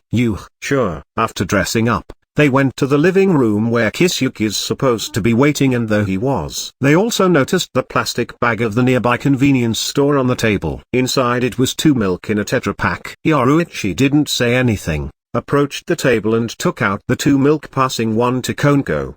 Did you prepare it? Yoruichi asked him while sipping at the milk. It's all in here. Kisuke raised his hand holding a bundle of papers. All I can tell now is Koneko doesn't know the whole story. What? You can understand after carefully reading everything in here. Yoruichi, I'm leaving it to you if Koneko does something reckless. Kisuke passed the bundle to Koneko after letting her sit down on the couch. He also warned Yoruichi of what is about to happen. Got it. Yoruichi saw Kisuke's serious expression and also looked at the paper, reading it together with Koneko. After half an hour slowly reading and understanding the experimental log, Koneko's body is shaking non-stop. Her eyes widened to the limit and aura flaring up. She suddenly stood up and ran towards the door, only to be blocked by Yoruichi, who suddenly appeared in front of her and hugged her. Volume 2 Chapter 26. Patting a kitty to sleep. This chapter is updated by Novels PL. Where are you going, Koneko? Yoruichi said to Koneko, who is trying to wrest away her hands. I have to go. I have to look for Nesama. Please let go of me. Koneko continues to struggle. And how are you going to do that? Yoruichi tightens her hold on Koneko. Huh? Koneko suddenly stops. No plans? How reckless. Kisuke commented behind her. Right? Club President Trias. She has to have a way. Koneko, who crying again for the nth time today, shouted loudly. Calm down, Koneko-chan, and don't bother. She probably is as clueless as you. Kisuke patted her head trying to rein her in. But what should I do? Sniffle. Koneko is rubbing her eyes out, unsure of what her steps from here on should be. Kisuke returned to the couch, took a seat, and patted his laps. Come here, Koneko-chan. Lay down on my lap while I tell you a story I made just now. Yoruichi raised her brows at him but saw a grin on Kisuke's face. She decided to leave her to him. Koneko-chan, just do as he says. Koneko looked confusedly at Kisuke, but she heard Yoruichi's voice from behind, reassuring her. Koneko didn't think much and followed Yoruichi's word, as the revelation about her sister is still clouding her mind. She sat down, light her head on Kisuke's lap and just stare blankly in front until she felt a hand ruffling her head. That hand gave her warmth and peace of mind that she needed the most now. Such original skill was named in an unoriginal way, Soul Calmer. Kisuke didn't exactly have naming talent. After calming Koneko sufficiently, Kisuke started speaking. One day, a family of cats lives in happiness. But that didn't last long, as the parent cat got involved in an unfortunate accident, leaving just the 2 kittens behind. The black and older kitten promised to herself that she would take care of her little sister, the white kitten. But they can't survive on their own. Luckily a kind person wants to take care of them. The black kitten happily and naively followed him with her little sister. It turns out that kind person is actually an evil person that likes to abuse those he had taken in. She wanted to run away with her sister, but that person already put a very strong leash on her and threatened to hurt her little sister. Having no choice, she kept it secret from her sister and silently endured the abuses. Until one day she heard that evil person and his friend talking and planning to do what they were doing to her precious little sister. She snapped, and the hate that is slowly accumulating inside her all these years all burst out. Using the claws that she managed to grow due to the abuses, she killed the evil person and his friend in the heat of the moment. Inevitably, she panicked the moment what she had just done sinks in. Her first thoughts were of her little sister's safety. She weighed her options and chose to run away alone. She thought that running away with her little sister would put unnecessary risk on her. She didn't want her sister to be hunted down together with her. She naively thought that nothing very bad would happen to her, as the white didn't do anything wrong nor knows anything about the abuses. Thus, she left the white kitten after entrusting a hair clip that contains the black kitten's experiences, hoping that one day, she would be forgiven for leaving her behind. But the black kitten underestimated the evil person's friends. They were too angry at her that they want to kill her little sister for the sin she committed. She tried everything she could possibly think of to save her sister, but the group was too strong for her sharp claws to reach them. As a last resort, he asked the help of a very strong person to help her sister. Fortune finally dawned on the sisters, as that very strong person agreed to help after knowing their story. Though naive, she was successful at the gamble she didn't know she was taking. As the strong person saves her sister, she was watching from afar, ready to make a move if needed. But when she saw her sister taken out of captivity, something broke inside her when she looked at the white kitten's expression. Despair, pure despair. Not a hint of hope. The black kitten wants to go and take her sister back, but seeing her like that, she lost all motivation. She blames herself at her sister's misfortune. She, who killed her own master, didn't dare to approach her sister. After looking blankly at the silhouette of her sister that disappeared long ago with the strong person, she left carrying the regret that will scar her for her whole life. Kisuke stopped speaking and looked at Koneko, who is lying down on his lap listening intently. How was my story? Kisuke didn't stay quiet for too long and asked for Koneko's impression. Bad. It didn't have a good ending. Koneko slowly voiced out her opinion. Right? But the isn't finished yet. The black kitten, who is a black cat now, won't be able to endure not seeing her sister. Sooner or later she will appear in front of the white kitten again. Kisuke chuckled at Koneko. Then what should the white kitten do while waiting for her sister? Koneko looked up to Kisuke's face. Let's see. Maybe the white kitten can exercise a bit so she can punish her clumsy sister when they meet in the future. Kisuke stroked Koneko's head while flashing her a grin. Good point. Koneko smiled at his words and slowly closed her eyes. A few minutes later, rhythmic breathing was heard from her. She's already fast asleep. That night, for the first time ever, Koneko dreamt of her sister, Kuroka, without it turning into a nightmare. She had a good dream. Volume 2 Chapter 27, The Kitty Didn't Go Home. This chapter is updated by Novels PL. Next morning, Kisuke is preparing for breakfast. He heard footsteps from the stairs and turned around. There he saw two girls stepped out with very disheveled clothes. Yoruichi scratching her tummy while yawning, making Kisuke take a peek on the semi-revealed dark skin of her. What surprised him was Koneko. A pair of cat ears and a tail that matched her hair color are sticking out of her while she rubs her eyes out. Kisuke suddenly took out a DSLR camera out of nowhere, put it up on his face, and started smashing the shutter button like there's no tomorrow. Nice.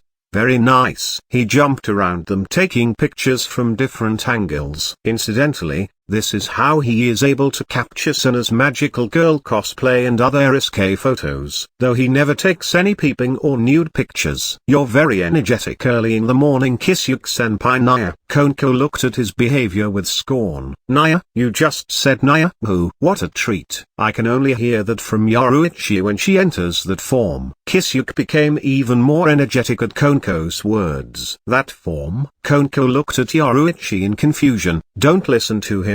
He's just talking nonsense. Kisuke, your food is about to get burned. Yoruichi can't look at Koneko as she does really remind her of that form. Shunko, Ryu Senkai, Shunrakoka Bio Senkai, Flash Walk Cry, Thunder Beast Battle Form, Flash God Black Cat Warrior Princess. And it infuriates Yoruichi that Kisuke can activate it against her will if she enters Shunko, Raijin Senkai, Flash Walk Cry, Thunder God War form. The only difference is that she loses all reasons, but she can still remember everything she had done, which she regrets every time, especially when Kisuke can play with her in that form. Crap. Kisuke returned to the kitchen and finished what he is doing. After setting the foods on the table, they started eating. So what's the plan for today? Kisuke asked the two. Don't you have school today? Yoruichi looked at Kisuke while she gobbles on her ice and fish. Considering what happened yesterday, Koneko probably isn't in the mood to attend any classes today. Look at her, she's rearing to go. Kisuke then looked at Koneko, who took small bites on her fish. Koneko nodded in response. I already made a call to Butcher Club president. Did you? She going to pissed at me. Ha ha ha. Kisuke chuckled. Ha, especially when I said I want to keep our activities secret due to contract. Naya, Koneko affirmed his words. Pissed? Why? Yoruichi looked at the two with confusion. She's very protective of her servants. Maybe she feels like I'm taking Koneko-chan away from her. Kisuke took the last bite of his food and continued speaking. Yosh, let's use the training grounds today. Training grounds? Koneko tilted her head in wonder. You'll see. We'll go after eating. Yoruichi smiled at her. Walking through the quiet hallway of the old school building early in the morning, Rias put down her phone. Was that Koneko-chan? Akano, who is walking beside her, asked. Right. She didn't go home yesterday and stayed the night in Urahara shop. Rias answered in furrowed brows. What? That is Koneko-chan, who is very vigilant of other people. All right. Did they become so close that Koneko-chan was able to willingly stay at his place? Akano stopped walking and asked in surprise. I don't know. He even specifically signed a secrecy contract with Koneko. Rias also stopped walking and looked back. She couldn't help but bite the nail on her finger in frustration. Is that even possible? To the master of the house, Akano looked at her in wonder. Yes. As long as Koneko judge it to be safe and will not put our house in harm, it is possible. I trust Koneko, but I can't trust this Kisuke Urahara. It is very possible that he is tricking Koneko somehow. After all, even if she is very vigilant, she is also very young. Rias turned around again and walked at a faster pace. Akano didn't say anything and followed Rias, but she has a very serious expression devoid of any nonchalance she shows earlier. Akano, investigate him more closely, Rias suddenly said after a minute of silence. What about his warning? Akano wanted to confirm. Disregard that. If you got some evidence that she is manipulating Koneko and you think that he might be putting her on the harm's way, report it to me immediately. But if it is decisive evidence, your top priority is to secure Koneko's safety. After that is capturing him. If capturing him proved to be dangerous, kill him. Rias gave her orders to Akano. Yes, but you. Akano stopped and turned around, walking to the opposite direction of Rias. I won't let anybody to harm my precious servants, Rias said to herself after Akano left. A knocking sound resounded at the door of the student council. Enter. Shitori looked up and answered, setting aside the paperwork she is doing. The door opened and Tsubaki Shinro entered through it carrying some papers for the student council to work with. Kichustuko President, I have some reports. Tsubaki approached Suna's desk and put down the paper she is holding.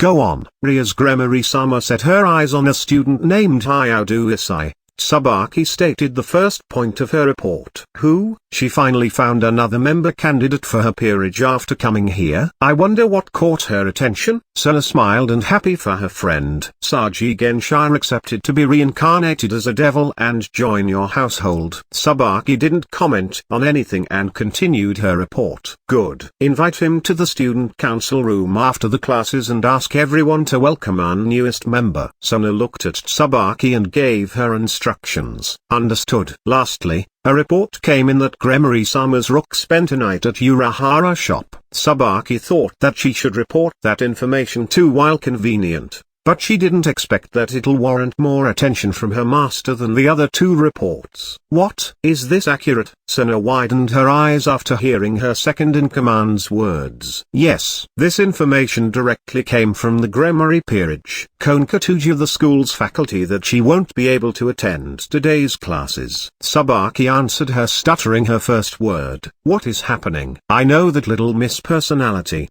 She wouldn't do it on a whim. Rias is probably thinking that Kisuke Urahara is manipulating her rook. Tsubaki, look closely into it. I'm interested in him for my remaining night piece, but if he doing something isn't good, report it to me. Rias will probably send Akano to investigate, assist her. Suna fixed her glasses and continues to think of any other possibilities. Understood, Kichu. Tsubaki left the room and started doing her master's instructions.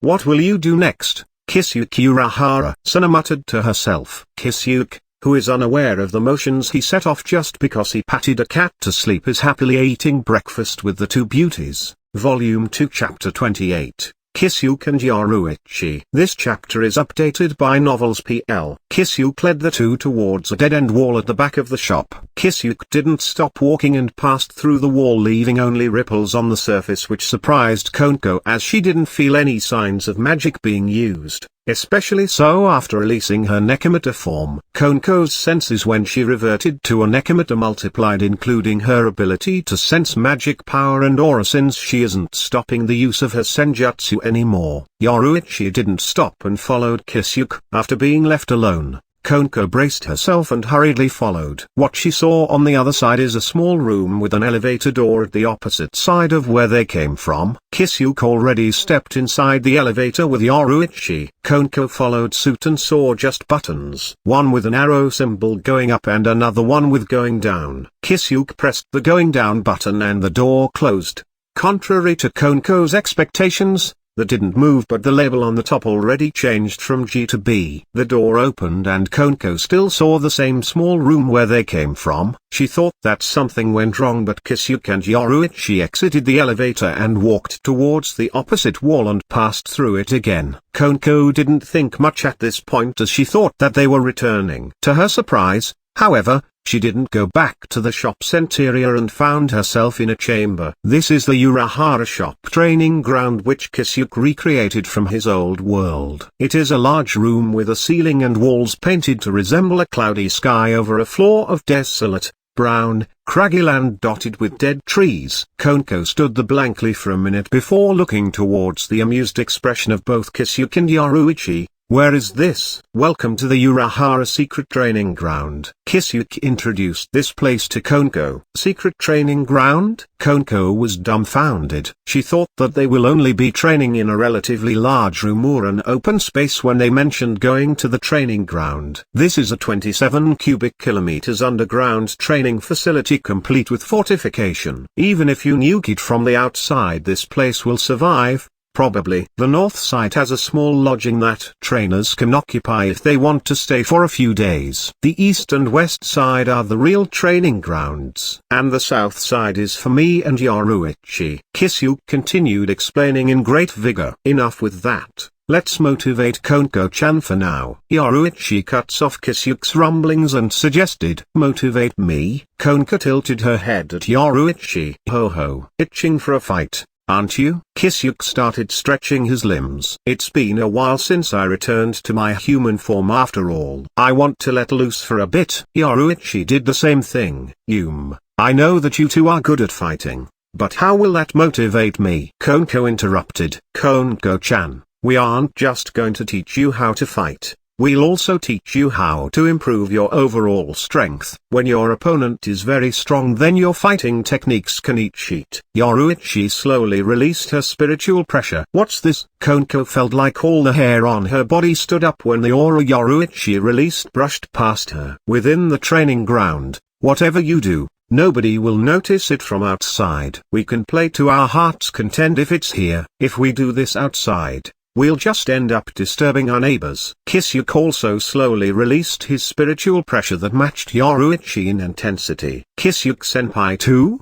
Koneko was already speechless. "Does that mean that he is holding back quite a lot at our sparring sessions?"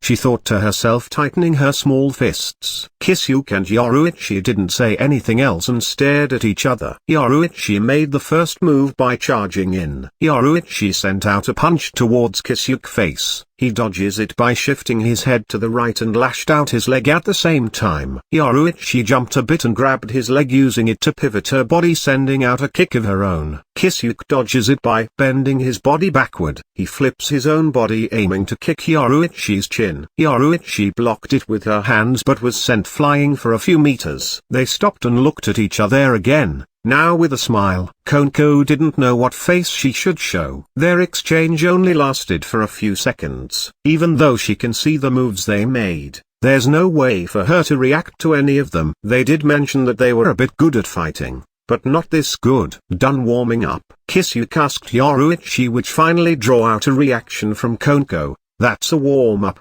The two ignored the distressed cat and continued their staring contest until they both disappeared. Koneko thought that they teleported away, but she heard a sound of rock crushing. She looked to her left and saw a tall rock crumbling down, sending loads of dust everywhere. Yoruichi reappeared near the crushed earth and waved her hand, releasing a wind-like pressure, sending away the dust. When it cleared up, Koneko saw Kisuke laying down in the pothole. "Senpai, what happened?" Koneko dashed towards his direction intending to help him. Kisuke suddenly stood up and spat out some soil. "Damn it, I let my guard down." "You've improved, Yoruichi." "Of course, I can't get left behind." Yoruichi is happy that seeing the results of her training were effective. "Up for the round 3? Bring it," Kisuke replied, disappearing again. Yoruichi also used the flash step to chase after Kisuke. Koneko can only see after images and feel the shockwaves of their clashes. It finally hit her after watching them for a few minutes.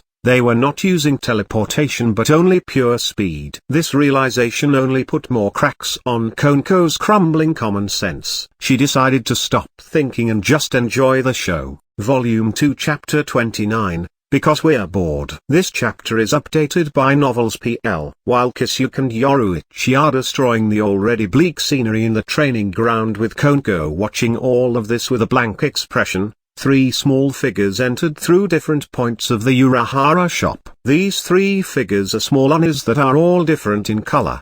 The 3 unis slowly comb the place and after 30 minutes of searching every nook and cranny, they left where they came from. Strange, did they go out? And there is nothing wrong with the shop. There's also nothing with that old granny manning it. Just a normal human. Akeno, who is overlooking Kisuke's shop from a distance, mattered to herself. Akeno suddenly felt a fluctuation of demonic energy behind her and turned around. She saw a magic circle for teleportation with the insignia of the Citric Clan. Tsubaki Shinra appeared inside the magic circle and greeted the Queen of Gremory Peerage. "Good morning, Akeno-san." "Good morning to you too, Tsubaki-san. What brings you here?" Akeno smiled at Tsubaki. "Senekichu asked me to assist in your investigation." Tsubaki fixed her glasses and answered her question. Senekichu did. What for?" Akeno trusted the Citric Peerage but still confused of why would they also put attention on Kisuke Urahara. "Well, you see, Kichu is interested in giving her night piece to Kisuke Urahara." Tsubaki wanted to say something else but was able to stop herself. "Night piece? To that guy?" "Why? From what we know, he is just a magician and even weaker than your 2 bishops." Akeno didn't notice Tsubaki's hesitation due to the content of her words. "We haven't revealed it yet, but Kisuke Urahara has a sword-type sacred gear and also skills to outrun a knight." Tsubaki got hold of herself and explained it to Akeno. "It's this." Akeno furrowed her brows and thinks that they would have to re-evaluate Kisuke once more.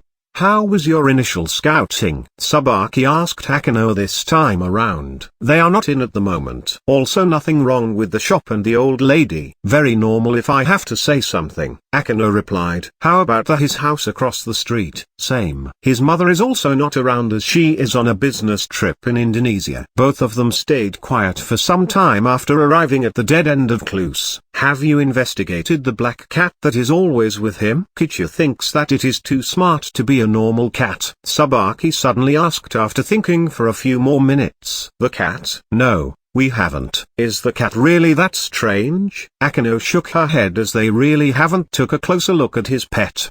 "You're right. It also feels strange for me every time I meet its eyes." Tsubaki nodded after recollecting her memories about the cat. "We'll just have to include it in our investigation." Akeno smiled at Tsubaki. "So what's the plan?" "I'll set up a number of surveillance magic inside and around of both his shop and house, while you look around the perimeter and send me a warning if they are about to come." Akeno said it like it was no big deal. "Isn't that too much? You're invading his private life. And what if he notice it?" It's Tsubaki's turn to furrow her brows. "If it is for my cute Kuoh's safety, I don't really care about my methods." A sadistic glint flashed through her eyes. "I'll set up my magic circles prioritizing stealth that even high-class devils like Ria's, but you won't notice it easily." "If he were to notice it despite that, then we have more problems to worry about." Akeno continued speaking. "You're very protective like Ria's Sama." Tsubaki smiled in defeat. "You're also the same. We are devils after all." "Foo-fa-foo." Akeno put her hand in front of her mouth and laughed. "Stop. Time out. I give up. Not the hat. Not the hat, Yoruichi. Boom. Koneko heard a large explosion from a distance after she heard Kisuke's cries. Kisuke's current situation gives Koneko some happiness, as this the first time she see her senpai in so much distress. Koneko is steadily developing a bad hobby due to Kisuke and Yoruichi.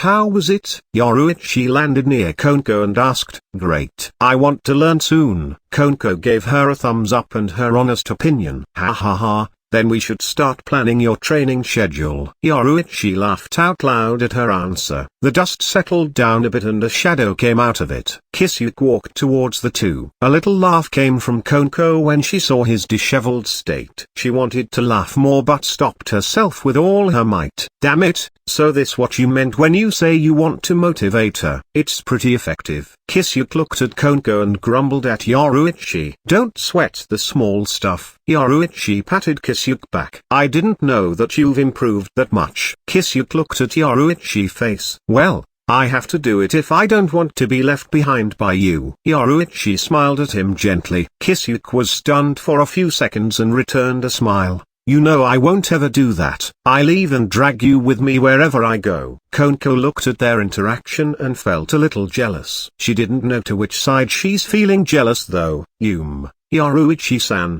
even if you teach me techniques in hand-to-hand combat, I won't be able to do what you two just did. Koneko interrupted their sweet time and looked around her surroundings. Kisuke was thrown around multiple times by Yoruichi and created numerous potholes of different sizes, the small one being a few meters across while the biggest one is 100 meters across. The fight is ongoing. Escaping went through her head countless times as she thought that this underground chamber would cave in. And if that were to happen, she wouldn't be sure if she can survive. You don't have to worry, only half of your training will be on techniques while the other half is improving your overall specs. Yoruichi assured her. Improving my strength? How? If Kisuke was an expert in anything, it would be energy manipulation. You two just have to study this senjutsu of yours and Kisuke will improve it. Sooner or later you can beat him up like I do. Yoruichi gave Koneko a thumbs up. Somehow, I don't like how that sounded. Why do I have to teach her how to beat me up? Kisuke protested at her side. You won't be teaching her how to beat yourself up.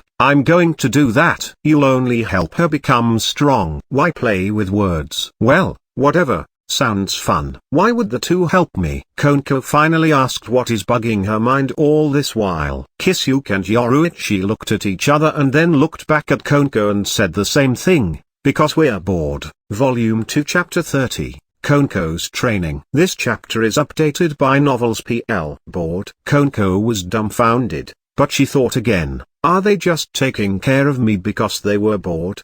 And made a sour expression. Whoa there. I know what you're thinking but I assure you that you're wrong. Kisuke was amused at Koneko's reaction. We won't do this just on a whim. After Kisuke repeatedly summoned you, we took a liking to you. Remember, you're like our little sister. Yoruichi followed up. Koneko believed them and sighed in relief. Enough with that. Let's start planning Koneko-chan's schedule. Kisuke dusted his clothes and hat which was almost destroyed by Yoruichi. We will divide your training into two parts. The first part is your training with me, and the second part is yours and Kisuke study time. Yoruichi explained to Koneko. Study time with senpai. Why do I feel malicious intent from that? Koneko covered her modest body and looked at Kisuke with scorn. Don't worry. I'm not interested. Kisuke flashed a smile at her. It's more annoying if you put it that way. Koneko pouted, approached Kisuke and kicked his shin. It only ends up hurting Koneko's foot though, while Kisuke didn't feel anything. Why is your body so hard? I can block gun bullets with my bare skin but it hurts kicking you. Oh, high arrow is still activated. High arrow? Koneko poked Kisuke's forearm and noticed that the harder you poke, the stiffer his skin is. Just a technique which hardens my skin proportional to my energy levels. Kisuke explained. We're getting off topic here. Koneko-chan can only have 2-3 hours of free time every day if we consider her school and devil activities. Yoruichi interrupted. Then let's go with the 1-hour study session plus some time to practice and every other free time is yours. Of course, It's still up to Koneko-chan how to spend her free time. We don't want you to dedicate everything to training. You can still go and hang out with your friends, Kisuke suggested while looking at Yoruichi. That's a given, of course. Also, I want to help Koneko-chan with her morning exercise if possible. But going to shop every day early in the morning will just tire her out. Yoruichi turned her sights to Koneko. Koneko took a deep breath and looked at Kisuke like she found her resolve. Kisuke-senpai, please allow me to live here. I'll help out with housekeeping and I'll also pay my rent. So, Kisuke didn't let her finish what she is about to say by putting his hands up. Stop right there, Koneko-chan. That really isn't a good idea. Why not? I'll do everything to help around the shop. And I also live alone in a dormitory as but you arranged for me. It doesn't really matter if I move. Koneko pulls on Kisuke's clothes while explaining herself with a puffy look on her face. Yoruichi looked at Kisuke with a strange smile. Fine. But you have to convince Ria's Gremory if that's what you want. Kisuke was defeated. Okay, I will. Koneko beamed a smile. Good for you, Koneko-chan. But I won't accept any slacking off if you want to do my training. You'll get hurt for sure. Are you fine with that? Yoruichi patted her head and gave her a final warning. Yes. Please be strict with me. Koneko didn't hesitate and gave her a serious look. Yoruichi nodded in satisfaction. We're done talking. Let's go out for now. Koneko-chan probably wants to go and arrange a few things now. Koneko-chan, we'll start your training tomorrow. Kisuke clapped his hands and called it a day with the training. The trio started to walk towards where they came from and entered the room where the elevator door is located. Senpai, why is this elevator so fast? I can't even feel it, Koneko curiously asked. It looks like an elevator but it's technically a teleporting box. Kisuke continued walking and entered the elevator. They reached the hidden room of the shop and Kisuke suddenly stopped. Really now? Kisuke said in an exasperated voice. Ha ha ha,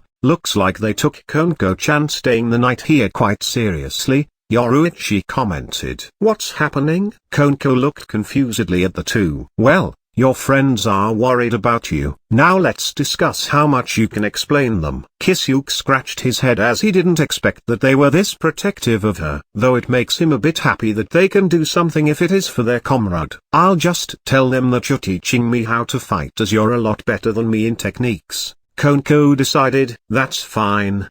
But are you sure? Yes. It's in our contract to keep your abilities and Yoruichi-san a secret, and you don't want to attract their attention, right? Yep. And I feel like it's going to be stormy these days, so be careful. I'll try to look around and see what's going on, but if it's something your group can deal with then I won't interfere. You can show some the things you've learned but don't use your senjutsu if possible as it might attract your awkward sister. I understand. I miss Nae-sama and I want to see her as soon as possible, but I have to get as strong as possible to spank Nae-sama's butt for causing so much trouble. Koneko nodded happily. Kisuke and Yoruichi looked at each other and laughed. Then I'll teleport ourselves outside. Where do you wanna go? Kisuke asked the two. Let's go to a family restaurant. I'm hungry, Yoruichi suggested. Then it's decided. Kisuke clapped his hands and cast a small kiddo that cleans himself and around him of grime and dust. A very convenient skill. They teleported in an unassuming alley and go to the direction of the town's commercial district and eat their lunch and also both some items that Koneko might need when she moves in. Akeno and Tsubaki's lookouts found them and tailed them for a while. Koneko already transformed herself back to being a human when they found them.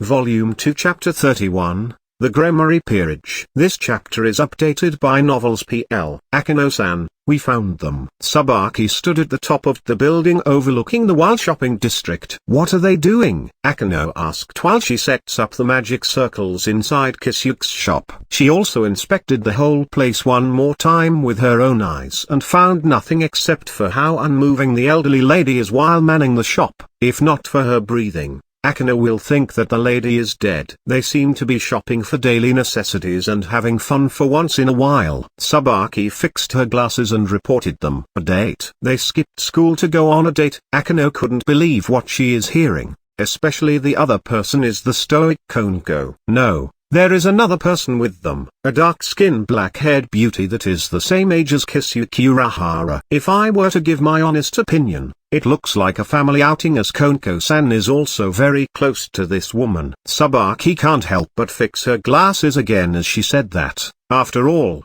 she also knows Koneko's personality, and seeing her laugh and smile with people outside the Shitori and Gremory Peerage is pretty unbelievable for her. A family outing? Send me a video feed. Akino's mouth twitches. Tsubaki didn't say anything else and manipulated her magic circle to send a video feed to Akino. How? Akino saw three figures who are talking happily. Koneko, who is one of the three figures, is laughing and smiling like a normal kid of her age. She knows for sure that Koneko can't express herself properly or even act due to her past trauma. She took a closer look at Koneko and saw that she is genuinely happy. Akino felt happy for her and also a little jealous as someone they didn't know managed to open her heart. The relieved expression Koneko puts up sometimes also puzzled her greatly. She would have to show this to Rias first before making any further decisions. Akino finished up after hiding numerous magic circles all over the shop and went back to school to report what happened today.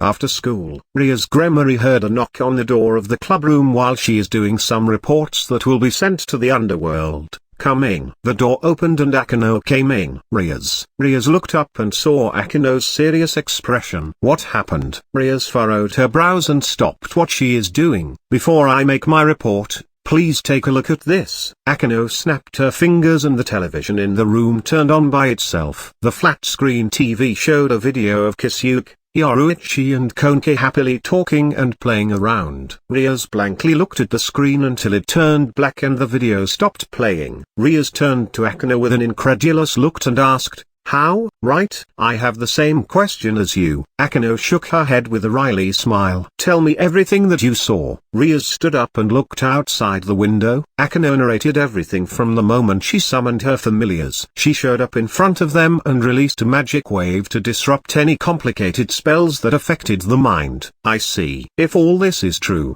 then I am happy for Koneko and I should be thankful to him and this unknown lady. Rias let out a long sigh and turned to Akino. What should we do now? Akino was at lost. Continue monitoring him. We didn't get any evidence that he is manipulating Koneko, but we still can't rule out the possibility. I don't want to take any chances if it is about the safety of my precious servants. Rias walked back to her desk and sat back down. And if we're wrong? Akino couldn't help but worry. I'll apologize personally and I'll be in his debt for taking care of Koneko. Rias smiled lightly. I really hope we're wrong. Akino also finally smiled and started preparing some tea for Rias and other club members that are about to come. After a few minutes, a knock on the door was heard. Getting permission to enter, a young man came in. He is a handsome young man with short blonde hair, blue eyes and a mole underneath his left eye. He wears the Kuoh Academy boys' school uniform, which consists of a black blazer with white accents over a white,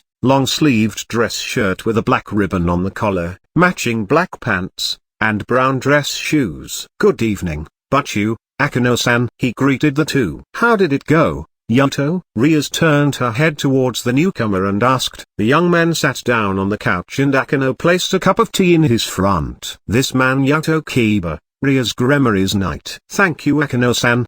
The fallen angel didn't make a move but they are going to have a date tomorrow. Yuuto made his report and drank the tea. Urahara, Fufu. She'll probably do it tomorrow. Rias leaned on her chair and smiled. Is he going to be a new comrade? Yuuto asked his master. It still depends on him, Rias replied. By the way Butchu, it seems that this Isai Hayao is a good friend of Kisuke Urahara since childhood. Akino spoke from the side. Kisuke Urahara? You mean that guy?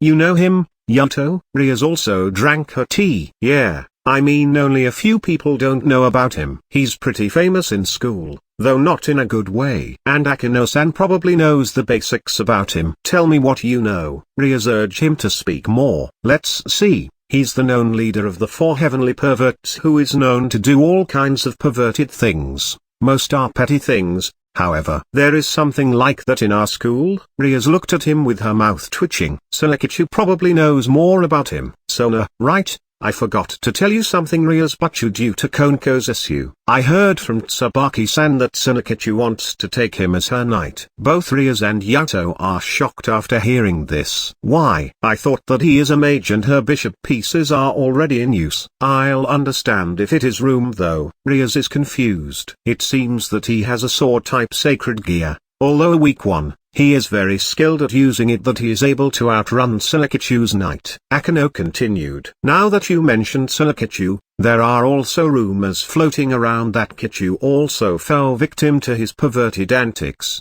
Yuuto muttered from the side. What? Both Akano and Rias were speechless. What the hell is this guy? He's giving me too many headaches. Rias pressed her temple and sigh. Volume 2 Chapter 32. Koneko vs Yuuto. This chapter is updated by Novels PL. Another knock was heard on the door.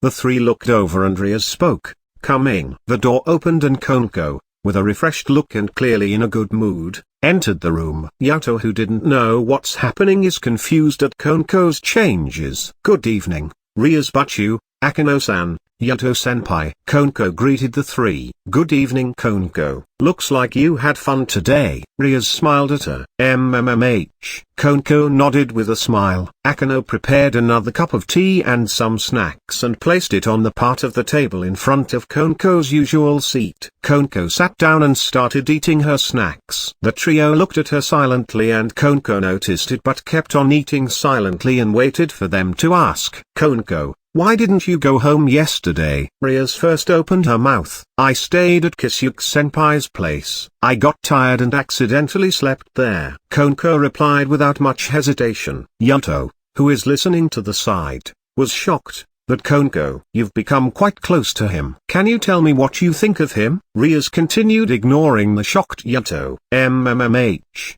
He's a pervert. Koneko nodded and only said one thing. The trio's mouth were twitching. We know, but he also although a bit selfish.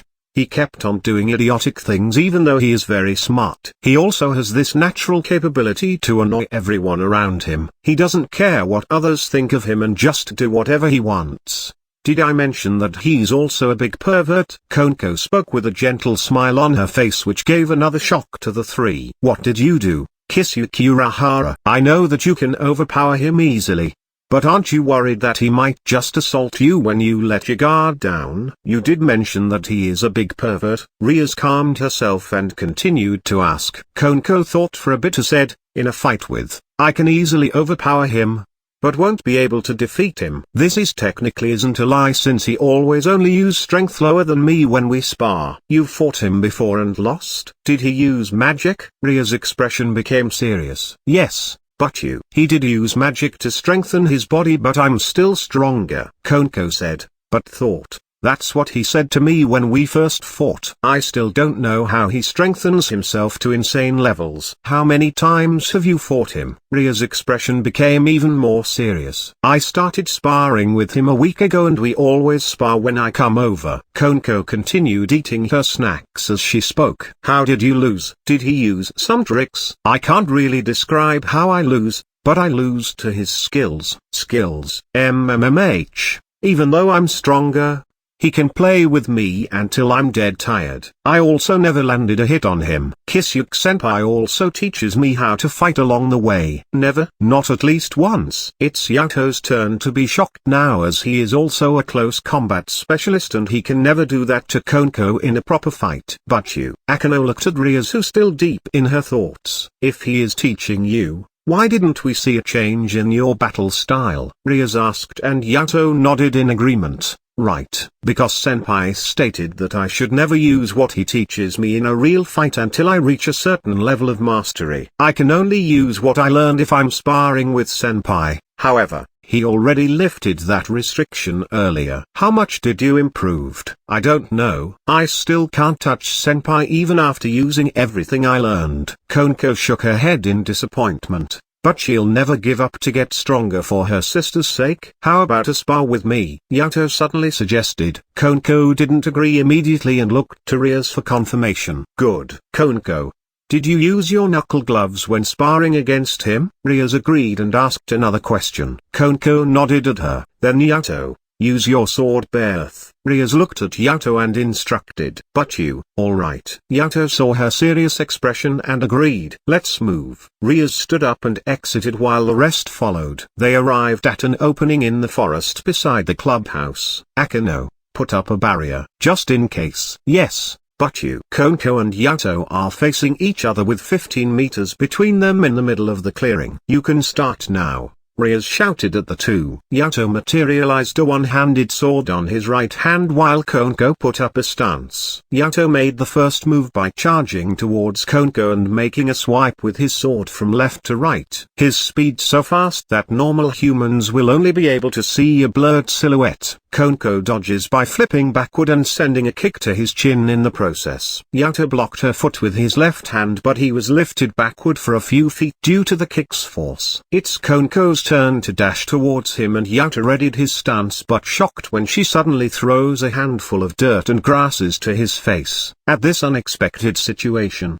he panicked a bit and used his left arm to block the dirt coming to his eyes. When he looked in front of him, Koneko already disappeared and saw a white silhouette to his right side. Yuuto readied his sword to block the incoming fist, but another unexpected thing happened that shocked everyone, even Koneko herself. When her left fist made contact with Yuuto's sword, instead of brushing it away as she intended, it suddenly burst into pieces. Yuuto stopped moving as well as the two onlookers. Koneko remembered what her senpai said, that never stop moving and thinking your next move even if something very unexpected happens. She stepped in and launched a punch towards Yuuto's face, only stopping when her fist is only about half an inch closer. Volume 2 Chapter 33, Miss Q&A. This chapter is updated by Novels PL. Rias, Akeno and especially Yuuto were dumbfounded at the turn of events. When Koneko jumped back, they finally have a response. How did you do that, Koneko? Yuuto reacted first, Koneko also puzzlingly looking at her hand and didn't answer. Did you learn that from him? Rias approached them with Akeno. Yes, but you, Koneko affirmed. Did you manage to get stronger? Akeno asked. No, I didn't get stronger. Senpai said that it's just a trick to use more potential of the body. Trick? How does it work? Yuuto almost tripped himself at Koneko's answer. You do this by consciously controlling and circulating your demonic power throughout your body and suddenly concentrating it when you attack or defend. This is an even more advanced technique that requires more control, and I can't do it. Koneko explained. Control it while moving in high speeds. I can only do it if I'm stationary and all of my focus on it. Yuuto imagined doing it himself, but the end result is just self-destruction. What else did you learn from him? Rias looked at Koneko as she didn't expect that her servant will grow stronger without her knowledge. That is, never stop moving in an actual fight even if something unexpected happens, and just think of a way out. Yuuto's body shook as he did just that earlier, leading to his easy loose. Another one is to not only use your body to fight, as the terrain around you can change the tides of battle. Koneko continued. Yuuto was enlightened at her words and remember how she used her backflip to grab some dirt without his notice. And the rest is Kisuke senpai pointing out my openings in my stance and how to effectively move my body from different positions. You learned all of that from him? Rias couldn't believe that a master like him lives in her territory, but she knows nothing about it. Yes. But starting tomorrow I'm going to learn under someone else who is better than him in hand-to-hand combat. There is someone else stronger than him? Who is he? Is he also living in Kuoh town? Rias is holding her head in frustration, as information like this may attract other high-class devils to invite them to their respective households. She isn't necessarily stronger than senpai. After all, senpai might be good at hand-to-hand combat, but swordsmanship is actually his expertise. Rias held her forehead and let out a long sigh. It actually slipped my mind that he has a sword-type sacred gear, so it's only natural that he is a swordsman, but to think that he can teach you to this degree and his swordsmanship is still better, we underestimated him too much. Koneko-chan, could you be referring to the lady with you too early or at the shopping district? Akeno from the side asked. Yes, Akeno-san. Unfortunately, that's all I can tell you about her due to the contract. That's fine. We know what she looks like. As long as she lives in this town and actively search for her, we'll have information on her sooner or later. Rias, who is done sorting her mind, spoke. Sorry, but you, but I doubt you'll extend your investigation towards a cat with a male voice. Koneko pities them that they'll only tire themselves out. Koneko-chan, he taught you how to fight. But did he teach you any technique or skill? Yuuto continued to ask about Koneko's apprenticeship. Yes, a short movement technique called flash step. However, I can only do half of it. Can you show us? Even if it is incomplete. Yuuto urges her as he got interested in the technique due to its name. Koneko looked at Rias and she nodded. Koneko turned her back towards them and said, "Please watch carefully." They watched her not carefully, but curiously. They thought it was just a high-speed dash given its name. Before they knew it, Koneko already disappeared from their sights and heard a loud sound at the distance. They turned their heads towards where the sound came from and saw Koneko crashed, felling multiple trees in the process. All of them, without exception, had their mouth and eyes wide open. "What the hell?" Yuuto muttered. When Rias heard this, she dashed to Koneko to check her state. Koneko. The two followed and they saw Koneko stood up, with her clothes partially destroyed,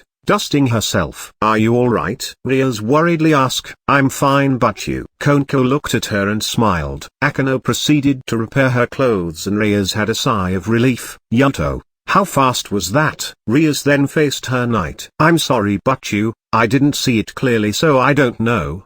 But I at least know that I'm incapable of moving in such speed." Yuuto scratched his head in embarrassment. "Even you couldn't see?" Rias felt another headache coming. "He is teaching you this insane technique that makes you a human bullet." Rias then looked at this unbelievable little girl. "You've got it wrong, but as I said, I only learned half of it." Senpai can disappear and reappear silently, although I don't know how many times he can do that, as this particular technique put a large burden to the body. Koneko explained. Rias held her already throbbing forehead and looked at Koneko. "I still have a lot questions about him, but I'll set it aside for now. Just answer this final thing I'm curious about." Rias fixed her posture and gave Koneko a serious look. "Why is he doing all of this?" "Why?" Koneko paused for a moment and then smiled. "Because he's bored." Bored? Rias thought he caused us so much headache because he's bored.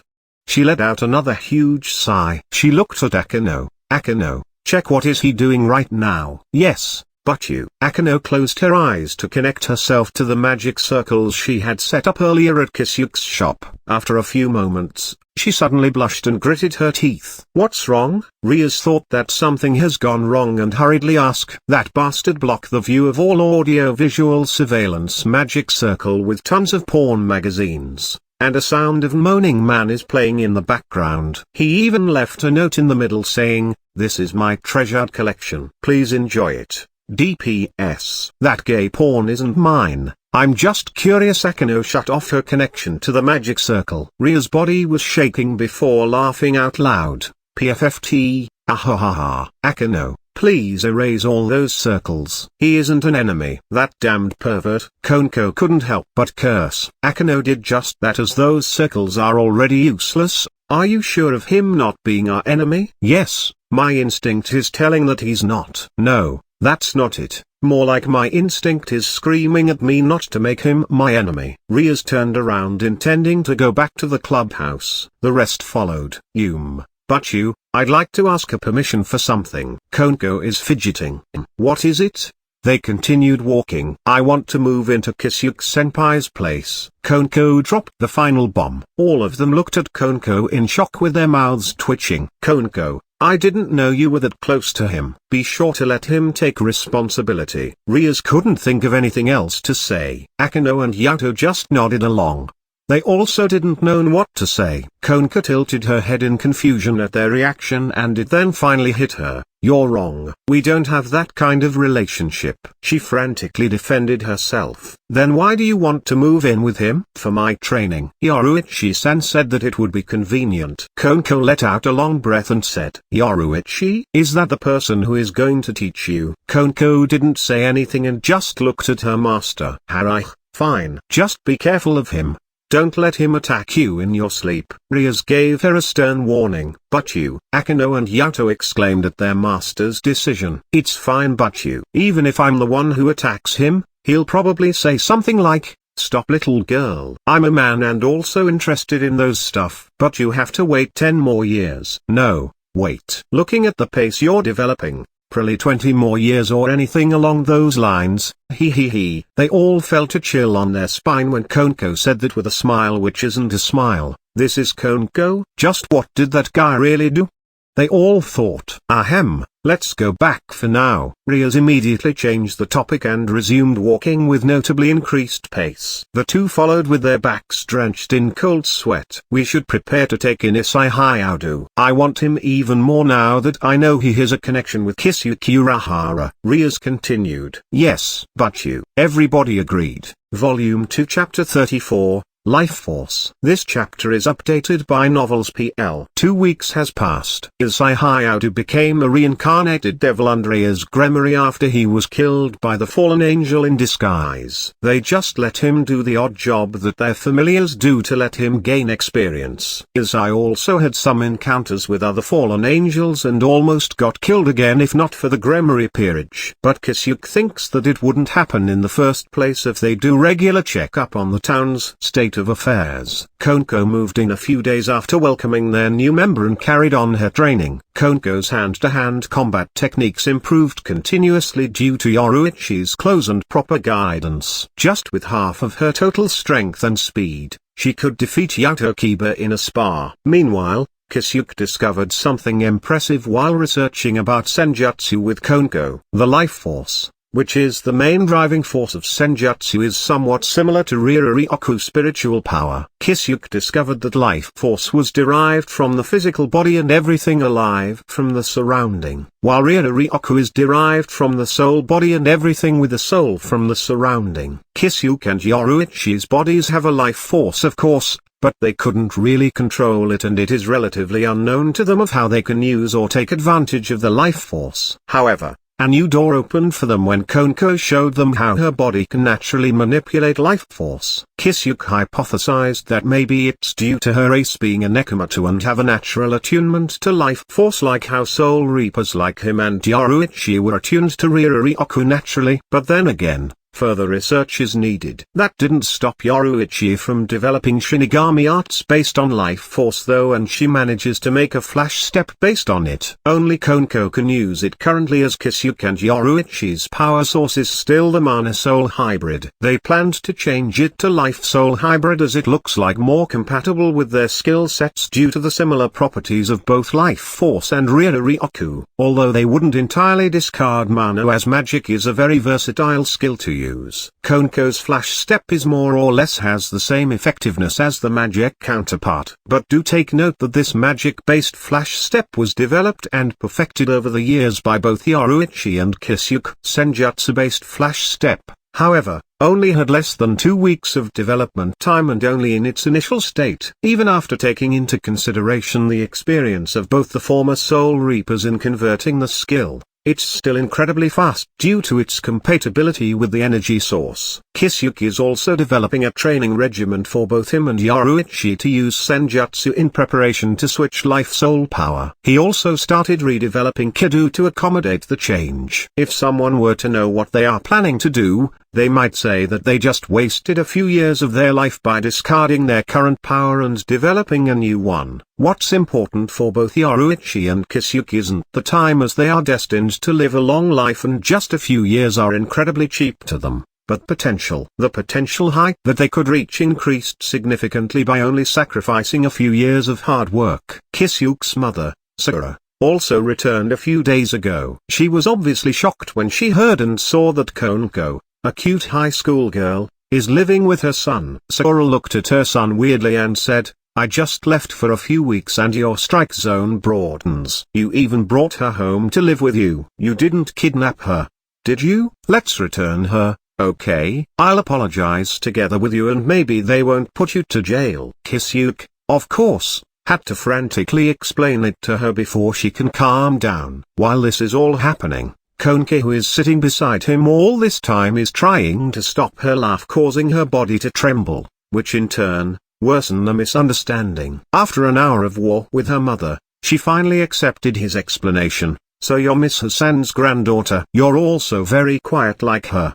Did you inherit that? That's rude, Mom. Ms. Ho is the granny guy with a basic mod soul that tends the store when Kisuke is not around. Ms. Ho supposedly didn't feel well in just sitting around and was asked to manage the store. And like that, the issue was resolved, except for Sakura suggesting to Koneko to become her daughter-in-law every now and then. Kisuke looked at his mom carefully and sighed. There are also mysteries regarding her mother. Sakura has a faint trace of demonic power. It's not a result of a spell as he already checked it. It's coming from her body, more specifically, her heritage. He also checked his body multiple times for a trace of demonic power but didn't find any. He is sure that they are biological mother and son, so Kisuke thinks that the blood of a devil entirely disappeared in his generation. He also doesn't know who is his father, but he didn't confront her about it as he didn't really care about it. Kisuke also wanted to cast some protective spells for his mother but decided against it as it might just draw more attention to her. Late at night, Sakura is already asleep and she together with Koneko. Sakura decided that she should sleep with her in her room so the two of them could have a girls' night. Yoruichi entered Kisuke's room through the window in her cat form. How is it? Kisuke asked while he's laying on his bed. Yoruichi jumped down to his chest and yawned before giving her report.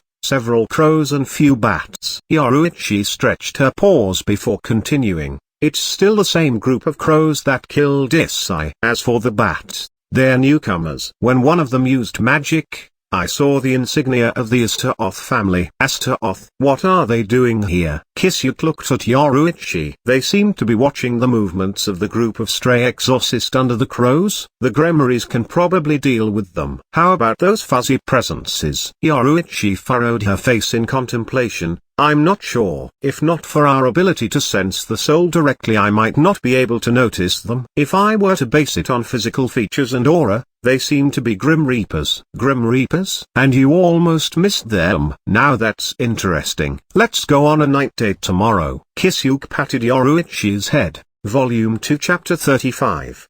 The Church. This chapter is updated by Novels PL. Next day evening, a black figure is flashing in and out of existence, jumping from one place to another. This figure is Kisuke wearing a black-colored aura-concealing cloak. Under his hood was Yoruichi in her cat form scanning the area.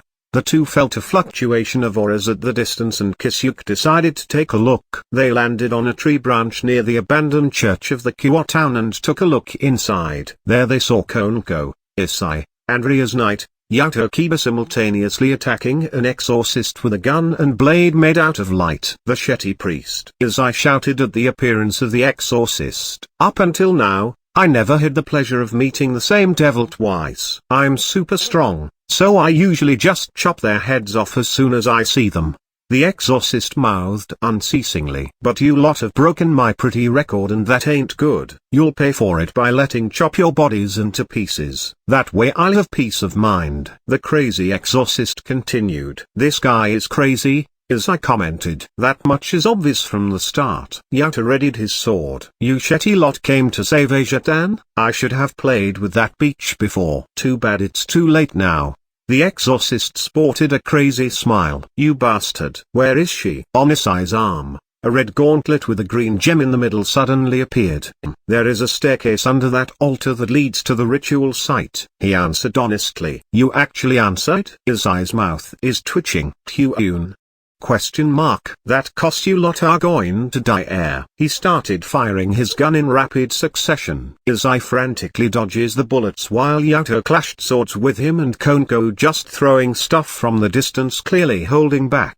Bastards. He kicked Yuuto away when he got a chance and aimed his gun at him. Dance, dance, dance. Ha ha ha ha. Koneko stopped throwing things at him and ran in front of Yuuto to block the bullets. The bullets destroyed parts of her clothes and the final bullet in his magazine hit her forehead leaving a red scratch. Koneko-chan, are you okay? Isai shouted from the side still charging his sacred gear. That hurt a little, Koneko said still in her usual deadpan expression. Ha ha ha, you might be tiny, but you're tough.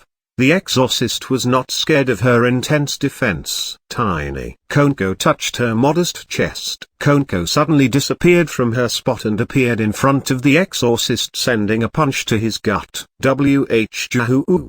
His eyes widened in shock of the unexpected speed. What? Oi Kiba. I thought Koneko-chan's a rook. Why is she as fast as you? As I was also shocked. That's, she already mastered it, and he kneeled in pain and started salivating. He looked up and saw Koneko looking down on him with cold eyes. Ah.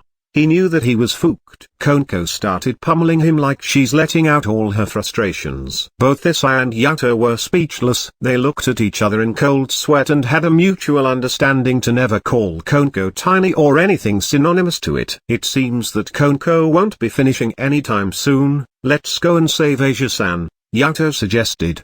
He didn't want to look at the brutal beating. Right, let's hurry. Isai has the same opinion. They headed to the altar and moved it to the side. They saw a staircase going down just like the stray exorcist said.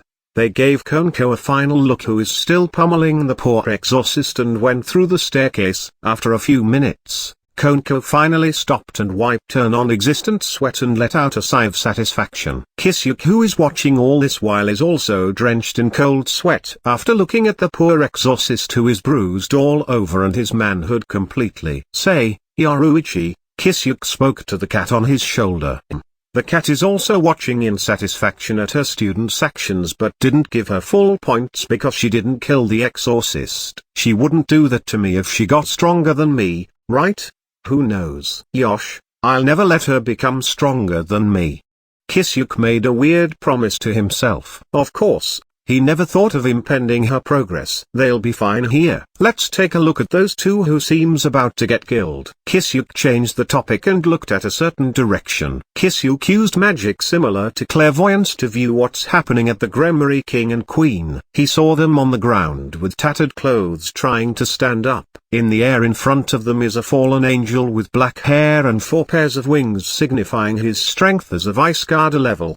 The fallen angel is looking at the two beauties full of lust and is about to pounce on them. The two beauties were not scared and intended to end themselves with him if it really came to it, making the naughty fallen angel stop on his tracks and hesitate.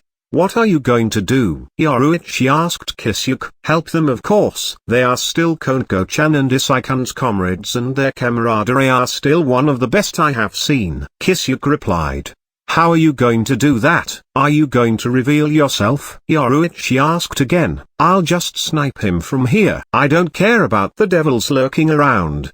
But I still can't pinpoint the exact location of those Grim Reapers. Kisuke gave Yoruichi a grin. Right, I'm sure that they are watching all of this, but I also can't pinpoint their exact location. Maybe they'll reveal themselves if something unexpected happens. Go and do it. Make it flashy. It's going to be fun. Yoruichi is patting Kisuke's face to urge him. You look like a cat who found a rat to chase. Ha, whatever. I'm going around. Kisuke used Flash Step to go to another direction to avoid the town getting destroyed in his attack. He stopped at a certain spot 300 meters away from Ria's, Akeno and the Fallen Angel. The Fallen Angel looks like he can't wait any longer and was about to dive. Rias and Akeno amassed all of their demonic power for an all-out attack. Kisuke pointed his right palm at their direction and muttered, Haid no 88 Huryu Ujekizoku Shinten Ryu. Flying dragon, striking heaven, shaking thunder cannon. A beam of blue light with streaks of lightning more than 5 meters in diameter appeared in front of his palm like a gigantic laser beam, sweeps across the sky and hit the fallen angel, vaporizing him along with the beam's path 2 kilometers long from Kisuke's position.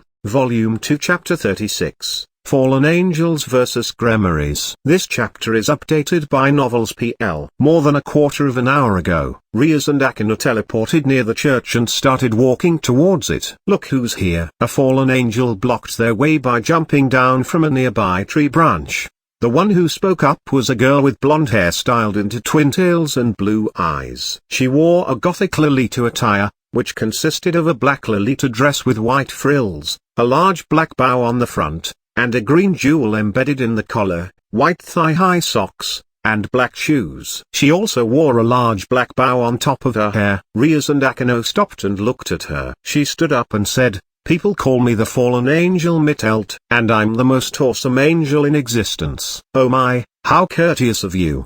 But aren't you a bit into it? Akeno smiled and said, My servants sensed your presence. You must be scared of us being on the move. Rias followed up. Nope. Not at all. She laughed. it's just that we don't want devils interrupting our important ritual. Well, we're sorry about that. Our cheerful kids just went there. Akeno snickered at her. Wait, what? Are you freaking serious? Foo. Yes, boldly through the front gate. Damn it. I figured you'd be sneaking in from the back. Mitelt repeatedly stomps her foot on the ground in frustration. After a few seconds, she stopped and calmed down by letting out a sigh. Well, how many lackeys you bring doesn't really matter anyway. It won't be a problem. After all, you two are the only ones who actually stand a chance of interrupting us. Thanks for coming all the way out here. It doesn't matter. I'm not going to join them. Rias replied. Oh wait, you're abandoning them? Mitelt looked at them stupefied. Before Rias and Akeno could answer her, two other fallen angels landed near Mitelt. Who?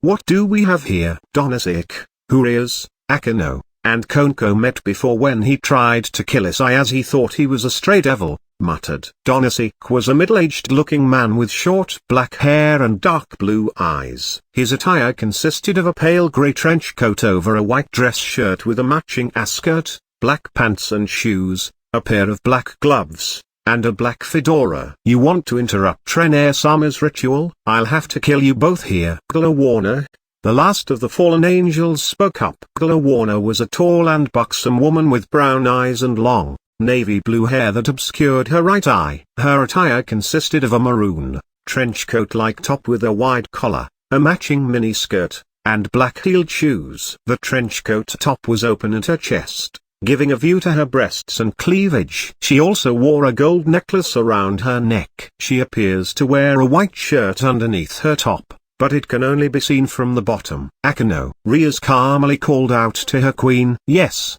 but you. Akeno separated from Rias and raised her arm. Akeno's demonic power surges up and her school uniform suddenly transforms into a traditional Maiko attire, consisting of a white hair with red accents, a red hakama, and a pair of zori with white derby. Damn it, why is a devil like you have a transformation scene? Mitelt couldn't help but say. Akeno didn't reply but spread her arms out and multiple magic circles appeared in the surrounding, essentially sealing off the space around them. Hey, aren't we screwed? Mitelt looked around in slight panic. So this is what you planned from the start. Kalawarno materialized a spear of light and aimed it to Akeno. Ah, don't disappoint me you lot. I hope you can take a lot of pain. Akeno smiled seductively. HMMPH, the stupid devil. This will only work if you can take all of us at the same time. And besides, the ritual is almost over and even you Lady Gremory wouldn't stand a chance against us. Donasik sneered at the two devils and started throwing spear of lights to both of them. Ha ha, damn right. Mitelt managed to regain her calm. I see, so your aim is the nuns' sacred gear, Rias commented. They threw a volley of spears at them and Akeno raised a magic circle as a shield to protect Rias. Not bad. That shield is pretty strong to block spears of light. Pretty good for a devil. Mitelt nonchalantly said. But I wonder how long it is going to last. Kalawarna threw another spear and two followed suit, sealing this space and putting up a shield. Not a very good plan. Donasik gives them another sneer. The two just stayed silent, not hearing any of their provocations. Hey, how about you leave and we'll let you go? Just kidding. You're accompanying us here until everything is over. We'll also turn you two into powder afterward. Ha ha ha. Your servants should be black and blue now, especially the perverted kid that fell in love with Ren-Nizuma. I'm sure he's long been. Don't underestimate Isai. He's my strongest pawn. After all. Rias finally interrupted her annoying monologue. Pawn? Oh right, you depict your servants as chess pieces. Pawns are the ones lining up on the front, aren't they? Mitelt continued on grumbling and throwing spears. So, they're basically sacrificial lambs, Kalawarna commented from the side. Oh my, our club president would never sacrifice any pieces. Akeno has some bead of sweat running through her neck as she blocks their attacks. But their last attack finally broke through her shield and she was thrown a few feet away from Rias. You seem to be thinking that kid's so capable, but he doesn't stand a chance against Rene-sama, no matter how good he is. Donasik threw another line. She's his ex-girlfriend, after all. Mitelt is already snickering as if she remembered something funny. Renee-sama told us about what she did to him. It was hilarious. Ria's aura suddenly changed, but the three fallen angels didn't notice it. Don't go there, Mitelt. Just thinking about it makes me laugh out loud. Donasik also started snickering. And Galawarna is also the same. Well, I have to admit it was really funny. They, at the same time, threw their strengthened spear of lights to kill Rias, who is already defenseless. But you, watch out, Akane warned her master. But before the spears landed on her, a surge of powerful demonic energy came out of her and destroyed all the spears. It bounced off her. Galawarna was angst, especially from the terrifying energy coming off her. The two fallen angels also finally felt dread. You made fun of my servant. Ria's demonic powers, now laced with destruction element, surges up one more time. Oh my, you shouldn't have made her upset. You did a good job taunting her, you silly angels. Akane commented. Rias sent a wave of her destruction power to all of them and they instantly disappeared from the face of the earth, not even uttering a cry of grief. Let's go, Akane. We shouldn't let them wait. Rias dusted herself and started walking towards the church. Yes, Buck. Now, look at what you have done to my precious little pets. Akane was interrupted by a sudden intruder and a sinister aura engulfed them. Volume 2 Chapter 37, Half Fallen Angle Half Devil. This chapter is updated by Novels PL. Who are you? Rias turned around and looked at him with a serious expression. The sinister aura he is emitting is giving them some dread. The Isman is about 6 feet tall. He has blonde hair with streaks of purple and sharp red blood eyes. This man is quite handsome if not for his smile full of malice,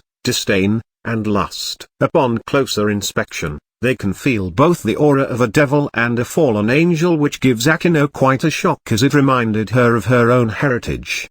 The man saw her reaction and laughed. Ha ha ha, don't put me on the level as you, Beach. I'm not a lowly reincarnated devil, spawn of Baraki eel. He then spread 4 pairs of wings, half devil and a half fallen angel. I'm a child from a high-class devil and a Kada-level fallen angel. Though I can't really introduce them to you as I already have eaten both of them. Ha ha ha ha ha. Hearing his story and seeing his crazed look gave Rias and Akane another wave of dread. Ha! Rias charged her demonic power and immediately attacked the crazy angel. She didn't want to hear more words coming from him. Lightning. Akane also did the same. She's very pissed when he mentioned the name Baraki eel. How rude. He scowled at them and deflected their attacks with his bare hands, leaving only a shallow cut to his skin. Ha! He saw a small trace of blood from his hands and looked at the two of them with greater maliciousness. He snapped his fingers and a ball of light suddenly materialized in the middle of Rias and Akane. Ah! They called in grief as the ball of light suddenly exploded, sending both of them away, leaving them with multiple wounds and tattered clothes. Oops, not good. Not good. I can't kill you both just yet. He took back his hands and said, can't kill? Why? Rias is trying to stand up. Huh? Isn't that obvious? I'll take both of you as my meat slave. He took the air and declared like it was the most obvious thing to do. Meat slave? Both Rias and Akane were stunned. You see, that bastard Rizvim told me to look for an unusual individual. He suddenly started explaining himself, which made Rias and Akane unable to respond. And you know what description he gave me of this guy he's looking for? Annoying. Just annoying. How am I supposed to find this annoying guy? They can feel his frustration as he said those things. For a moment, a certain figure flashed inside Akane's mind but brushed it off, since that would be impossible. Why would someone send an almost Kada-level angel to chase after some annoying human? But he's a lot stronger than me, so I had to follow his order. I looked everywhere and didn't find this guy, which frustrates me to no end. Finally, Fortune smiled at me and saw the two of you, the sister of the current Satan and the daughter of my former boss. When he reached this part, he licked his lips in delight. These actions of him gave the two beauties another chill in their spine, and they had a horrible premonition. How nice it would be to fook both of you silly in front of a Satan and my former boss. Ha ha ha ha.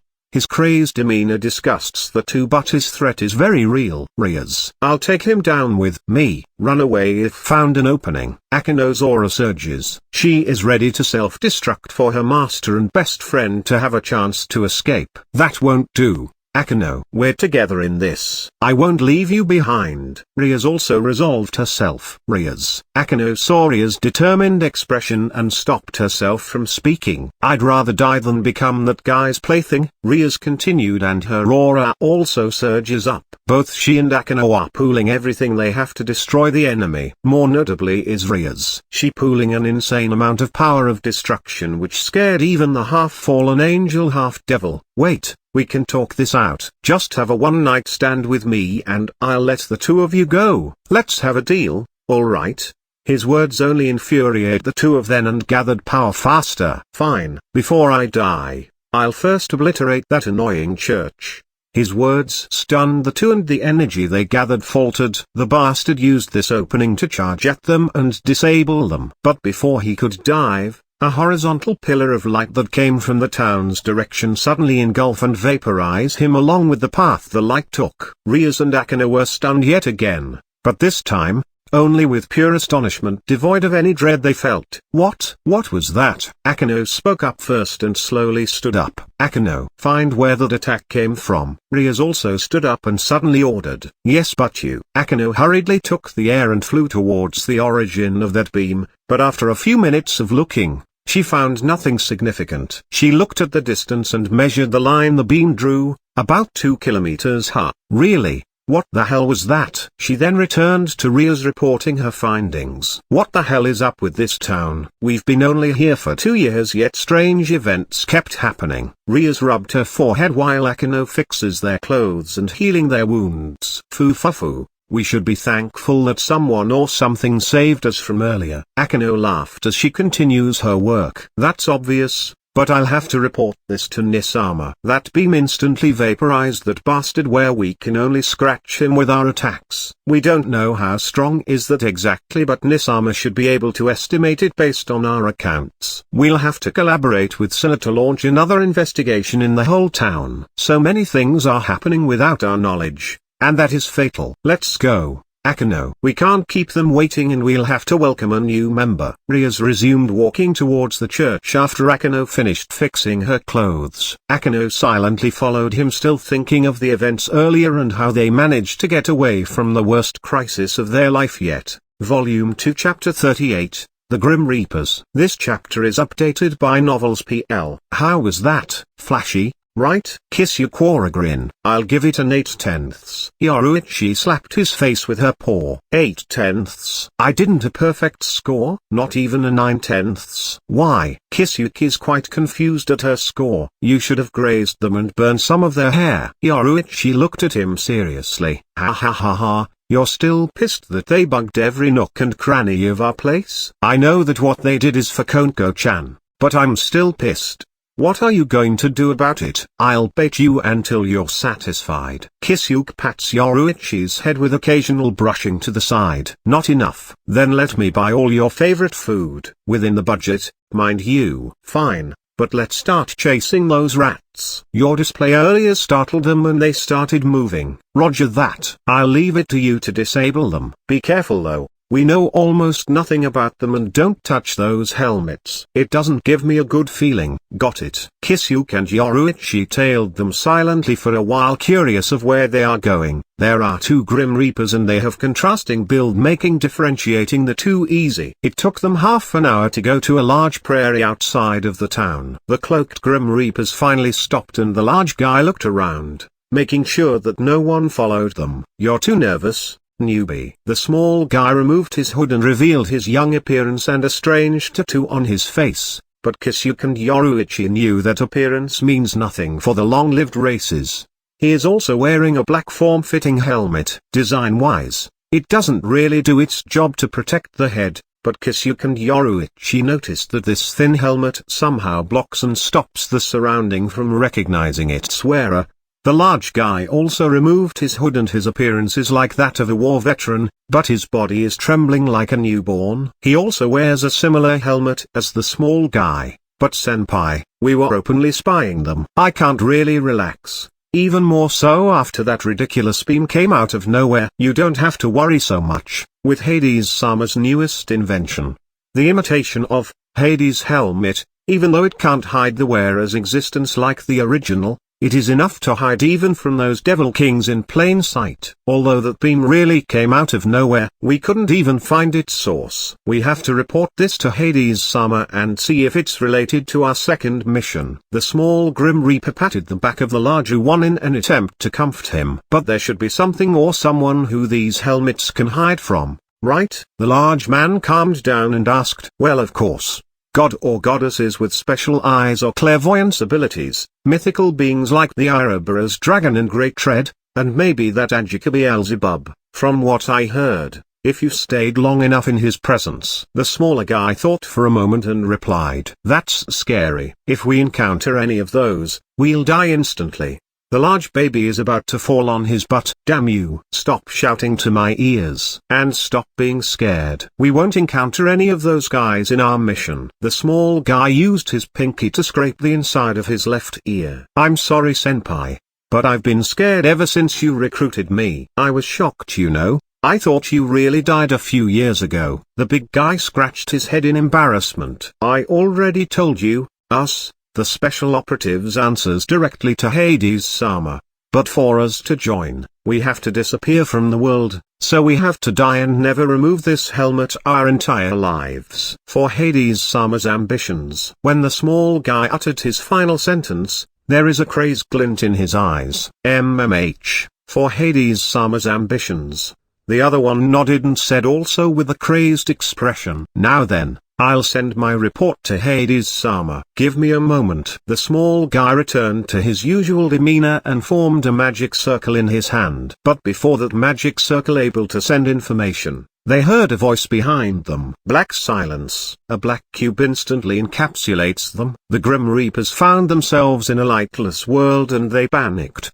But before they could do anything significant, both of them felt a fingertip landed on their foreheads. After that, a flash of lightning traveled from those fingertips through their heads, robbing them of their consciousness. They fell down at the same time and the black world vanished. That kid is an original of Kisuke based on Heidno 90 Kuoh Hitsugi Black Coffin. Instead of impaling the enemy after trapping them, this kid enhances its strapping abilities to the point of no information can come in or out, hence the black silence. It's very useful to momentarily block those insides from using any form of communication to outside. Why are you trying to fry their brains? Wouldn't their usefulness decrease if they're brain dead? Kisuke commented behind Yoruichi, who is looking at the two twitching unconscious individuals. It's fine. I learned how to precisely control my power. They're only unconscious and maybe in a bit of a pain after they woke up. Yoruichi gave him a bright smile, as violent as ever.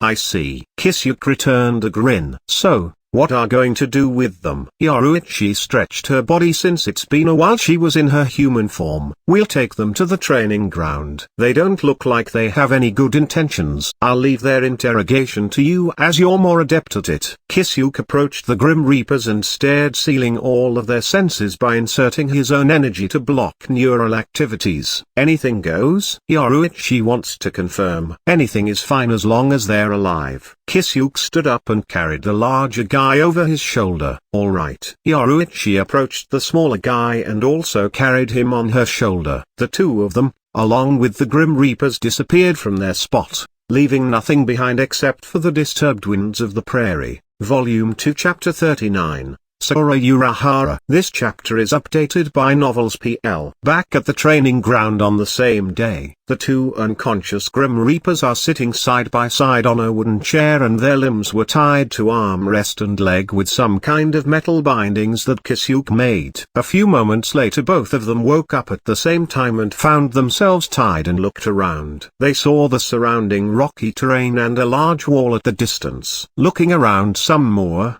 they knew that they were in a very big room due to the walls and ceiling. Senpai, are you awake? The large man started fretting, trying to untie himself. He thought that the one who tied them up this way is pretty stupid. A simple chair can easily break just from surging their aura. But he was shocked that he can't channel any of his strength. He looked at his bindings and noticed that the moment they move, the little things instantly disperse any accumulated strength and energy. Yes, I am. Pause. The small guy also tried the same and dispirited when they realized their situation. Mia senpai, Who could have captured us? The big guy named Boars asked his senpai again. He hadn't stopped trying to escape, but all he could do is to rattle the chair a little bit. I don't know. One thing is for sure though. He can detect us. Mia also tried channeling his magic to make a contact to anyone but still failed. God level, aren't we screwed? Boars stopped moving and shouted to his partner. Damn right. He'll probably interrogate us later, so swear on Hades-sama's name that you won't reveal anything. Also, we failed sending our report on time, so a rescue team is surely already on their way to us. Hold on until then, Mia warned his companion on the upcoming situation. Yes, senpai. For Hades-sama. Boars gives Mia a large grin and renewed his resolve. Good. Mia replied lightly. A few more minutes had passed. They didn't speak any longer and they already tried everything they could think of to escape, but none worked due to the detestable bindings. When they gave up escaping and just silently waiting for the capturers, the voice of a man resounded behind them, accompanied by the sound of wooden sandals stepping. Not gonna talk any longer. That's a shame. I thought that the two of you would like to brag everything about yourselves. I guess I was wrong. He slowly walks to their front and saw him. A tall, lean man with light skin and grey eyes. His hair is messy and light blonde, with strands framing the sides of the face and hanging between his eyes. He wears a dark green shihakusha without an undershirt. Over this, he wears a black huri, which sports a white diamond pattern along its bottom half. On his head is a striped dark green and white bucket hat that shadows his eyes. He is also holding a white fan over his face, but they could tell that he was smiling. Mia was silently inspecting this man and was shocked to the core. How? A human? How are you able to detect us? This guy is a human, not a hybrid, but pure human. Boars also reacted the same. He couldn't believe what is he seeing, as humans are the most basic and weakest species. Although there are exceptions, most of them are historical figures and Longinus users. Don't doubt my race now. I'm a bona fide human. Kisuke playfully pouted at them, which made them think that he's mocking them and being sarcastic. Mia wanted to say something but stop, and contemplated for a bit and looked at Kisuke seriously. Is he the one we're looking for? This reaction didn't escape Kisuke's perception and started guessing what that reaction means. This may be a bit sudden, but could you please answer a few of my questions? I'll let you go afterwards. Kisuke continued observing their reactions to glean more clues about them. You won't get anything from us even if you torture us. Boars growled at Kisuke, threatening to bite him to death if he ever comes close to them. My,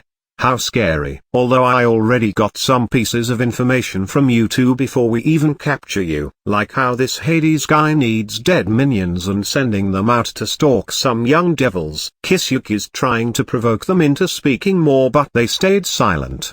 Continuing like this is unproductive. Yoruichi, your cue. Kisuke gave up and called his partner. You gave up too fast. A beauty with dark skin, black ponytailed hair and golden eyes, wearing only clothing akin to a swimsuit, suddenly appeared besides Kisuke, which startled the two Grim Reapers, though they already resolved themselves to stay silent until their reinforcements arrive and didn't say anything to react.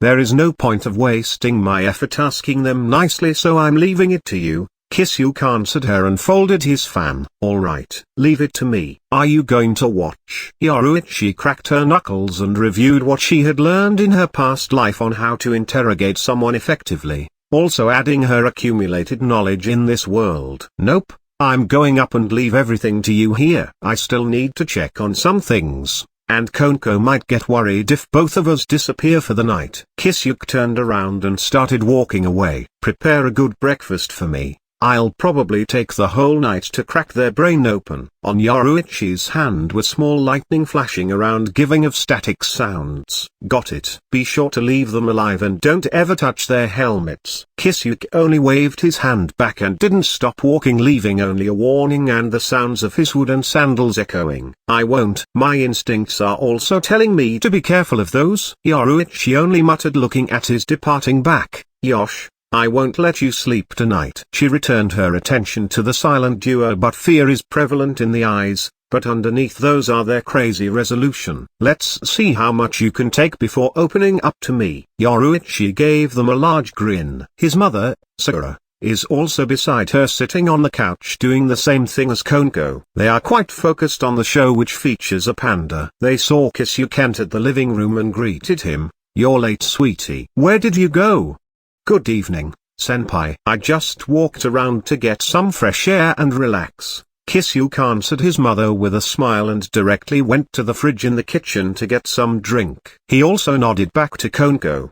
"You aren't peeking on our neighbor's bailing, right?" Sakura looked at him with squinted eyes. Kisuke's smile froze and his movements stopped. "Of course not. What I did when I was a kid, I won't do it again." He remembered when he is only starting to practice flash step but failed on his first attempts, and one of those attempts sent him to the bathroom of a neighbor where a lady is having a good soak. He couldn't explain himself back then and only accepted the blame. What else he could say in that situation? What did he do? "Auntie?" Koneko stopped eating and asked Sakura. When he was 7 years old, late at night, he barges into the neighbor's bathroom while Myra-san is taking a bath. Sakura answered Koneko's question while still looking at his son. Why did he grow up to be such a pervert? Koneko gave him a disgusted look and said, "So you started young, senpai." "As expected of you." "Ahem, that was just an accident and didn't want that to happen, but nobody believed me." Kisuke tried to defend himself. "The way you act,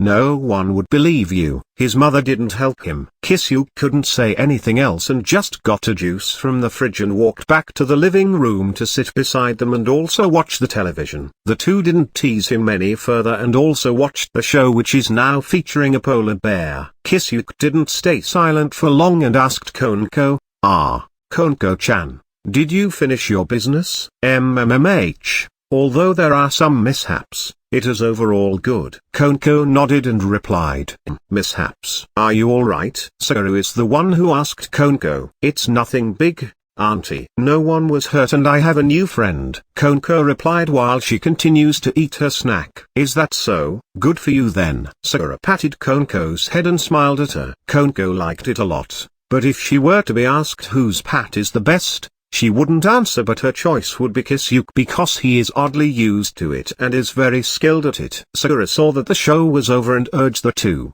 "Alright you two, time for the bed. You still have classes tomorrow. Brush your teeth before you go up." Sakura stood up and turned off the television and gathered the plates and glasses and carried them to the kitchen sink. Kisuke and Koneko followed her instructions and brushed their teeth before going up. "Good night, Mom," Kisuke said before he went up. "Good night, Auntie." Koneko did the same. "Good night you too." Sakura smiled at them and replied. She watched them go up and washed the dishes on the sink. After doing so, she sat on the porch with a glass of water in her hand and looked up at the stars. Something big happened tonight. The atmosphere was greatly disturbed. Probably something related to Koneko since she is a devil and went out tonight. She drank her glass of water and continued contemplating. "I only know that the Gremory heiress, Shitori heiress, and their respective peerages entered the town a few years after Big Sis Cleria died. Koneko is probably one of its members. Although I don't know how my son got close and know a devil. But she seems a good kid, so that's fine. I'm sure that my son is a pure human since I used my power of worthlessness to remove every bit of demonic blood on him when I was pregnant. But somehow, he attained power and I also don't know how much. His perception is also very great. If not for my power to hide my demonic energy, he'll probably notice that I'm a half-devil. Will he continue interacting with other supernaturals? I even left my family for my husband and gave birth to Kisuke as a human, but I guess that isn't enough to live a normal life. Fate is really such a mysterious thing. My husband is already gone. I don't want to lose even my son. I'll everything to help him if he ever finds himself in danger. Even if it means returning to my clan. I need to get in touch more onto what's happening in this town without revealing myself. The one who killed Big Sis Cleria is still at large. I have to be careful. If only I told Big Sis Cleria that I was hiding in her town all along, maybe I could have helped her. Regretting now won't do me any good. I have to focus on my son's safety, also Koneko-chan's while I'm at it. The next thing that is bothering me is, that black cat that Kisuke adopted years ago. It's giving me a weird feeling. Is it related to Kisuke gaining power? I guess I have to add that to the list of what I have to investigate, and also that Miss Hassan, the aura she is emitting is of human, but I can't think of her being one. Where did Kisuke found her? Sakura entered the house and closed the door on the porch. She washed for a bit and went up to her room. When she opened the door, she saw Koneko, who is in her pajamas, already asleep on the side of the bed. She went up and lay down and reached Koneko to fix the blanket on her and then proceeded to hug her. I hope that peace lasts a little longer. A bright sunny day. Kisuke felt someone is tapping his face. He opened his eyes and saw a black cat with golden eyes overlooking him. Yawn. Good morning, Yoruichi. He sat up and stretched his body. Good morning, yawn. Yoruichi greeted him back. But it's her turn to yawn and feels sleepy. Both of them don't really need to sleep every day, but they kept the habit to keep the mental stress in check. You really didn't stop the whole night? Kisuke stood up and scratched his head while looking and asking Yoruichi. I feel sorry for them. I already told you. Yoruichi stretched her body getting ready to sleep. How did it go then? Kisuke walked to his closet and started preparing the school uniform that he would use today. They're a tough nut to crack. No. More like they are a crazy believer from a cult. Even if I cut off their limbs and overload their pain receptors, they don't speak. I gave up when they're almost dead. I sealed all of their cognitive functions and left them there. If I don't do that much, they find every opportunity to kill themselves. Yoruichi talked about some of the methods she employed to make them talk. Is that so? Then I'll have to use the last resort. Can you prepare the ritual site? Kisuke is already done preparing and walk back to the bed where Yoruichi is. He already used magic to clean himself, but he still wants to take small dips in the water in the early morning. I've learned from you,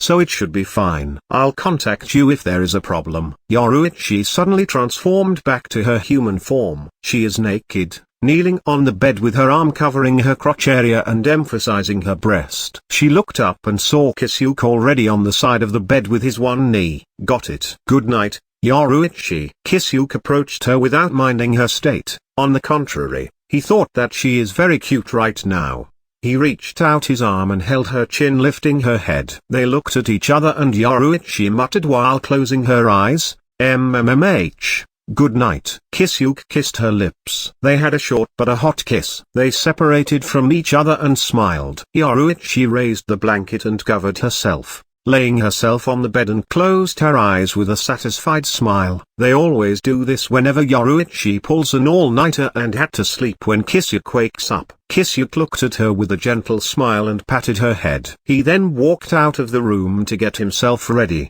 carrying his change of clothes downstairs. When he reached the bathroom, he saw the tub already filled with warm water. His mother knew that Kisuke likes taking a dip every morning and always prepares it for him whenever she is around. After taking a bath, he dressed in the school uniform and went to the dining table. Koneko is already sitting on a chair while his mother is preparing their lunch boxes. Good morning. Kisuke sat down and started eating his breakfast, which composed of steamed rice, miso soup, grilled fish, and various side dishes. Morning. Koneko returned his greeting and continued eating her breakfast in great relish. Kisuke, I'll be coming home late tonight, so take care of your dinner later. Sakura packed 3 lunch boxes and set it on the table. Koneko-chan, give this to your grandma. She pointed to one of the 3 lunch boxes. Thank you, Auntie. Koneko smiled at her caring actions, which are still new to her, since even if she was adopted by the Gremory clan, it is very rare for her to have this kind of family atmosphere. You're always welcome. Koneko-chan. Sakura smiled back at her. She removed her apron and went back to her room to prepare to go to work, leaving only Koneko and Kisuke on the dining table. Ah, Koneko-chan, we don't have classes for the afternoon. What are your plans? Kisuke suddenly asked her as he remembers today's schedule. I'd like to continue my training with Yoruichi-san. I'm getting better at controlling my life force and those in my surroundings. I'd also like to practice those life force-based kiddies you are talking about. Koneko answers as she finishes up her food. About that, we'll have to cancel it. Yoruichi and I will be busy with something. Also, don't come to the training ground as it might get dangerous. Understand? We'll just do your training in the evening. Kisuke looked at Koneko seriously and warned her. Dangerous? Will you be alright? Koneko looked at him worriedly as Kisuke rarely mentions the word danger. We'll be fine, it's not that big of a deal. I'm just warning you in case something troublesome happens and you wouldn't be dragged along. Kisuke returned to his nonchalant face and patted Koneko's head. Alright. But please be careful, senpai. Koneko enjoyed her morning pat and stood up carrying the dishes with her to the kitchen. I will. And just a reminder, never practice Kido alone, as those spells are in the experimental stage and could prove dangerous without supervision. Kisuke also finishes up his food and stood up to follow Koneko to the kitchen with his dishes. Koneko nodded at him seriously as she remembered her senpai experimenting with this Kido only to blow up and those around him. Good thing the training ground is big and sturdy. After setting the dishes, both of them went to the living room to get their school bags and went to the front door. Mom, we're leaving. Kisuke shouted at the interior of the house. Be careful out there. Sakura's voice answered from within. They both went out of the door and locked it and started walking to the direction of the school. As Koneko is inherently silent, Kisuke also didn't say anything else and just enjoyed the morning breeze and some occasional stare of envy and jealousy because of him walking the cute mascot of the academy. Halfway through their usual way, Kisuke felt a stare different from others. It is also accompanied by a strange aura. He closed his eyes while walking and actively scanned his surroundings. On the right side behind them, 75 meters away, there is a beautiful young woman with a voluptuous figure, long black hair with split bangs, and hazel gold eyes with cat-like pupils wearing a black kimono, a yellow obi, a set of golden beads, and an ornately detailed headband. The kimono features a red interior and it is open at her shoulders, giving view to her large breasts which rival those of Ria's and Akinu in terms of size. There is also a pair of black cat ears sticking out of her head and a pair of black tails sticking out from her behind. Her sight alternates between Kisuke and Koneko, but she is looking at them very differently. While she is looking at Koneko lovingly and a trace of longing, she is looking at Kisuke with hostility and a trace of jealousy. Kisuke was confused for a moment when he remembered Koneko's history. A smile bordering snickering appeared on Kisuke's face. Koneko noticed his expression and asked, "What happened, senpai?" "Nothing, I just remembered something," Kisuke replied. Koneko didn't ask any longer as she is used to her senpai acting strange sometimes. So the awkward and clumsy sister finally appeared. Kisuke thought. Koneko, good fortune is coming to you real soon. Kisuke suddenly said. Ha, senpai, are you also doing fortune telling now? Please stop it if it's only for picking up girls. Koneko looked at him confusedly. She warned him nevertheless. Kisuke couldn't say anything back. Volume 2 Chapter 40, Hades, and this chapter is updated by Novels PL. Before Kisuke and Koneko reached the school, they encountered Saitri and Tsubaki Shinra on the way. Yo. Good morning Shitrikachu and Shinra Fukakeichu. Nice day today, isn't it? Kisuke waved his arm when he saw them and greeted them happily and pointlessly energetic. Good morning. Koneko did the same but in a lot less intensity than Kisuke. Good morning to the both of you too. And you're awfully energetic again, Urahara-kun. Sana greeted them back while also giving her comments on usual Kisuke's behavior. Tsubaki just nodded at the two of them and didn't speak. Well, it's because I saw our beautiful Stuco president early in the morning and brightens my day, Kisuke replied teasingly. He really likes how this girl always keeps up her serious appearance and makes him want to tease her more.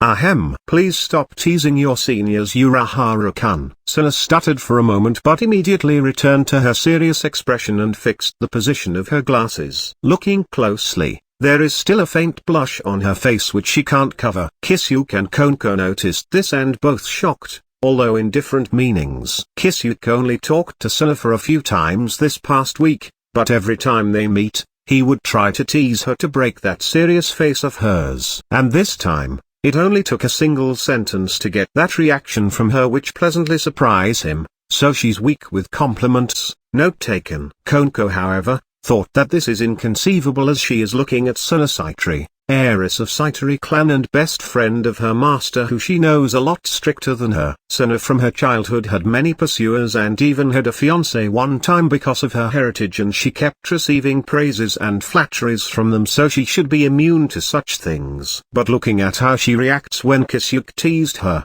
she started to question herself if this is really Suna Shitori in front of her. Suna saw Kisuke's grin and Koneko's shocked face. She doesn't know what Kisuke is thinking, but she can somehow guess what is Koneko thinking, which made her panic a bit. Well then, we have to go or else we'll be late. She chooses to escape. She turned around and walked briskly to the school building. Sabaki followed her silently. She probably knows what her master is thinking. As if she remembered something, before she could enter the building, she turned around again and looked at Kisuke, who is still grinning at her, and this face ticked her off. She approached him again with a renewed serious face and said, "I want a rematch later. Are you free this afternoon?" Rematch? Kisuke tilted his head in confusion and it suddenly hit him. Ah, you're talking about another chess match? Sure, I don't mind. But you still haven't fulfilled your end of the deal.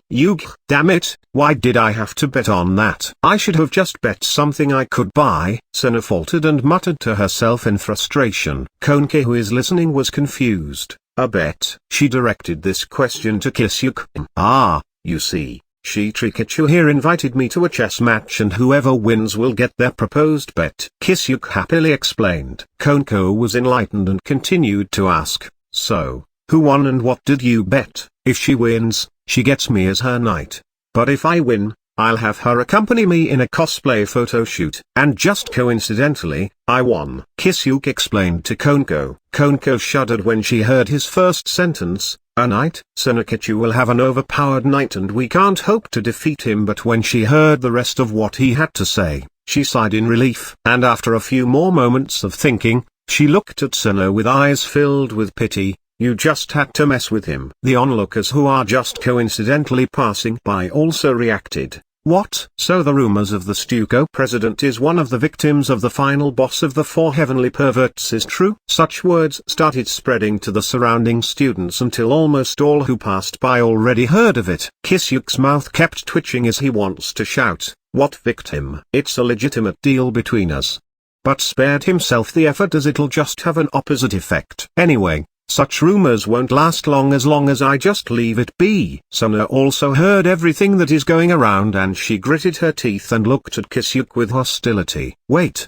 Don't look at me like that. I didn't. It'll end up like this if I said that." Kisuke raised his arms in mock surrender. "Ha. Anyway, are you free?" "You haven't answered my question." "As for my end of the deal, I'll also do it later." Suna calmed herself down and said to herself that she shouldn't blame him as she's the one who proposed the bet and there is no lie in his words. "I have some business to attend this afternoon, so no. But if you're fine with the evening, then you can talk to Koneko here to lead you to our place." Kisuke answered and suggested to her. "Fine. The evening then." Suna thought for a while and accepted his suggestion. She's more active in the evening because she is a devil and will raise her chance of winning against him. "Then let's talk the specifics later at our place or else we'll all really be late," Kisuke said and started walking to the school building, bidding farewell to Koneko, Suna and Tsubaki. "I'll see later, Sunakichi." Koneko bowed to her and also walked to her class. Suna looked at their departing backs and thought for a while back. It has been a week since Suna lost her chess match against Kisuke and what it entails slowly sinks into her. At first, she thinks nothing of it as she's still thinking back on how she lost the game, but as time goes on, the realization of the fact she lost is a very big deal, and every time she would encounter Kisuke, she became more and more aware of him. If everyone knows that I lost to him, do I really have to marry him? No.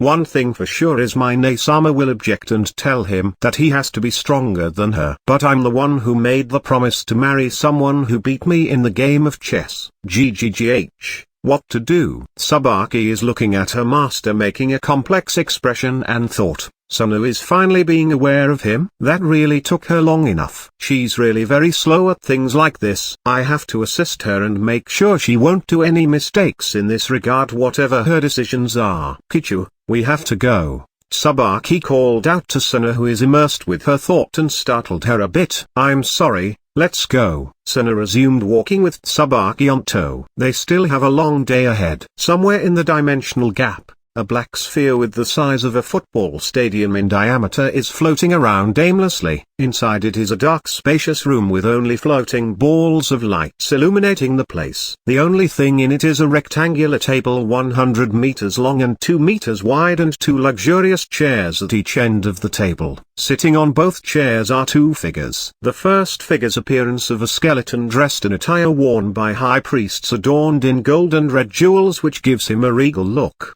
Despite his attire, however, he gives off a creepy aura.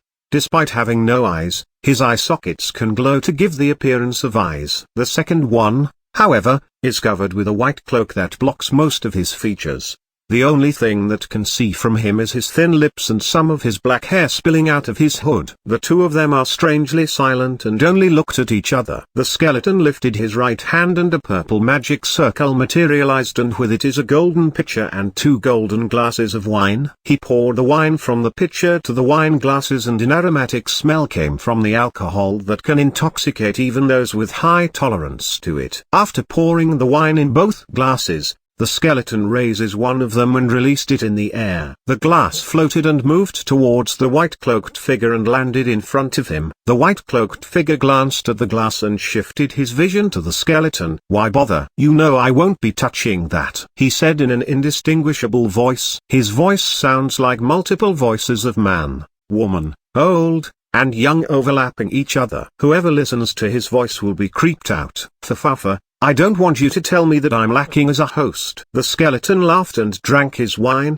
releasing a satisfying sign even though he just hauled bones. His voice is also one that will send chills to those who don't have enough backbone. "So, why did you call me here?" The white-cloaked figure rested his elbow on the chair's armrest and rested his chin on his knuckles, ignoring the skeleton's antics. "The collection of the bat's blood is going as scheduled." Mr. Skeleton set down his glass and nonchalantly announced, "Enough with that crap. You won't be calling me here with only that." Mr. Whitecloak furrowed his eyebrows under this hood and seriously looked at the extravagant skeleton. The skeleton stared at him for some moments, thinking of something. After a while, he spoke. "I've lost contact with 2 of my special operatives. That's not good for both of you and me." He raised his brows and urged the skeleton to continue. "It's not as dire as you think." Mr. Skeleton took another sip of his wine. "Tell me everything I need to know. We're accomplices now. I want to know how these special operatives of yours operates." The cloaked man leaned towards the table and waited for the skeleton to speak. "You already know about the imitation of my helmet. Every member of my special operatives is presumed dead to evade the eyes of other gods and mythologies. Their number is limited due to his. But thanks to that, I was able to equip everyone one of these fake helmets, raising their effectiveness in intelligence gathering." The skeleton slowly narrated while swirling the wine in his glass. "Mind telling how many is that limited number is?" "No can do. Even if we're in an alliance, I can't release information like that." "You're the same, aren't you?" "I also don't know how much your so-called children you've amassed." "Fafafa. Then tell me at least how effective this helmet of yours." The cloaked man sighed and gave up. "They can hide from ultimate devils, minor gods, and seraph levels as long as they don't stay too close for their presence to be revealed." "How about those super devils and major gods? If they are moving, they can realize their presence but won't be able to tell where they are. They won't even be able to tell the race of the wearer. That is a very powerful force you're hiding. Wouldn't you able to assassinate ultimate class devils in your leisure?" "That's not possible, as even the original helmet leaves traces when you attack someone." "Are you fine telling me this weakness?" "Fafafa, it's fine. I'm not using them to attack others. We have a separate plan for that, don't we?" The cloaked man didn't answer his question and leaned his back to the chair. "Aren't you using them to collect the bat's blood?" "Yes, only for intelligence. That is, my underlings will find someone else to the dirty job and dispose of them afterward to leave no evidence behind." "You're not worried that they trace it to you?" "After all, no matter how careful you are, you can't keep hiding in the dark forever without someone noticing you. Even if they suspect me, as long as they don't have any concrete evidence against me, I don't really care. Besides, Most of the bats I target are of those anti-Satan faction descendants. I can just blame it to the Chaos Brigade, who are getting more and more active these days. Then what happened to the two of your operatives? Were they captured or killed? I don't know. I sent the two of them to watch the town where the heiresses of Gremory and Shitori was assigned and snatch them if there is a chance. So, the Gremory and Shitori girls managed to capture or kill your unseen operatives? No, I'm sure that it is not them. I know their abilities and they're just kids playing around.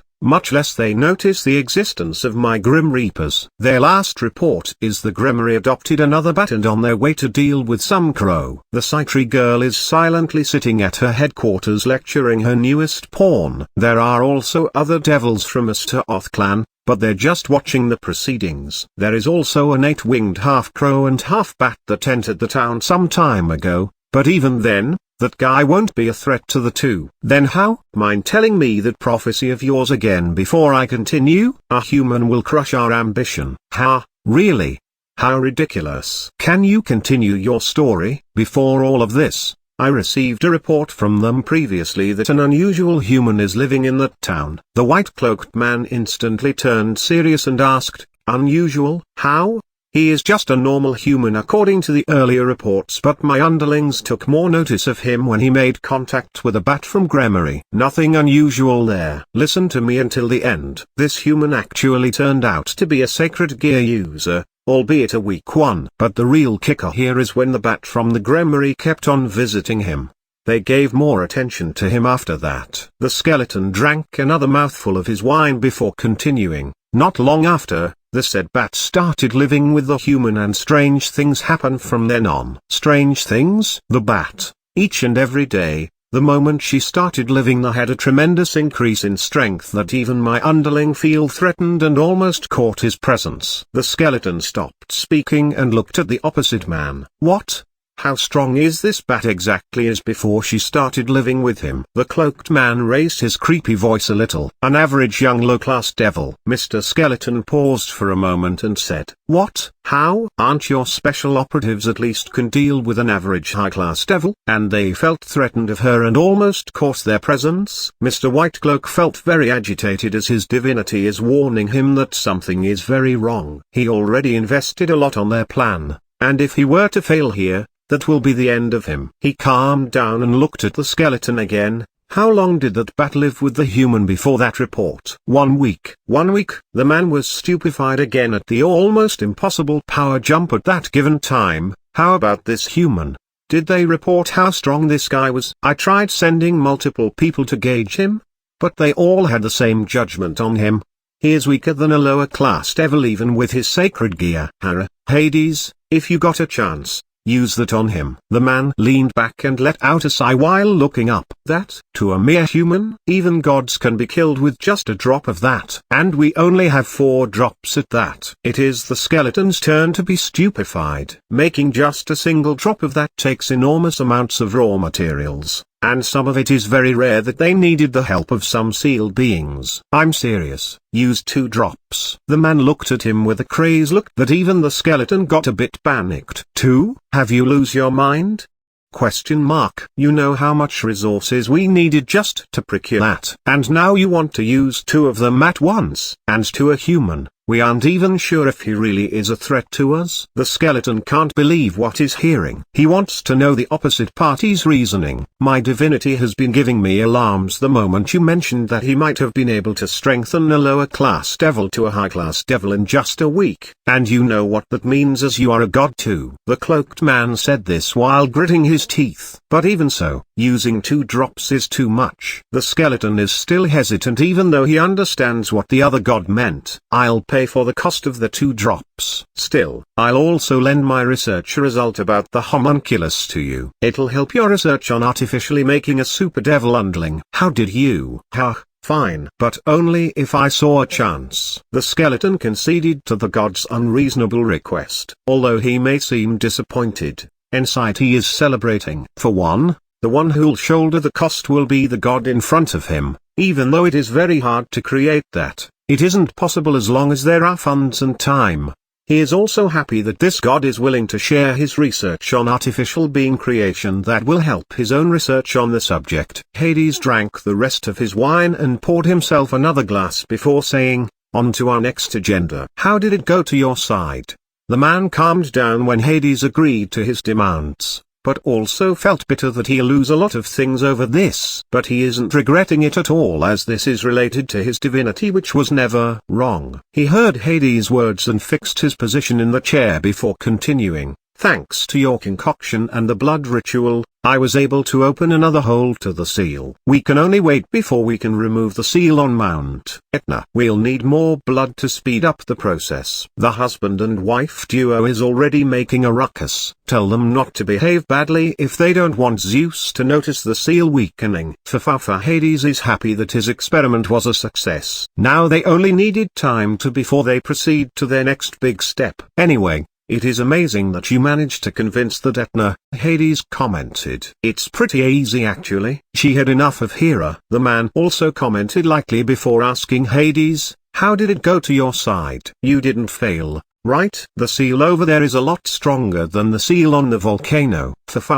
"I managed to punch a hole through the seal and the Titans are in the celebratory mood now." Hades' creepy laugh echoed to the surrounding. With this, the advent of the new age is near. Volume 2 Chapter 41, Satan Lucifer. This chapter is updated by Novels PL. In a certain castle in the underworld where domestic affairs is being managed, Surzux Lucifer, the current Lucifer of the underworld and the chief of domestic affairs, is currently doing some paperwork in his office. Surzux is a handsome man who seems to be in his early 20s. He has shoulder-length crimson red hair and blue-green eyes inherited from his father, Zoticus. Similar to Ria's. The room consists of a large wooden desk with a comfortable but formal-looking chair, few shelves filled with books and arranged in a particular manner at the back part of the room. Few framed paintings and photos hang on the left side of the room, along with a sofa and small center table to entertain some guest with drinks and snacks,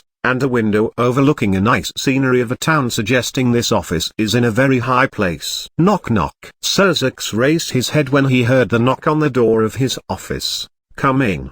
The door opens and the one who entered is a 174 centimeters tall, 5 feet 8 inches, beautiful young woman appearing to be in her early 20s with back-length silver hair that features a long braid on each side with small blue bows at the ends, while the rest is let down, which ends in twin braids, and red eyes, who is wearing a blue and white French-made outfit with long sleeves and a white-made headband over her head with red lipstick as a cosmetic accessory. This woman is Graphia Lucifuge, the wife and queen of Surzux Lucifer, sister-in-law of Ria's Gremory, and the mother of their single son. "I heard that you called for me?" Graphia asked her husband in confusion. She came all the way from the Gremory mansion because Surzux suddenly summoned her without any prior notice. "Yes, I would like you to go to the human world, Kuoh town specifically." Surzux set aside the papers he's been working on and looked at his wife seriously. "Ria's town? Did something happen?" Graphia felt a bit worried, since Surzux won't ever send her on a mundane task, and this is her sister-in-law's town they were talking about. "You don't have to be too worried. I already sent my familiar to Ria's and her servant's place to guard her from the shadows. It'll also immediately inform me if there is a danger, and I could teleport to her side instantaneously." Surzux reassured her wife with a smile. He had already taken some actions against contingencies. "That's great. What exactly happened?" Graphia sighed in relief and asked, returning to her serious face. "An 8-winged half-fallen angel and half-devil attacked Rias and Akano,"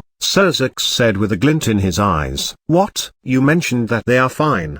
How were they able to fend the enemy off?" "From my knowledge, it's still impossible for them." "Are you sending me to chase and interrogate him?" Graphia was shocked yet again as her sister-in-law and her servant got so close to danger. "No. The assailant has already been killed. Rias told me honestly that when they were about to self-destruct to bring him down with them, a large beam of light came from somewhere and instantly vaporized the bastard along with its path." Surzux clenched his knuckles every time he remembers the report given to him. He forced Rias to tell him everything that happened, which resulted in him knowing what they actually planned if someone didn't save them. "Self-destruct? Their dignity is probably also in danger. That is why they chose such action. They are very attractive women after all. You didn't reprimand her too much, right? Grafia manages to guess Ria's and Akino's plight. Surzux didn't answer Grafia and avoided her gaze. Grafia sighed at her husband's actions and said, all right. I'll help you apologize to her. Thank you. Surzux gave his wife a grateful smile as he truly thinks that he scolded her too much after calming down. He really just loves her sister too much. By the way, is this related to the missing devil's case? I don't know. That's why I want you to personally go and confirm this. Most of the houses were getting restless and our only suspect is the old Satan faction. But this doesn't seem that simple. I have the same opinion. Whether it was abduction or assassination, it was too clean. We have to get to the bottom of this before those old folks do something reckless. Even though I'm the Devil King and have the support of other Devil Kings, we can't pressure them too much or it might start another civil war which will be fatal to the current Devil Society. We might not be able to recover from that, and the old Satan faction will take advantage of that to return. The maid nodded at her. Going back to the topic, the savior instantly vaporized an 8-winged being. That should be at least ultimate class. You want me to investigate the identity of this individual? Grafia resumed inquiring. Yes.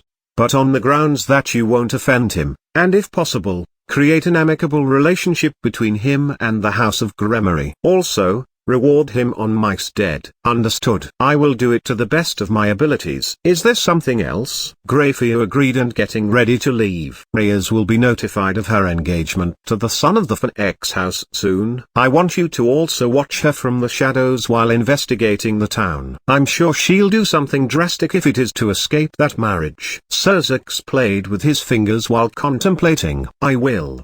But are you really fine with this marriage? Grafia asked Surzux. But she already knows his answer considering how big of a siscon he is. Of course not. The Fanx boy will probably visit Rias before their engagement and surely there is going to be a conflict. Lead the talk to the rating game. We'll give Rias a chance to get out of this on her own. Surzux leaned to his chair and revealed his plan to Grafia. That will be easy. But we both know that Rias, as she is now, could never defeat Riza Fanx in a rating game. The maid is confused about why would her husband allow such useless acts. I'm betting on her new servant, the Red Dragon Emperor. Surzux lightly smiled. Red Dragon Emperor? She found and made its host her servant? Grafia was slightly shocked and asked. Yes. Coincidentally, Surzux is very happy about his sister's good fortune. Even then, if it is newly awakened, it won't be that much stronger than a twice critical. Grafia furrowed her brows. I heard he is a funny kid, and you know how these sacred gears works. It is also one of the Longinus. We don't know what kind of miracle he can show. Surzux smiled as he looks at the reports regarding the new Red Dragon Emperor. But you're not the type to put all his eggs in one basket. What would you do if it doesn't work? As the last resort, I'll let Rias escape and help her hide until she is strong enough to shut the mouth of the geezers sitting on their rotten chair. Surzux smirks as he thought of those higher-ups that do nothing but scheme. They're in for a surprise because of two unconventional beings felt bored and started spoiling a young cat and that cat is learning some crazy techniques. Watch your language. Grafia threatened to pinch his cheek with her vice grip-like fingers. Give me a break. We're the only one here. Surzux lifted his arm in surrender with cold sweats running down on his back. You intend Milikas to inherit the house? Grafia changed the topic. That is what I intended in the first place. Even though Rias is very intelligent, she is too emotional and not suitable for managing a house of a noble. I see. Grafia nodded at her husband's decision as it is also her opinion of her sister-in-law. Rias is too affectionate and hot-blooded even with those from the house of Gremory, which can be used against her. But escape the marriage, reminds me of the young Ms. of the Belial house from years back. Grafia was suddenly reminded of something and started reminiscing. You mean the stepsister of the late Cleria Belial? Sarah Belial? Surzux was also reminded when Grafia mentioned it. Yes. She runs away with her human lover to the human world and never to be seen again. Is there any news on her? None whatsoever. But we have received information about her supposed human lover. He was found dead 17 years ago in Romanian lands. His name, if I'm not mistaken, is Urahara. We don't know if that is his real name, and we found some people with Urahara surname but aren't related in any way and all of them were humans. If the two had a child it'll surely have at least some demonic blood in him, so we are stuck. I feel bad for the Belial house for losing both of their daughters in unexpected ways. The Belial house is also regretting what they had done to Sarah Belial and haven't stopped searching. But the sudden death of Cleria Belial devastated them and poured almost all their manpower to investigate her death, and some pieces of information are already coming to light. It seems that the church has something to do with this. The church? Looks like even Michael is having a hard time after the loss of their god. That's a given. Nobody from them can actually control the system he left to its full potential. What they didn't know is Sarah Belial aka Sakura Urahara is happily doing her work as one of the managerial team leaders under one of the Gremory subsidiary companies. And Cleria Belial is having a good time with her lover after being coincidentally saved by her nephew. Well then, if there is nothing left, I'll take my leave to prepare to go to the human world. Grafia bowed and turned around and exited the room. Be careful out there, Surzak said to the leaving figure. Since today is not her day off, he can't act like a husband to his wife. Grafia is a strange woman, but Surzak loves her regardless. After the morning classes, Kisuke is eating his lunchbox on the lawn beside the track field with the perverted trio. Kisuke's face is buried in his lunchbox when Motohama stops eating his bread for lunch and asked him while fixing his glasses, "Kisuke, I will ask you something, and I want you to answer honestly." Kisuke lifted his head while still chewing on a piece of fried chicken. "What's up, perverted glasses? Shut it. I don't want to hear that from you, perverted hats." Motohama angrily shouted back. "Don't be angry, Motohama. Everyone in the school is already calling you with that name and half of those don't even know your real name." As I also stopped eating his lunchbox and looked at the perverted glasses. "What? How did that happen? I'm a very good student." Motohama held his head and shouted to the sky, garnering some attention from the female students passing by coincidentally. "Is the perverted glasses up to something again?" One of them spoke up. Motohama heard this and glared at her. The female student felt threatened by his gaze and immediately ran away with her friends. "Let's get going." "Shut up and calm down," Matsuda reprimanded him. But Motohama wanted to say something, but Isai cut him off. "If it weren't for you calculating and muttering in a loud voice the three sizes of the female students who pass by, they wouldn't call you like that." Isai patted his back to console him. Motohama sat back down dejected, but Kisuke didn't let him off. With a face like that, Isai and Matsuda stopped and looked at Motohama, then looked at each other, and finally they both patted his back. "Our bad. Even without doing that, they will still call you perverted glasses." "Damn you!" Motohama exploded again. "Calm down, will ya? We don't blame you for having a perverted face." Matsuda poured more oil to the fire. "You bast!" Motohama wanted to punch his face but stopped when Matsuda suddenly took out an adult magazine. "This is the latest limited edition of Booby Paradise. How did got hold of it?" Motohama was shocked to the core at the unexpected treasure. "I got my connections," Matsuda said with a smug look. "Take a look at it. It'll help you calm down," he continued saying. As I joined in their fun while Kisuke was speechless and thought, and how is that going to help him calm down? But he also joined the viewing and appreciated the scenery while rubbing his chin and whistling now and then. "Having your perverted meeting again, perverted quartet." A voice of a girl suddenly resounded behind them while they were enjoying the magazine. They all turned their heads around and the trio simultaneously shouted, "Eikakuryu."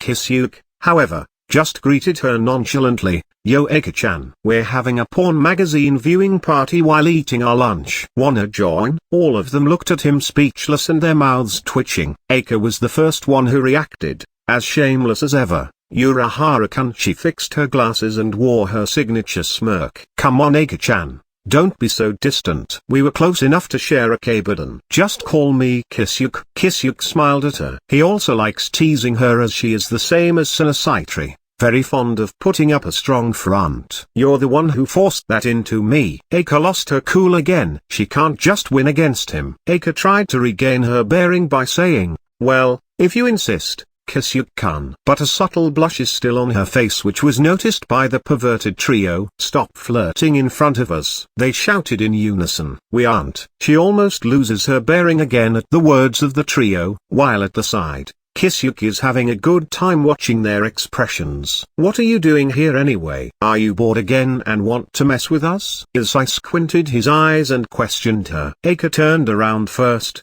took a deep breath and sighed. She turned around again and her demeanor is back to normal. I'm just wandering around after eating my lunch and coincidentally saw all of you here. I remembered something that happened this morning and wanted to ask Kisuke-kun about it. Eika stated her reasoning to the fore. Right, I almost forgot.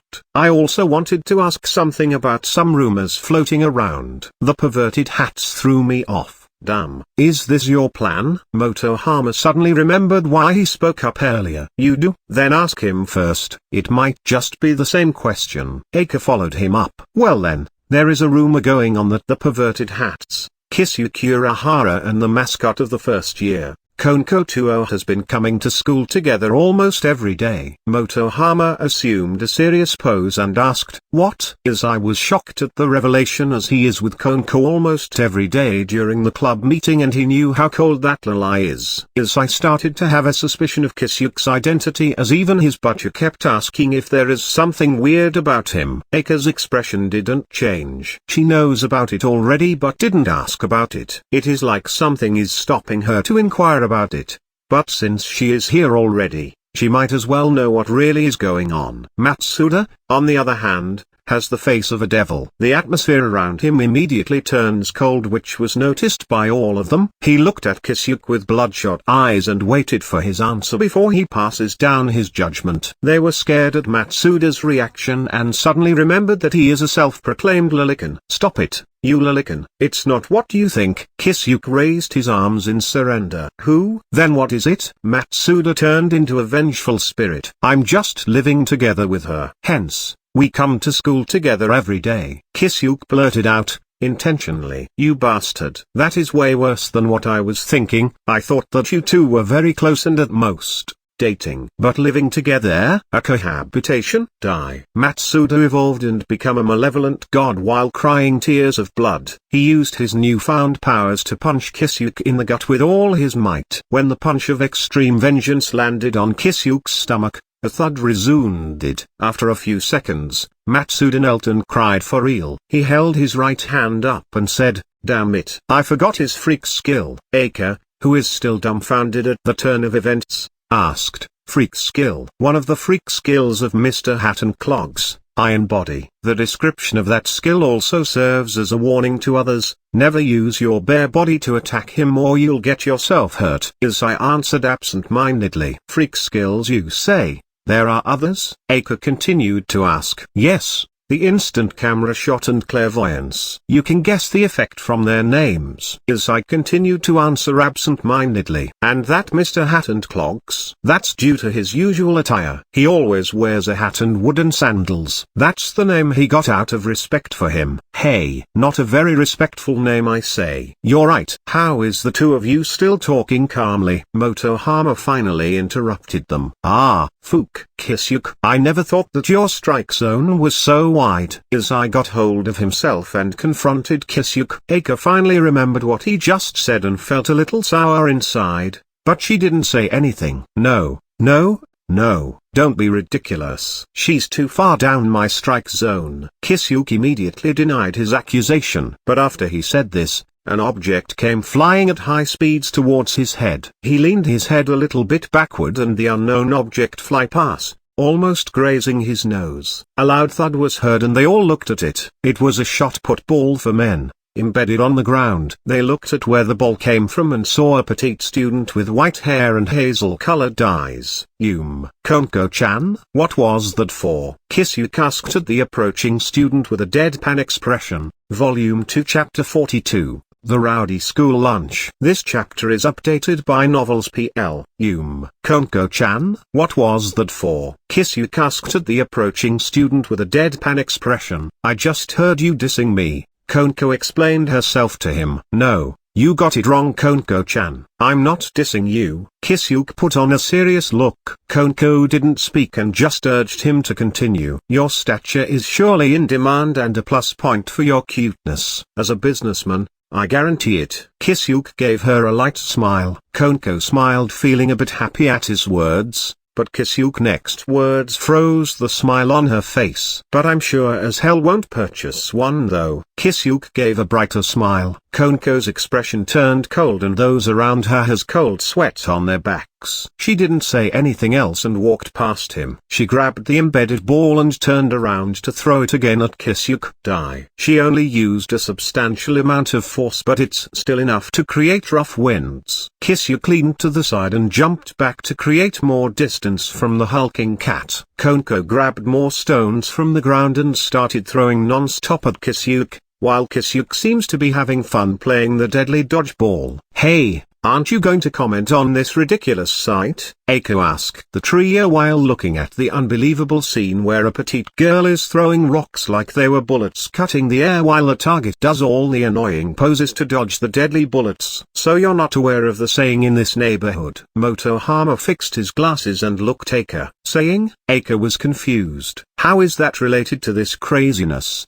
She thought. Never question the freak's existence, the trio simultaneously said. Kisuke is a freak of nature since he was young, and most of the hoodlums in the town probably got a taste of his cane. And it looks like this Koneko too is also a freak. Matsuda followed up. What the hell? Eiko is, even more, confused now, but Eiko knew she wouldn't get anything from the three idiots and just choose to stop using her brain and watch the event unfold. Izai is thinking differently, however. I can understand Koneko-chan having an ability to do all of that, but what the hell is Kisuke? But you told me that he is a human, but can a human really move like that? Koneko, who saw Kisuke just playing around while dodging her rocks, got pissed and started to think that she should just uproot a tree and hurl it at him. Kisuke, who saw the changes in Koneko, immediately shouted, "Wait, Koneko-chan, let me explain. You want to eat fruit and there are two available at the store, an orange and an apple. You like oranges but you don't eat apples. It's obvious which one you would buy, right? See my point here?" Kisuke spoke fast. The four outside were once again speechless,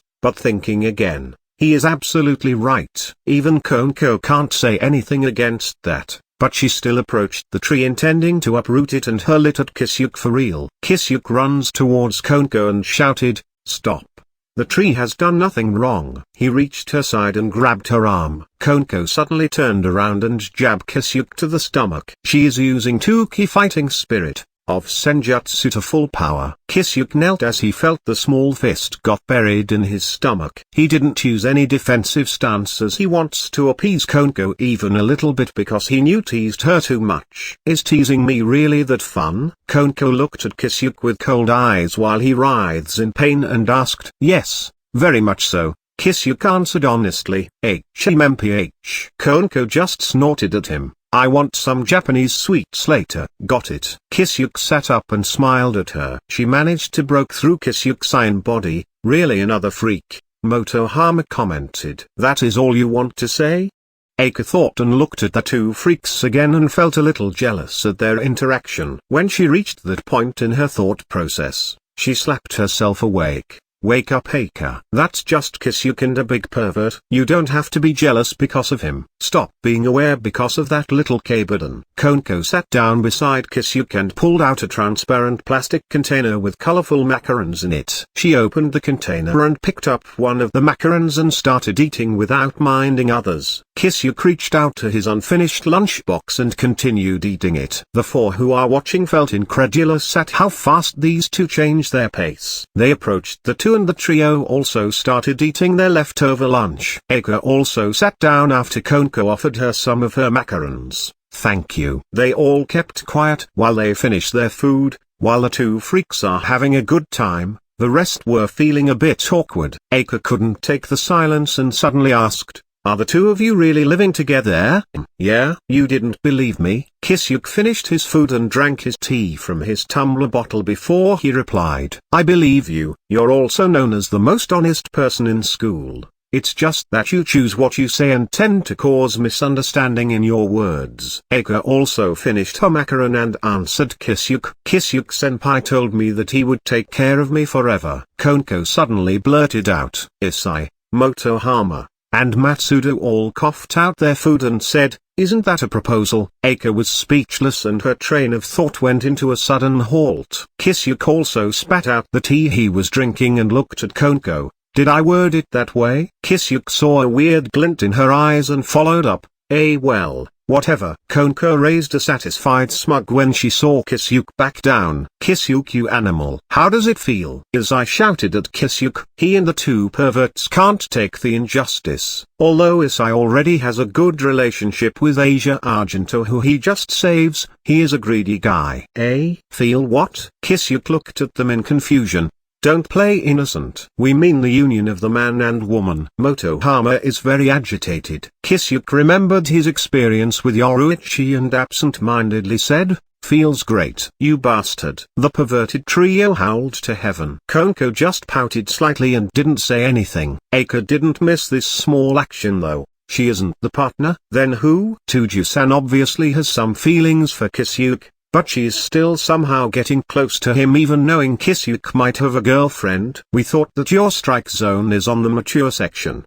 They continue to cry out. Don't question my taste. I at least have a minimum threshold. Kisuke replied back in an attempt to defend his honor. Ho. And what is this minimum threshold of yours? Matsuda asks while crying tears of blood. Let's see. Kisuke suddenly stood up and looked at Eika. He walked towards the place where she is sitting and stopped beside her. Eika-chan, here is my minimum requirements. Kisuke rudely pointed to her. Eika didn't know what to feel. She should be angry but she can't find that emotion. Instead, she is feeling a little bit happy. How? It's very obvious that Eika Kuryu doesn't have much to speak in terms of breast department. Matsuda stated the obvious rudely. The two others nodded in agreement. I'll smack this perverted trio later with a wooden plank is what on Eika's mind. TCH, kids, you still don't understand. Kisuke shook his head at the three's immaturity. What? The trio was obviously confused. It's the hips. It's this wonderful hips, Kisuke declared to the three. Not the boobs? As I asked. That's why you're still kids. You don't know the wonders of the hips. Eika-chan might be a bit modest at the chest department, but her hips is the most exciting part of her. Kisuke preached at the three making them stupefied. Koneko is looking at them like she was looking at an unbearable trash heap. Eika, on the other hand, is burning red. She's too shy to face Kisuke. What's this? You're actually shy at this? Don't you often talk about our manhood sizes? Kisuke questioned her after he saw her state. Koneko looked at herself, then to Eika. She pours all her frustration onto the macarons in her hands. Eika noticed Koneko's frustration and wanted to put on her usual smug face, but strangely she can't seem to do it right now. The trio also saw Eika's reaction and they thought, damned Kisuke, another victim. Eika wouldn't mind talking about this, but she is too aware of Kisuke giving her a new experience as an innocent girl she thought she would never be. Kisuke-senpai, please die. Twice over. Koneko snarled at him. Kisuke returned to his seat and wanted to change the subject. He asked Eika, Eika-chan, you mentioned that you want to ask me something. What is it? Eika was woken up when Kisuke called her out. She is still blushing hard but she chooses not to think of what happened earlier for now. Right, earlier this morning, a rumor is spreading around that you're blackmailing the Stuco president to do sexual favors. What? The trio shouted again. There's just too many bombs around Kisuke today that they weren't able to keep up. Kisuke, you bastard. You got hold of Koneko-chan and you still want to sink your fangs on our lovely Stuco president. That's slander. Kisuke shouted back. I'm just blackmailing her to tease her. Ah, is that so? The perverts conceded. That isn't any better. You're still blackmailing her. And you three. Why did you stop? The glasses girl said in disbelief. Well, it's Kisuke here we are talking about. We saw him blackmail other people before so we're used to it. And if it's anything not sexual, then we're fine with it. Motohama explained. This damned perverts. Eika gritted her teeth at the trio's attitude. Senpai. What material are you using? Koneko joined the conversation. Oh, are you curious? Kisuke grinned at them and they all nodded like chickens pecking. Kisuke put down his tumbler bottle and put his hand under the blazer of his uniform. He pulled out a photo and showed it to them. It's this. This is? What's this? All of them looked confused as they looked at the photo. Truly, the photo has the stucco president in it, but it's all censored except the embarrassed face. I coincidentally and fortunately saw our president in a secluded corner of the school cosplaying as a magical girl. Kisuke explained, still with a large grin on his face. So you used your instant camera shot. Your fortune is unbelievable. Matsuda commented. That's really a thing? Eika followed up. Kisuke, why is censored? Kichu's embarrassed face is a treat enough. But can't you show us the real thing? Izai is intently looking at the picture and said, right, aren't we best friends? Show us the whole thing. Motohama can't wait any further. You can get the real thing for a price, of course. Kisuke did a money sign with his right hand. How much? The trio was about to attack Kisuke. Just 10,000 yen, and Kisuke revealed his price and the perverts didn't let him finish speaking. We'll take it. They all simultaneously pulled out a 10,000 yen bill and shoved it in front of Kisuke. And Shitori Kichu's personal grudge. Kisuke finished his sentence and the perverts were frozen. They remembered the super strict president and shuddered. Those eyes of her can freeze the soul of any student and have her personal grudge. No, thanks. Too expensive. I'll pass. Izai is the first one to give up. We still value our lives more than a picture. Matsuda and Motohama agreed. Eika and Koneko sneered at them and continued eating the remaining macarons. Don't you have other pictures that won't our lives into danger? Izai still hasn't given up and asked. Now that you mentioned it, I do have one. Kisuke thought for a bit and said, really? Show us. The pervert's enthusiasm returned. Hold on. Kisuke rummages his blazer again to look for something, and he took out another photo. Kiowa. It was Eika who first reacted. The photo shows Eika who is cuddling a calico cat with a blissful expression that you never expect to see from her because of her usual attitude. Why do you have this? She grabbed Kisuke's collar and shook his while asking, good fortune? Kisuke didn't really know what to say as it is another fortunate encounter. Hey!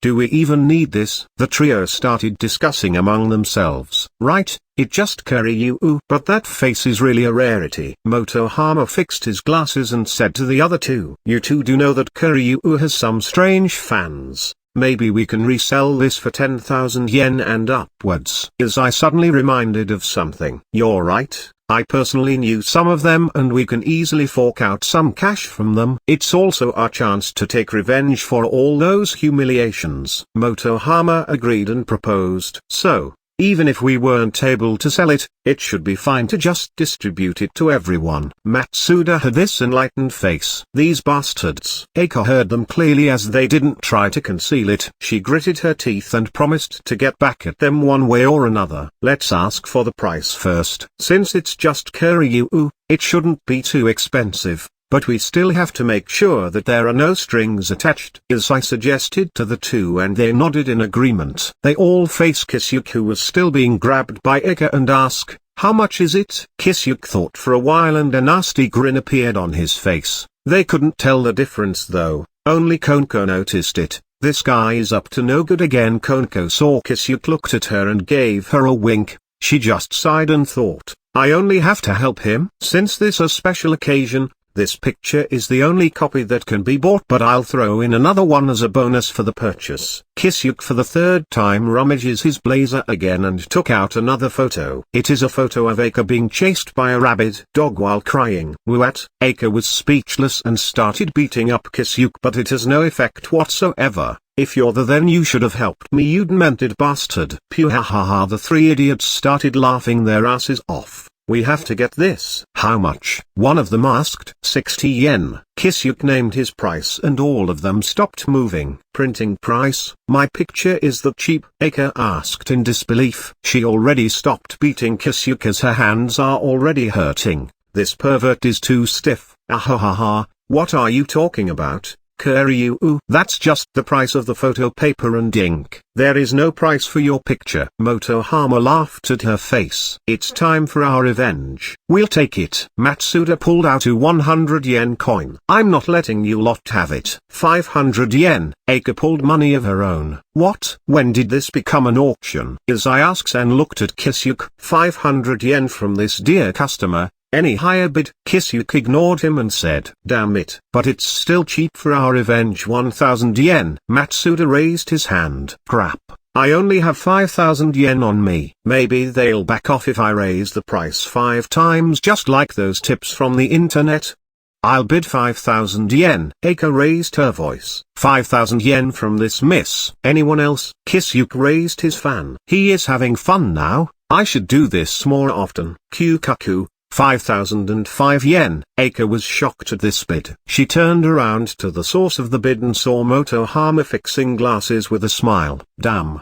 He saw through me. He's strangely sharp at times like this. What to do now? 5005 yen from this gentleman. Any more bids for our item today? Toujou-san, can you lend me some money? Eika turned to his last resort. She knew the 3 idiots won't let her bid any longer. And Kisuke is the one selling it, so she can only ask Koneko for help. I didn't bring any money on me, Koneko answered. All she needs is good food, and she can get it from either the club room or Kisuke's shop, so there's no need to bring any money. Eika was devastated at her answer and saw the trio's smug faces. She gritted her teeth as she wants to bash it to oblivion. Ever since she met Kisuke, more and more thoughts of violence started to rise from her mind. She couldn't win any mind game whenever Kisuke is around, and her thought process is slowly proceeding to the not-so-peaceful side. Can I pay later? Eika hasn't given up and turned to Kisuke. Nope. Ha ha ha. Give it up, Eika Kuryu. Tomorrow, your weird fans will fantasize about you using these photos. Matsuda pointed at Eika and declared. Eika looked at the ground, still thinking of the way out while biting her thumb. Going once. Kisuke started the countdown. Koneko saw this and approached her side and whispered something to her ear. Eika looked shocked and conflicted at what Koneko suggested. Do I really have no choice? Koneko returned to her seat and watched the proceeding of the perverts with a deadpan expression. Going twice. Kisuke looked at Eika with a grin. Damn it.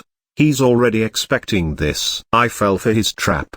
Eika was finally aware. The trio started celebrating and imagining the expression of various students who will see the photos. And Kisuke was about to announce, but Eika interrupted him. Ah jeez. I don't care anymore. I'll cosplay for you, she shouted. Sold to Eika-chan here. Hence, the end of Doki Doki auction. What the hell, Kisuke? Of course. The trio protested. It's the buyout price. Nothing I can do. Kisuke shook his head. Bullshit. Eika sighed in relief when she got hold of her pictures. As I saw this and commented, you do know that you may have stepped into deeper shit, right? Eika's face coagulated after hearing this. Volume 2 Chapter 43, The Helmet. This chapter is updated by Novels PL. An, Life Force Dash, Magic Power, Human, Dash, Mana. After the rowdy lunch with his friends, Kisuke said his farewells and went home, leaving them to their own devices. He went straight to the underground training facility under the candy store after changing into his usual outfit and taking out Belial in her cane form. There he saw Yoruichi with her standard attire consists of a black, backless, sleeveless undershirt, an orange overshirt with 2 white straps on each shoulder, a large beige sash around her waist, and black stretch pants with a pair of lightweight brown shoes, which allow for stealth and easy use of flash step. She is sitting on a protruding rock 50 meters away from their Grim Reaper captives while eating her frozen yogurt. Kisuke approached her and asked, how are they? Sleeping like a baby. It looks like my interrogation took quite a toll on their minds. Yoruichi answered without turning around. Do you want me to continue? Let's not. They're brainwashed to some extent. There's no use questioning them. Kisuke rubbed his chin in contemplation. Then what? Just kill them. They're hostile to the kids, you know. We better find out who is behind this. At least we won't be so blind. Yoruichi furrowed her brows at Kisuke's answer. Of course, Only Koneko, who is like her little sister, and Isai, who technically grew up with her and she took some liking as she did with Ichigo, deserves her worries. I've developed a not so nice technique. I'll test it to them later. For now, I want to examine those helmets they are wearing. Kisuke's nasty grin returned. Why are you so careful about them? I can't feel anything aside from their power to conceal presence. Yoruichi sighed in relief as she knew she could leave this to Kisuke, who already have a plan. Yoruichi examined the helmets again and can't see anything else aside from their supposed use. She already saw countless artifacts and even used some of them due to Shin clan keeping a bunch of them. But that doesn't mean she knows the inner workings of the said item. You know, I'm very sensitive to the energies, and half of the energy within the helmet isn't being used. I'm sure that its use is not for something good, as they too don't have any idea about it. Kisuke gave the helmet another inspection from the outside.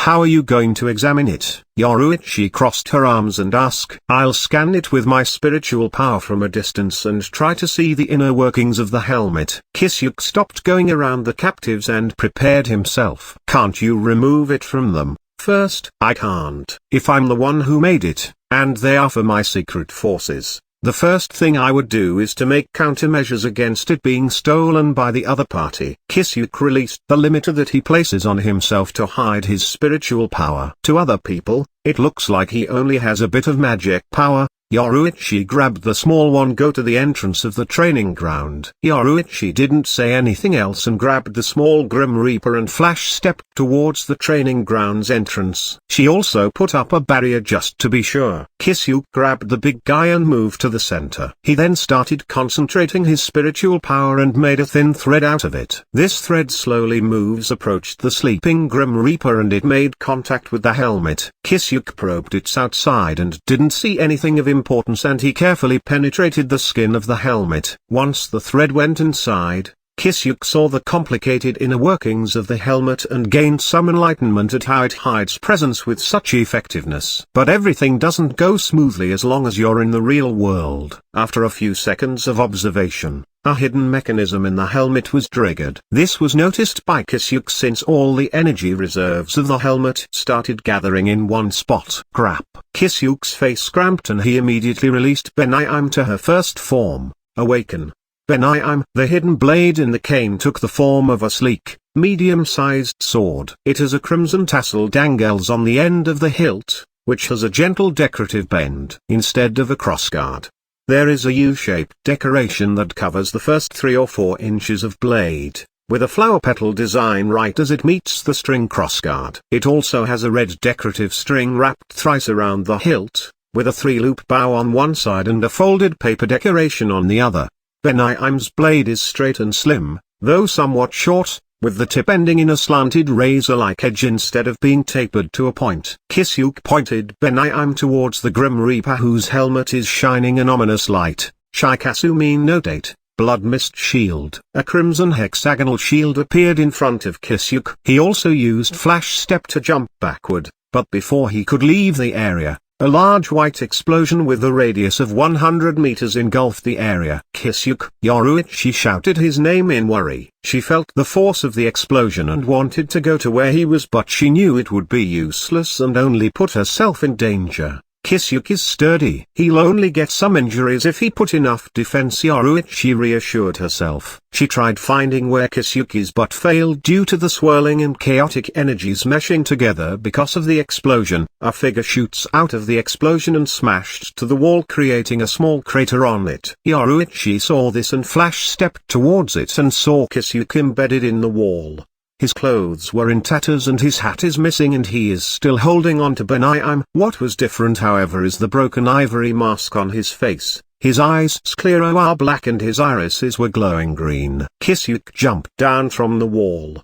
His eyes returned to normal and the ivory mask disappeared entirely. Hey the Yoruichi, you got worried? Kisuke gave his trademarked grin. He saw her reaction and felt gratified deep inside his heart. Ever since they opened up with each other, they seemed to get worried about every little thing about each other, which was unthinkable in the past. But it's not a bad feeling, on the contrary. Kisuke feels immense satisfaction that a person he could call a lover worries about him. I should have opened up with her earlier in the past. Yoruichi pouted a bit and approached him. She then gave him a quick punch to his nose. Oh, Kisuke hastily covered his nose with his hands to nurse it. You can't hide your embarrassment by being violent, you know.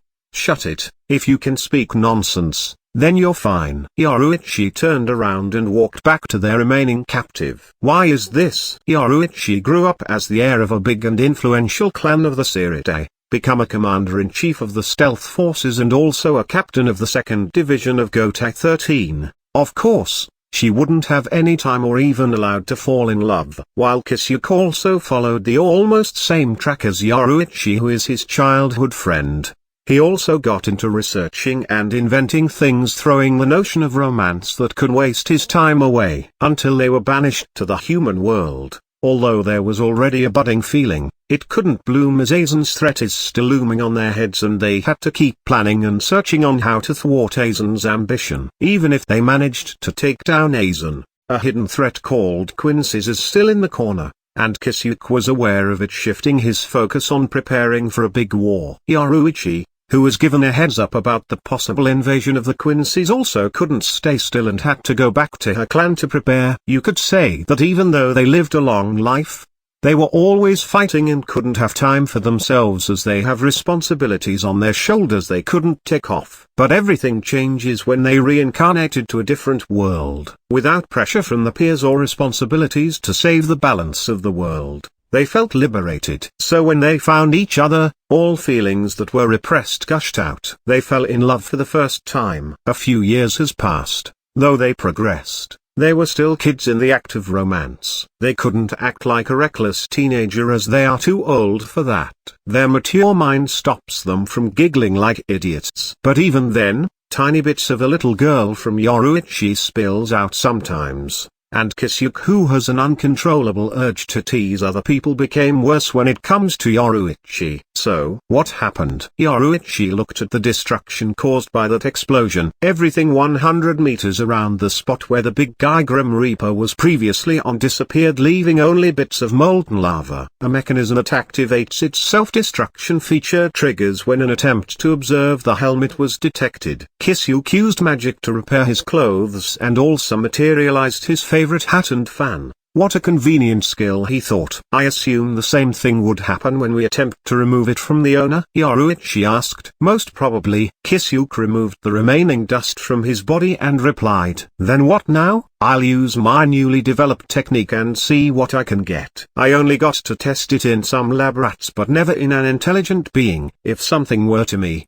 smack me hard so that I can wake up. Kisuke approached the remaining Grim Reaper. Leave it to me. Yoruichi gave him a bright smile which froze Kisuke's smile. Nevertheless, Yoruichi is still worried about him when he said that she would need to wake him up. Well then, take some distance from me again. Kisuke warned Yoruichi again and grabbed the unconscious beside the crater that was created by the earlier explosion. He didn't want another accident to happen again, but it does not hurt to take some precautions. He put up multiple barriers and arranged a teleportation ray under his feet so he could instantly teleport to Yoruichi's side no matter what happened. Yoruichi followed his instruction again, but this time, she is only 200 meters away from him instead of 15 kilometers from the entrance to Kisuke's current position. Kisuke held out his right hand, touched the chest of the Grim Reaper and took a deep breath. Soul search, he muttered with a serious look on his face. Kisuke Ryatsu,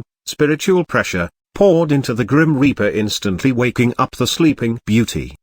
A shrill screaming came from the Grim Reaper as his soul body is forcibly being torn up into pieces and converted to Riryoku, spiritual power. Not that he knows any of that. He can only feel extreme pain which is originating from deep inside and also the faint feeling of being devoured by something. After a few moments, the helmet started to light up. Kisuke already expected this and teleported beside Yoruichi. Another explosion occurred, but this time, due to barriers placed, it only expanded to 30 meters in radius, although it created more pool of molten lava than the first one. Yoruichi noticed Kisuke's haggard expression and asked, "Are you alright?" "Yeah, I already expected it to take a toll on my mind when I tried that to a sentient being." Kisuke just gave her a tired smile. "Let's go to the hot spring and take a break." Yoruichi suggested. Good idea, let's go. But please carry me. My body is fine, but I'm mentally tired of processing all those gibberish information. I also need some time to organize my thoughts. Kisuke agreed, and he let his body fall into Yoruichi's bountiful bosom. Yoruichi sighed but smiled thereafter. Good work, she whispered to Kisuke, who is already napping. She carefully adjusted position in Princess Carry and carefully moved his towards the hot spring in the training ground. The hot spring is the same one they had in their past secret training grounds. It uses spiritual power gathered by an array from the surroundings to heal wounds of the soul and body. A hot spring based on Ki is also under construction to help Koneko's training, and Kisuke's goal is to create a hot spring with three-way healing using mana, Ki, and spiritual power. On the northern side of the training ground, a complete copy of Whitebone Hell and Bloodpond Hell of the Kylin Palace also exist, although they don't use it very often, as they would only dip in that when they are seriously wounded or undertaking an insane training regimen. Yoruichi laid Kisuke at the side of the hot spring and stripped him buck naked. She took a second glance at his junk and flicked it lightly. Kisuke grimaced a bit in his sleep a bit. If this were any other situation, I wouldn't have let you off. Koneko's developing sadistic tendencies may have come from Yoruichi. Yoruichi also stripped herself and carried Kisuke to the pool of hot water. Even though he mentioned earlier that his body is fine, but she knew from her experience that Kisuke's threshold of fine is not the same as others by the long shot. He was able to defend himself from the first explosion, but his body still took some stress. He donned his hollow mask to increase the effect of high aero is evidence of this. His energy reserves also might be plenty, but deploying all of those barriers in quick succession and activating that unknown spell of him took a relatively large chunk of his ryutsu. Thus he still needs the healing effect of the hot spring. Yoruichi carried Kisuke to the side of the hot spring and entered from it. She first leaned on the rock after entering and adjust Kisuke's position so that she is hugging him from behind. Yoruichi submerged him until his shoulders and rest his head on her bosom. She stroked his head and smiled before saying, "Good night." She then entered a dream world of her own while Kisuke is in her arms. Volume 2 Chapter 44, The World. This chapter is updated by Novels PL. Kisuke woke up and saw a wooden ceiling. Where am I? You've always wanted to say that, right? A voice of a woman resounded beside him. Kisuke turned to his lower right and saw Yoruichi using his arms as pillows while naked with only a white blanket covering the both of them. Yep. He then proceeded to give her a light peck on her lips. Yoruichi tightened her hug before she sat up and stretched her arms while the blanket slid through her smooth skin. She then went down the bed and grabbed her clothes to get dressed. How long have I been out? Kisuke also sat up and went down the bed. He went straight to the closet and opened it. Inside the closet is his usual outfit in bulk numbers. He got one set and started getting dressed. It's 6 p.m. right now, so around 5 hours. Yoruichi put on her black panties and started working on the bra with the same design. Help me hold my hair. Kisuke, who is already wearing his shihakuza, stopped what he was doing and went behind her and did what he was told. Kisuke thought for a while and asked, "You didn't do anything to me while I was out cold, right?" Fufafu, I wonder. Yoruichi finished wearing her bra and proceeded to put on her orange outfit while giving Kisuke a teasing smile. "So you did nothing?" Kisuke replied back. Based on Yoruichi's response, he was sure that she did nothing of sort. HMMPH. You're no fun. Yoruichi snorted and finished putting on her clothes. "You put on some underwear now, huh?" Kisuke lightly commented while he resumed dressing up. "I had to get used to it now." Yoruichi chuckled lightly. "But you still had the same clothes from back then. Don't you want to wear something different as a change of pace?" Kisuke put on his hat as a final touch to his attire. "Maybe I should some other time. I don't have any other clothes with me." Yoruichi went out of the room and Kisuke followed her. They were on the second floor of the wooden lodge on the southern part of the secret training ground in an exclusive room reserved just for the only two of them. They reached the living room of the lodge and Yoruichi walked straight to the kitchen area just beside it to prepare some snacks and tea. "Let's go on a date some other time to buy you some clothes," Kisuke suddenly said behind her, which surprised her to stop what she is intending to do. "All right, You plan for it. Yoruichi turned around and gave him a warm bright smile. She then goes and get the tea and snacks and set it on the table in the living room. Got it. But I don't think it'll be any time soon as there are some things I need to prepare. Kisuke nodded and sat down to take a sip on the warm tea. Because of what happened earlier, Yoruichi did the same and asked curiously. She isn't mad that he would delay their date as they have all the time in the world they needed. On the contrary, she thinks that this kind of pace is just right for her as it isn't too busy just like her and his past life and not too slow to just laze around. You're correct. I guess trouble will come looking for us no matter what we do. Kisuke smiled wryly, but thinking about it again, if he didn't reincarnate together with Yoruichi in this strange and troublesome world, they might not be able to get together. Just what is that kiddo you just used on that guy? Yoruichi set down her cup of tea and grabbed some cookies to nibble as she remembers the screaming Grim Reaper before he exploded. It is called Soul Search. Kisuke started explaining. It's a technique I've developed these last few months. It uses the versatility of mana to expand the use of Reiatsu outside of the usual offensive, defensive, healing, binding, and tracking. Kisuke sips his tea before continuing. Soul Search, in particular, is a technique that uses the incompatibility of mana and Reiatsu by pumping both of it to the target's soul. I use mana to guide the Reiatsu and have it wreak havoc inside the soul body. The soul body will then disintegrate fast and use the chance for the mana to read the information that is spilling out while the soul body collapses. What a nasty and merciless technique you've got there. Yoruichi interrupted Kisuke's explanation. Ha ha ha. I did mention to you before that it isn't a nice technique. Well, of course, there would be huge drawbacks. Aside from it only in the early phase of development, it poses danger to the user if he or she isn't strong enough, both mind and body, as it'll also wreak havoc on your body if not controlled properly and information may drown you making you forget about yourself entirely. Kisuke chuckled at Yoruichi's words and continued. It's at times like this that you're very reckless. Even more so than Ikigo. You won't ever change, huh? Yoruichi looked at Kisuke's happy face and sighed. That's just how I work. Kisuke shrugged his shoulders and resumed explaining. Even if everything spills out from the soul, I can't read and retain everything. Most of it was lost in the process, so the information in my head ended up becoming gibberish most of the time. And then, what did you get from that guy? Yoruichi stopped thinking about the absurd technique he developed that may lead to his execution if they were in Seattle.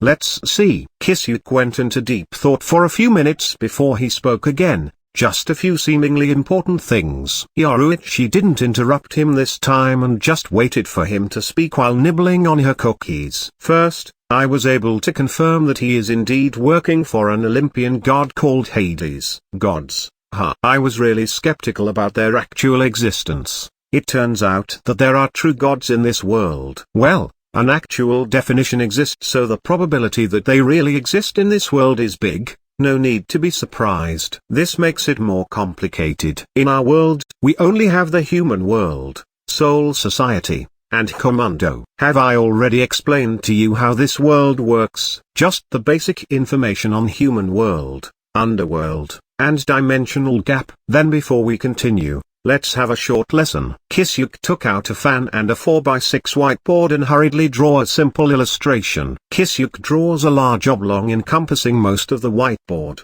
and inside it is small bubbles of different sizes. 3 bubbles are larger than the rest and he wrote something inside them and connected the 2 bubbles at the side to the center bubble by 3 lines. The bubble on the left side is labeled as Underworld. The center bubble is Human World and the last of the 3 big bubbles on the left is Heaven. The small bubbles are also labeled with some names. Realm of the Dead, Takamagahara, Asgard, and Olympus to only name a few. Kisuke also drew a line between these small bubbles and the human world. Now then, to explain all of this, Kisuke pointed at the bubble containing the human world. This is the space we are currently residing in. He then proceeded to point the underworld and heaven. This is where the so-called 3 factions resides. The devils and fallen angels in underworld, and angels in heaven. They are the strongest because they are the most populous of the bunch because of the large space they're living in. Well, at least in the past. Note that the size of the bubbles here represents the size of that space. These 3 lines represent the strong connection of both underworld and heaven to the human world, which is also why they can come and go more easily to human world than any other factions, making their forces more prevalent. The smaller spaces are also connected to the human world and to some other spaces, although I don't know how these connections were made.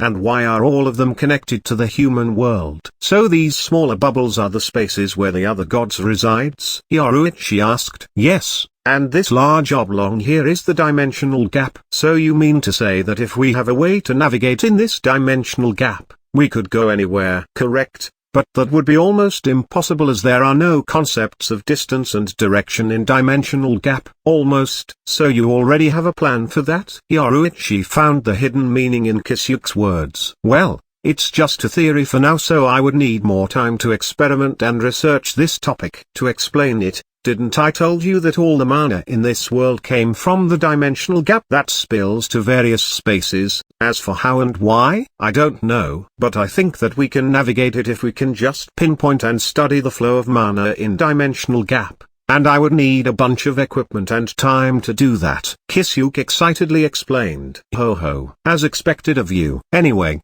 you said mana, but where are all the other energy types coming from? Ahem, as I said before, life force, came from every living thing, and Rirarioku, spiritual power, came from everything with a soul. Demonic power, holy power, and other types all came from mana itself. So you could say that there are only 3 main energy types. Wait, mana? How? It has something to do with their physique and how their individual space accepts mana. Demonic power, for example, it came to be when a devil absorbs mana and his body automatically converts it demonic power that he can use, and the underworld itself converts some of the mana that came from the dimensional gap into demonic power. It's the same case for fallen angels, heaven and all other that uses mana. Then how are those humans able to use holy power themselves? They convert it manually by themselves or making a contract with an angel to bestow them holy power. Same case with humans using demonic power.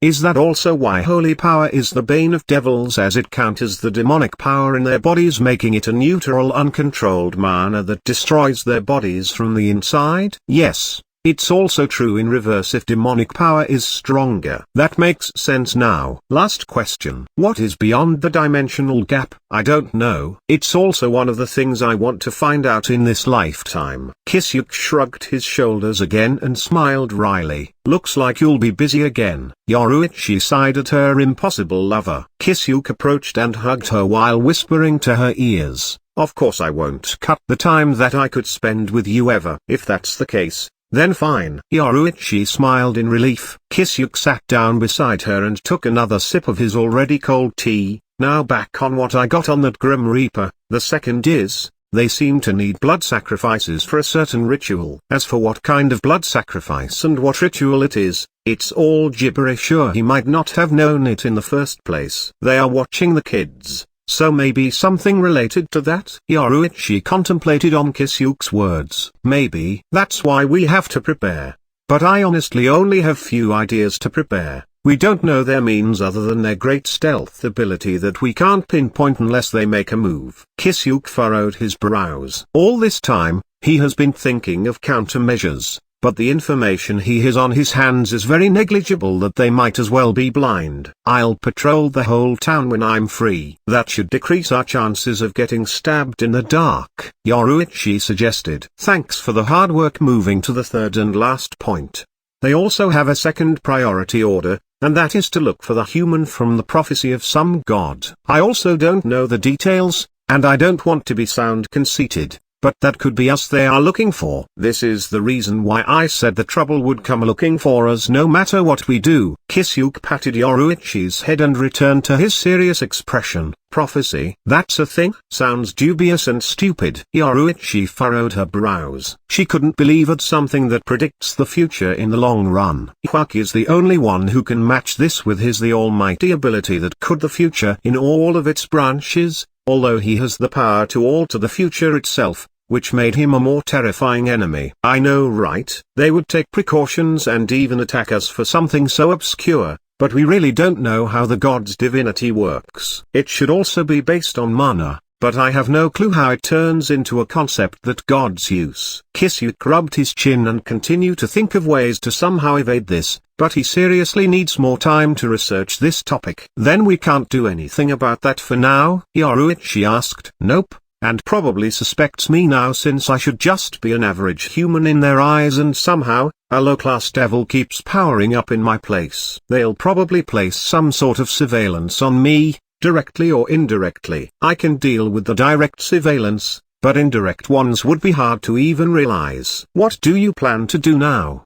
I guess I should shift some of my research time to sacred gears. It may help us in the future. That's pretty vague. Although I also couldn't think of anything else. Hence, we throw that problem to the of our minds for now. And for a bonus point, this guy is crushing hard on Hades' ill-gotten wife, Persephone. Ill-gotten wife? What is that supposed to mean? I also don't know, but it could be a piece of useful information, so I'm putting it out. Let's go up. Those girls are probably waiting for some time now. Kisuke cleaned up the table and the dishes before going out of the lodging with Yoruichi. I'll go out to do some patrolling. I want to know if they are going to send another team to after the missing one. Yoruichi went ahead of Kisuke. Okay, be careful. Kisuke reminded her and went up. I finished my work earlier than expected. I should be able to cook dinner today. Sakura opened the door of their house and said, I'm home. Koneko's voice answered from the living room. Welcome back. Sakura then takes off her shoes and went to the living room. I'll be cooking today, Kone. She stopped when she saw the other people in the room. What is the Saitri princess doing here? Volume 2 Chapter 45. The Guests. This chapter is updated by Novels PL. What is the Saitri princess doing here? Sana saw Sakura entered the living room and greeted her. Good evening, Mom. Excuse me for my intrusion. I am Sana Shitori, the student council president of the Kuoh Academy. She bowed gracefully to Kisuke's mother. It took Sakura a few seconds to respond as she didn't know what was happening. Good evening and welcome to our humble place. My name is Sakura Urahara, Kisuke's mother. May I know the reason for your visit? Please don't be too formal with me. I'm here for my personal business. I have an appointment with your son for this afternoon and he told me that Toujou-san here can lead me here. Sana reassured Sakura, but she is confused about why she is so nervous. After giving her a second look, she felt a little familiar to Sana, but can't remember where she had seen her. Sure, I'm sorry, but who are you? Sakura directed this question to the third person in the room, fetting. Good evening, Mom. My name is Akakari Kisuke-kun's classmate. I also have some business with him. Please excuse me for my intrusion. Aka, who arrived with Sana and Koneko because she was dragged along by the latter, flusteredly greeted Sakura. Welcome to you too. Please take a seat, both of you. I'll prepare dinner for all of us. Thank you for your offer, but it's late so I have to go. I don't want to intrude too much. Sana bowed again, getting ready to leave. Now, Kichu, since you're already here, please join us for dinner. You too, Aka-chan. Kisuke's voice resounded behind Sakura. Unbeknownst to them, Kisuke is watching their interaction from the moment his mother entered the house. He also noticed Sakura's unnatural behavior but didn't say anything. If her mother didn't want to reveal anything, then he won't ever force her. Kisuke thinks that she probably already has some inkling that her son is not a normal human from the way she looks at him from time to time. Kisuke, where have you been? It's not good to make guests wait. Sakura turned around and immediately berated her son. I'm truly sorry. I had something to do this afternoon but I didn't think it would hold me up for too long. Kisuke faced Sana and Aka and apologized sincerely. Although, I didn't know Aka-chan would also be here. What a pleasant surprise. He sent a grin to Aka, who didn't know what to do. Toujou-san dragged me here and I also want to get over it fast. Aka stopped fidgeting and stared at Kisuke like he owes her something. Ha, is that so? Then you two sit down first. I'm going to help Mom make dinner. Kisuke offered the two a seat. No, you entertain your guest and I'll prepare the dinner with Koneko-chan. Sakura disagreed with Kisuke's words. Enjoy your time. I'm going up to change first before I cook dinner. Koneko-chan, please prepare the veggies in the fridge for the time being. She then went up, leaving the four in the living room. Koneko stood up and went to the kitchen to do Sakura's instructions. She already helped out multiple times and even learned how to cook some dishes all by herself, a skill she didn't imagine that she would have. Left alone, Kisuke is feeling completely fine, but the two bespectacled beauties are feeling some awkwardness. Sakura and Eika couldn't exactly refuse Sakura's invitation if she insisted so much. Eika, in particular, is feeling quite nervous as this is her first time coming to the house of a boy of her age. She always teases other girls about going to their crushes' houses, but she didn't know that it would be this nerve-wracking. Is it supposed to be this hard? I always imagine myself coming to a boy's house or even room, but this feeling is a lot different from what I thought. Suna, on the other hand, thought that Koneko really became part of their family in just a week of staying here. Devils of high rankings are prideful individuals, and being in one such household, you need to hold some formalities even with your family members. Koneko came from a small family before the tragic past befalls onto her. She was adopted by the Gremory household and had a good upbringing, but maybe, all this time, she is craving for a familial love that she lost. Even now, she can see Koneko act more unreserved compared to all those years that she is with Rias and other Peerage members. If Rias and her family were to see this, they probably feel shocked and jealous. This Kisuke Urahara is really something else. She smiled lightly as she thought of this. What shall we do while we wait for dinner? Kisuke sat down on the couch opposite them. Movie, game. I'm going to finish some of my work for the student council. Suna fixed her glasses and took out her laptop and some files from her bag. Do you even rest? Kisuke's mouth was twitching at this sight of this overly hardworking girl. Although if Yoruichi is here,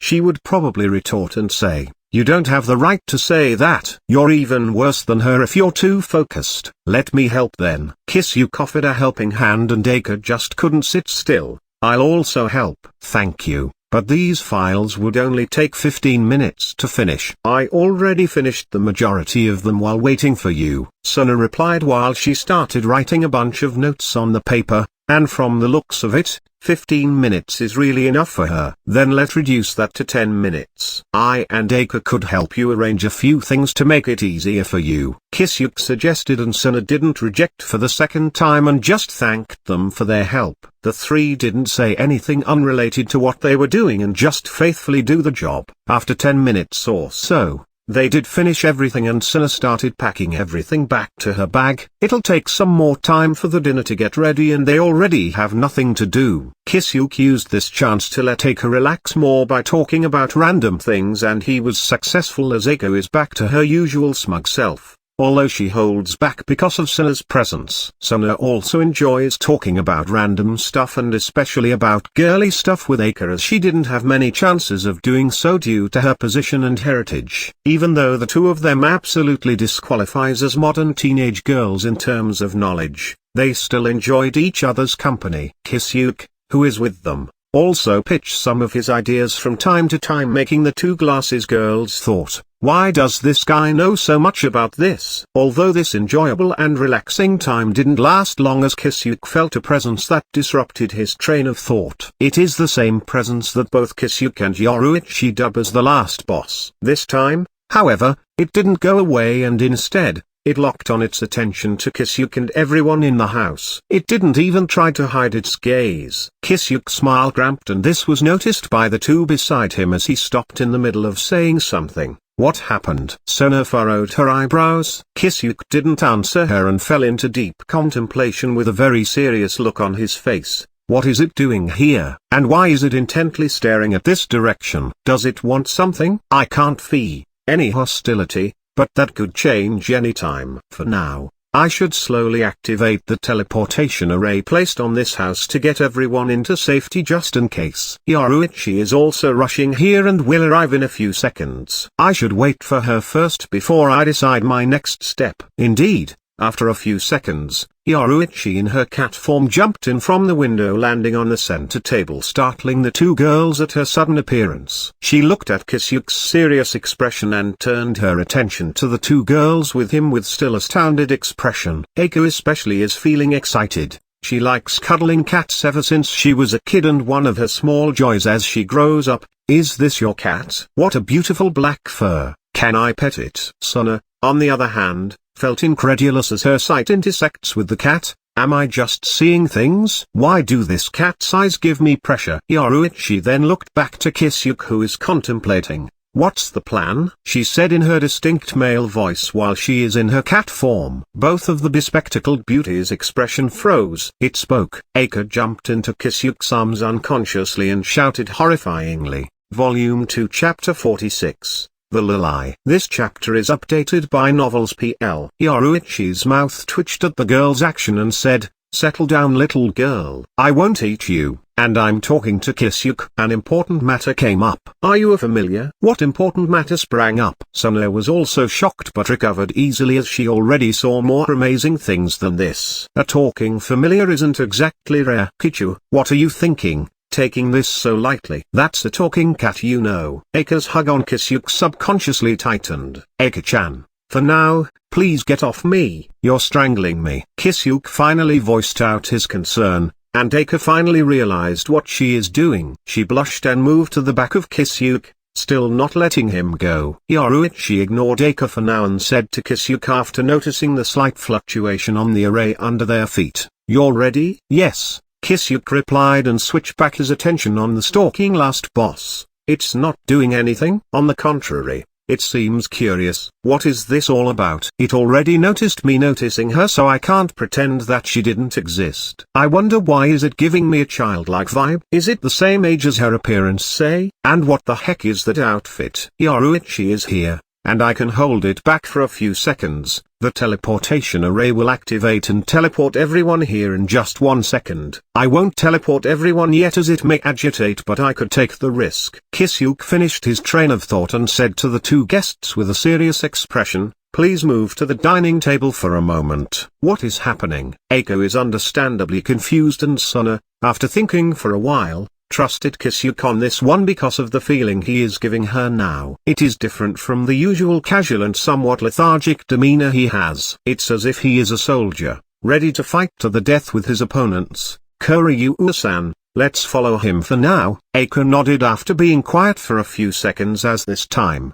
she can also see and feel Kisuke's seriousness, which is the first time she witnesses. They then move to the dining table, taking a seat. "Mom, Koneko-chan," Kisuke called out to the two who are in the kitchen without standing up from his position. Koneko first came out and Sakura followed. "What is it? Did something happen?" She can tell the serious voice of her son and ask with concern. Koneko, due to being trained by Yoruichi, was finally able to feel that something outside is lurking, and a very strong one. She then tightened her fist, awaiting for Kisuke instruction. "Mom, please make another portion of the dinner." "No. Actually, make 3 more portions," Kisuke told to her mom, making her confused. He then faced Koneko and said, "Koneko-chan, please be prepared to protect Mom." Sakura is even more confused now from her son's words. It's also the same for the two ladies sitting on the dining table. Protect? This startled all 3 of them. Aika couldn't help but shout, "Cat ears and tails? What's going on? Am I actually dreaming?" Sunu asked in a more composed tone,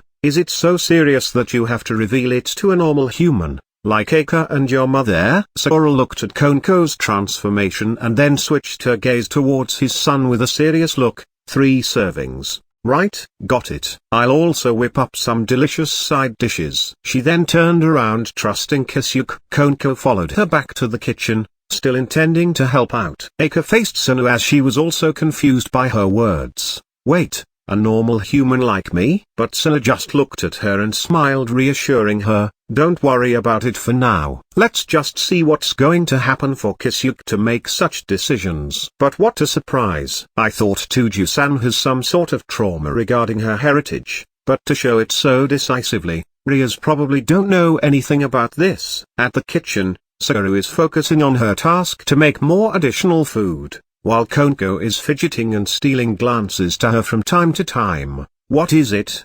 Koneko-chan?"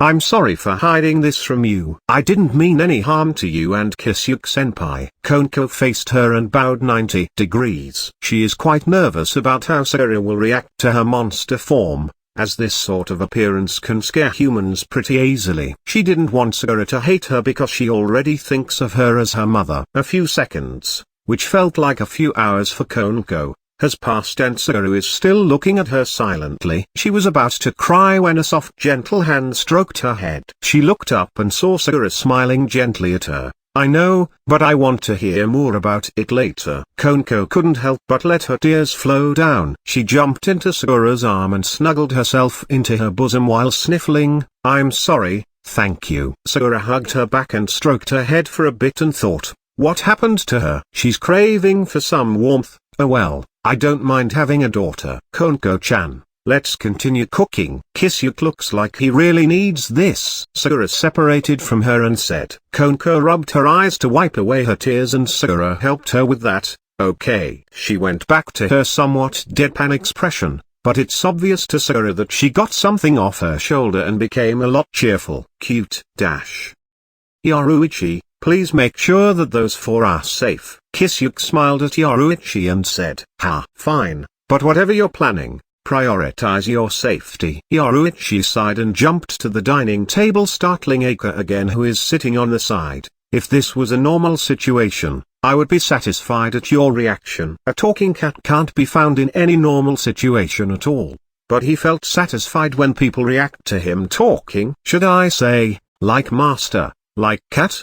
Eika retorted in her mind, but she isn't as scared as the first time. Can you tell me what's going on? Suna, who is with them, can't help but ask. She wants to analyze the situation, but there are too little context clues. We've got another visitor this evening, Devil Girl. And you better not use any magic, your safety is already assured anyway. Yoruichi replied to her. But Eika's mind became even more muddled. Devil magic? Is the cat sick in the head? Kisuke ignored the trio and finalized his plans. Okay, 3 escape routes secured in case a battle broke out. She's still staring straight here but seems to have any intention to make a move. I have to use this chance to get what she wants, or every time she stalks us, we would be panicking like this. Kisuke took a deep breath. Yoruichi saw this and warned the two. No matter what you see or happen, don't say anything. The two were confused, but before they could ask, Kisuke spoke loudly. Good evening, miss. Since you're already here, why don't you join me for a cup of tea? When Kisuke said this, a young girl suddenly appeared in front of him with a small smile on her face. What?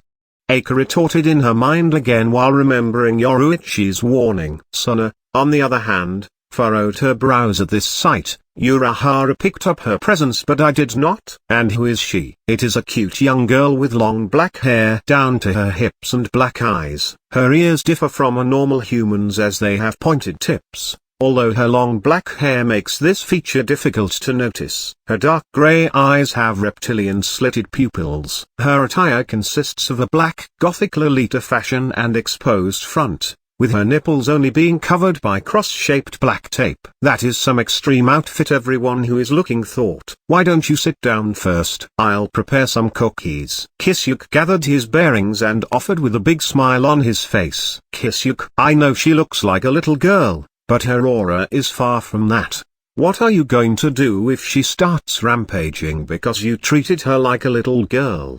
Yoruichi shouted in her mind, wanting to do facepalm but stopped herself as she wants to see what would happen next. The little girl with an outrageous outfit tilted her head for a while and moved to Kisuke's opposite and sat down like she was told. Kisuke then generated a green magic circle to his front and his right hand went in. From outside's perspective, it looks like his hand was cut from the elbow down. At this sight, Eika finally stopped thinking altogether to preserve her sanity. Volume 2 Chapter 47, Cute Yet Scary Creature. This chapter is updated by Novels PL. When Kisuke pulled out his hand, he is holding a plate of chocolate chips cookies and set it down on the table. He also took out 2 cups of warm tea. The little girl looked at the plate and cup with confusion in her eyes. She picked up one cookie, examined it closely and asked Kisuke, "What is this?" Kisuke stopped sipping his tea and looked at the little girl. "You don't know cookies?" The girl shook her head and stared at Kisuke.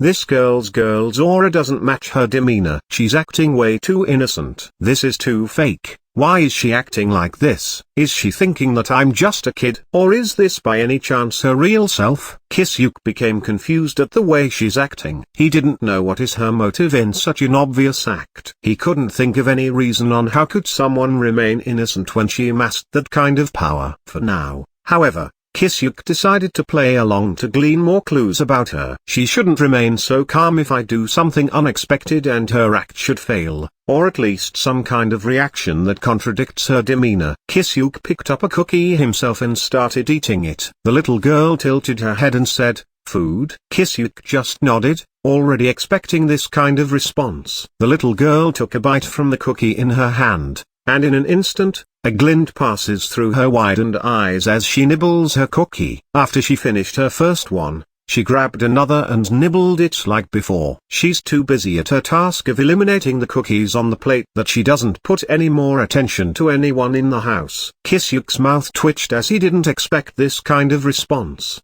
Isn't this too much? She's really not paying attention to us. She isn't afraid that I would sneak attack her. No matter how strong you are, you could never become invulnerable. And should she have some idea of what kind of power I'm hiding? After some time of silence, the cookies on the plate were no more. Kisuke saw a moment of disappointment in her eyes, but it immediately returned to normal. It is so brief that if Kisuke isn't watching closely, he would have missed it. The little girl went back at her previous action, staring at Kisuke. Kisuke decided on his next steps. He stood up. His left hand reached out to her until he touched her right cheek and rubbing it for a bit. "Some cookie left over on your cheek, Kisuke?" Yoruichi couldn't help but retort again in her mind. She stood up in all fours, ready to move whatever happens. No reaction whatsoever. The hell is she? How long can you endure? Kisuke thought as he failed to notice anything different from her. She's still intently staring at him while he continues to rub her cheek. This continued for a few more moments until the little girl extended her left arm and opened her palm facing it upwards. Kisuke stopped for a while and stared at her hand, then looking back to her eyes. It's still tranquil, but mixed with a bit of anticipation. "You want more?" She nodded. Kisuke took back his hand, sat back down inside. He smiled dryly and asked his partner, "Yoruichi, a creature like this really exist?" Yoruichi went to his side and also looked at the little girl more closely. "It's also my first time seeing someone like this. It's pretty cute, to be honest. I really haven't seen much of the world." Kisuke said to no one in particular. He then took another plate of cookies and he could see some excitement at the little girl's demeanor. She happily gobbled up everything. After she finished her second plate, she intended to ask for another one. Kisuke sighed and didn't think that someone of her caliber can be like this. That's enough for now. Dejection can be felt from her but didn't ask any further. Kisuke wanted to laugh at her reaction but he stopped himself and resumed speaking. "We're having dinner soon. We can't spoil your appetite from eating too many cookies." Kisuke patted her head and just as he expected, she didn't react from it. Instead, she was more interested in his words. "Dinner?" Kisuke already knew how he should reply to her. "It's food." She then resumed staring at him but with a bit of anticipation. Eika noticed that the mood lightened a lot and asked, Can someone please tell me what's going on?" How did that little girl suddenly appeared in front of Kisuke and where did Kisuke pull out that plate of cookies and teacups? She has still many questions to ask but choose to ask these two first. Sana pinched the bridge of her nose and replied to her, "The normal procedure is to erase your memory of this happening." "Erase my memories?" Eika felt horrified. If this is any other day, she would just laugh at them and think of them to have some screw loose and watch too much anime, but after witnessing what happened today, she just couldn't brush it off as a bad joke. "This is what I would do to protect your normal life. But Urahara-kun may have a different opinion." Sana stood up and also inspected the little girl, trying to see what made Kisuke and his cat so cautious. "Kisuke?" Eika looked at Kisuke in confusion. Sana also asked Kisuke, "What do you want to do, Urahara-kun?" Kisuke took back his hand from the little girl and rubbed his chin in contemplation. What do you want to do, Eika-chan? Memory erasure doesn't have any side effects. It's a magic that is taught to almost everyone on this side. What do you mean what? At least tell me what's going on. Eiko is a bit dejected. She feels as if he is trying to push her away. Kisuke is one of the few friends she has and accepted her the way she is. Although he's a big pervert and the biggest troll in school, he never treated someone he considers a friend bad. He even helps them when they are in a pinch, although, always in a roundabout way that the one he helps can solve their problem on their own. And she is one of those he helped, but he doesn't seem to think anything about it. Eiko is also slowly realizing her budding feelings for him, and being pushed back without any explanation hurt her a little bit. If only he would trust me more is what on her mind. I guess I owe you some explanation. Let's talk while we're having dinner. Kisuke has a reason on why he didn't immediately decide to erase Eiko's memories. It is because of the existence of the sacred gear inside her. It has been inactive all this time, but now, on the little girl's visit, it suddenly reacted. The mysterious little girl also took a glance at her, which surprised Kisuke because she's only been looking at him all this time. Eiko accepted his words and used the time before dinner to organize her thoughts and calm down a little bit. If I don't like it, I can have my memories erased. But doing that, I'll never be able to close the distance with him. Dinner is ready. Sakura and Koneko, who is still in her Nekomata form, got out of the kitchen while bringing various appetizing dishes. They set it to the dining table and Sakura saw a little girl with a unique outfit. Who is she? Is she the one Kisuke is expecting? I wonder what's special about her that it forced Kisuke to reveal himself. Sakura read the mood well and set another set of various dishes on the center table of the living room. Ever since the food went out and its smell swept the whole room, the little girl locked her stare at it with curiosity. She followed the food with her line of sight and saw the woman who is carrying it put it in front of her. She didn't know what kind of food this is, but after tasting that first cookie, she is taken by its taste as she never had anything like it before. This is because she doesn't need sustenance called food and nobody actually offered her anything. The little girl looked back at Kisuke, who has the same set of food as hers, and waited. Kisuke saw her frustration and picked up another fried chicken. He then offered the chicken by moving it to her mouth. She saw his actions and took a bite at the chicken. She doesn't mind the heat as it doesn't affect her at all. Kisuke saw some excitement at her deadpan expression and felt an urge to give her another pat. What's up with this cute yet scary creature? She finished her food and is looking forward to having another bite, and Kisuke didn't disappoint her. Volume 2 Chapter 48, Devils Are the Bad Guys. This chapter is updated by Novels PL. Everyone who is sitting on the dining table saw their interaction and don't know what to say. Yoruichi, who is on the couch, approached the dining table, more specifically, Sakura, and asked, "Mom, can you prepare a cup of milk for me?" Sakura was startled when somebody with a manly voice spoke to her and calling her mom. She panicked as she thought that she had another son she didn't know. She looked around and only saw girls looking at her with a weird expression and the black cat, who's been a family for a decade now. Yoruichi is also looking at her. Who spoke just now? "It's me," Yoruichi answered her. She really likes the expression on Sakura's face right now. "Yoruichi, you can speak." The revelation just now is the most shocking of all the revelation for Sakura. "Yes, Mom." Yoruichi wanted to laugh but stopped herself. "Mom, ahem. For how long have you been aware and can speak?" Sakura shouted but recomposes herself and asked, "It's rare, but there are cases that animals who became self-aware may be able to speak. The exact reason is unknown,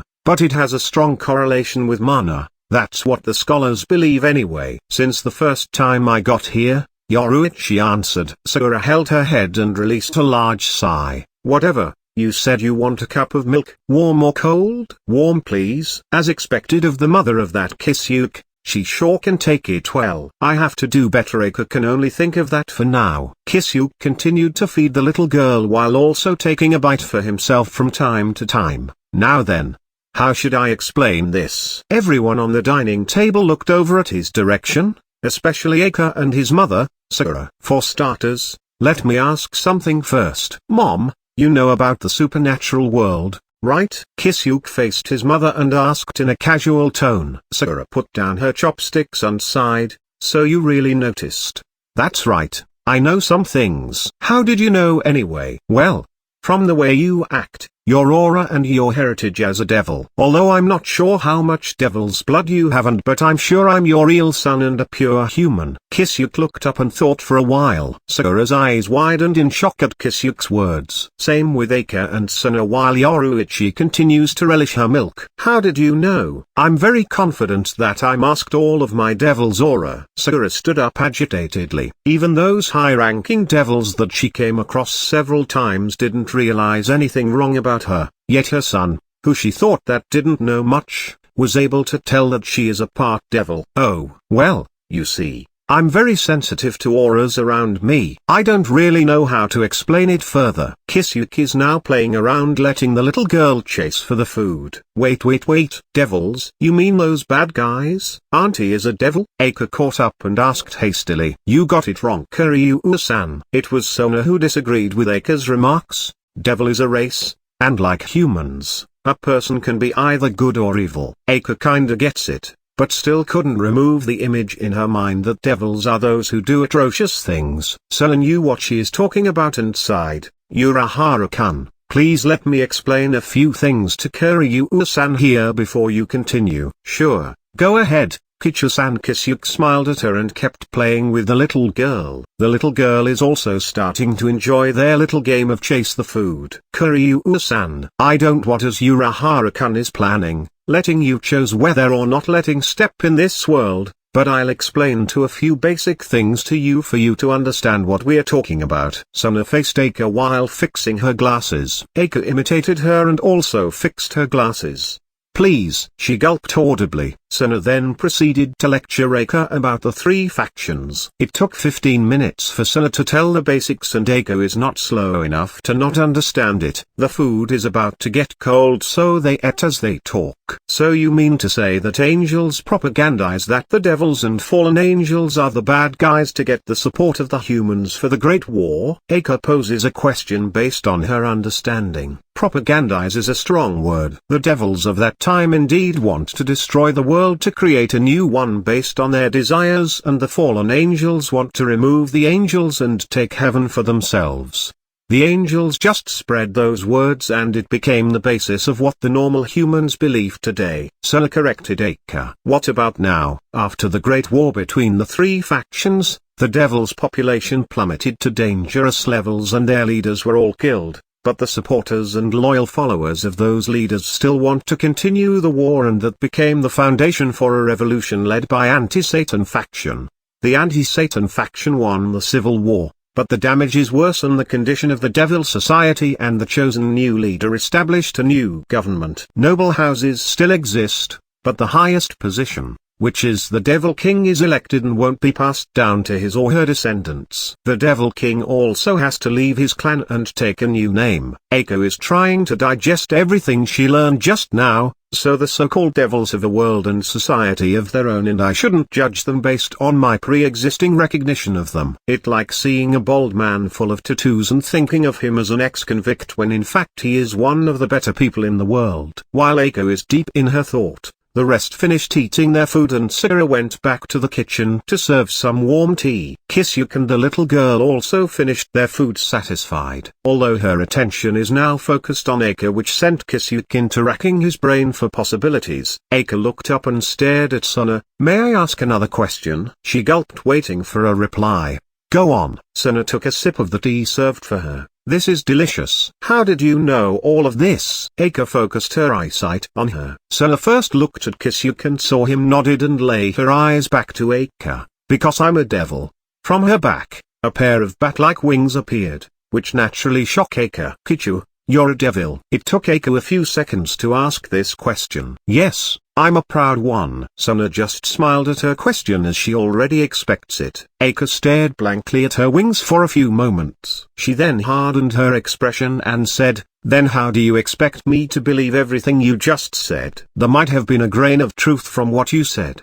But since you're a devil yourself, you could have a very biased opinion about your race that might not be true from an outside perspective. I don't even know if you're manipulating everyone here with the magic of yours for your own convenience. Although I'm very sorry if I'm wrong about everything, This is what I truly believe. Eiko is very scared right now. If she's right, then Kisuke's family and her are in grave danger, and there is nothing she can do about it, as she doesn't even know the limits of magic and the devil's other methods. But she at least wants to voice out her concern to disrupt Sona and find an opening to do something. Sona stood there blankly looking at her. When Eiko saw this, she immediately prepares to make a move, but something hit her forehead before she can make her move. Eiko crouched down in pain, holding her forehead. She then looks at the source of the unknown object. Kisuke, what are you doing? Are you really controlled? Damn it, I'm correct after all. Ahahaha, I like your guts. But whatever you're thinking of doing, stop it. Kisuke smiled at her. Sona also finally recovered and smiled wryly. I can't refute everything you just said, as I don't have any evidence to disprove you. Also, devils like you describe also exist. Although I don't have any persuasion power here, I can assure you I haven't cast even a single magic since stepping in this house. Eiko calmed down. She thought about it again and understood that if she can control everyone in here, then she wouldn't even need to explain anything. But she's still wary of her. Great, that's the right response. Although even Kichu wants to do just that, she won't be able to because of this little girl's presence. Kisuke nodded in satisfaction at Eiko while patting the little girl. Volume 2 Chapter 49, Ophis. This chapter is updated by Novels PL. It was Sona's turn to be confused. What do you mean? You probably don't know, but I'm a high-class devil. Even though I don't specialize in mind control,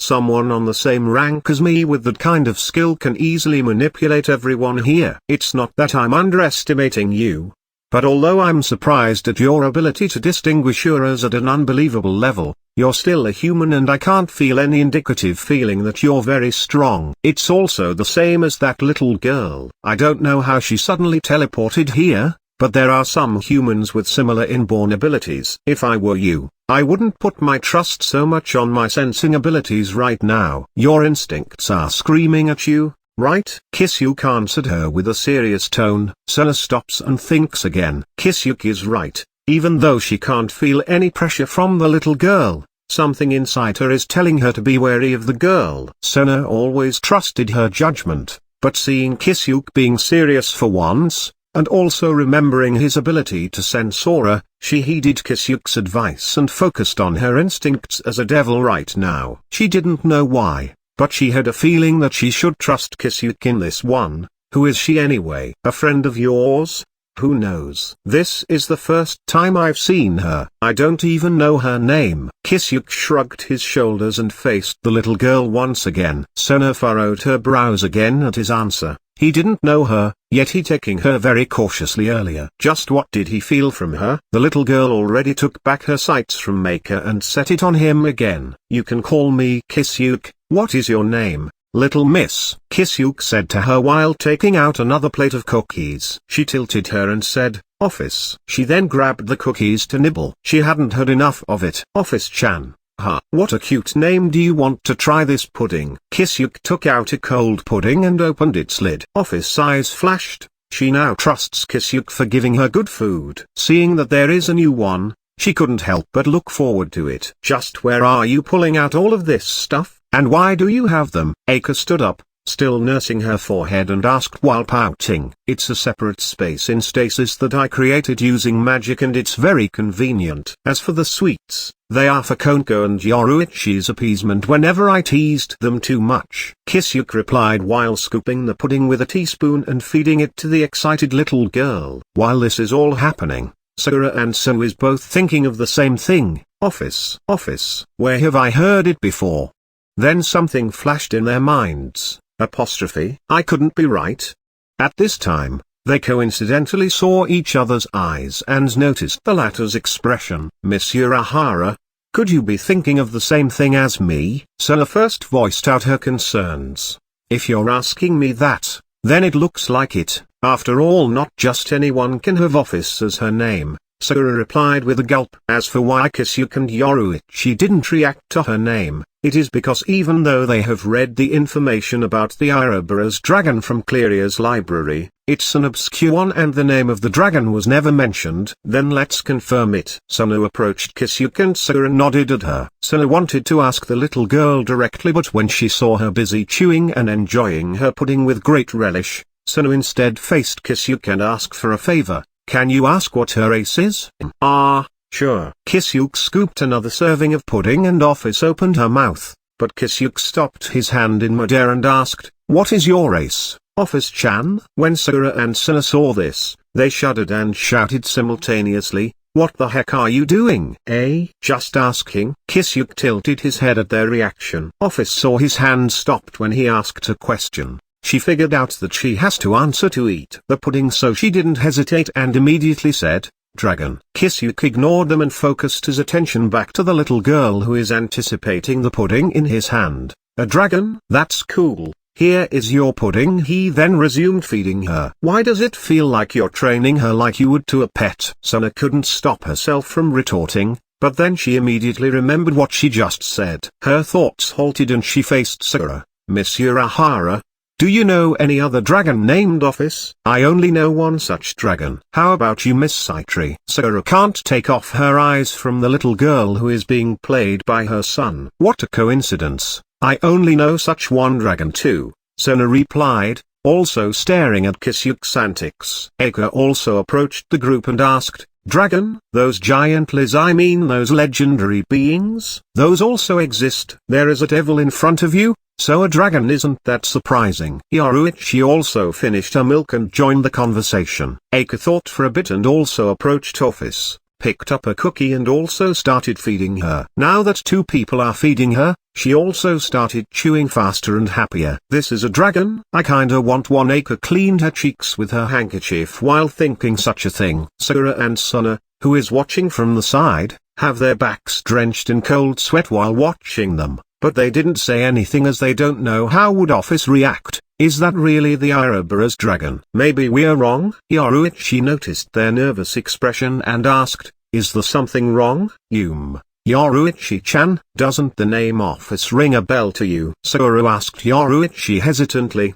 No, how about you, Kisuke? Yoruichi shook her head and asked her partner. Me? First time I've heard of it. It was unknown when Kisuke took out a bunch of different desserts for Ophis, and he and Eiko are now competing who the little girl will choose to eat from by employing various methods to attract her attention. And surprisingly, Eiko is taking the lead.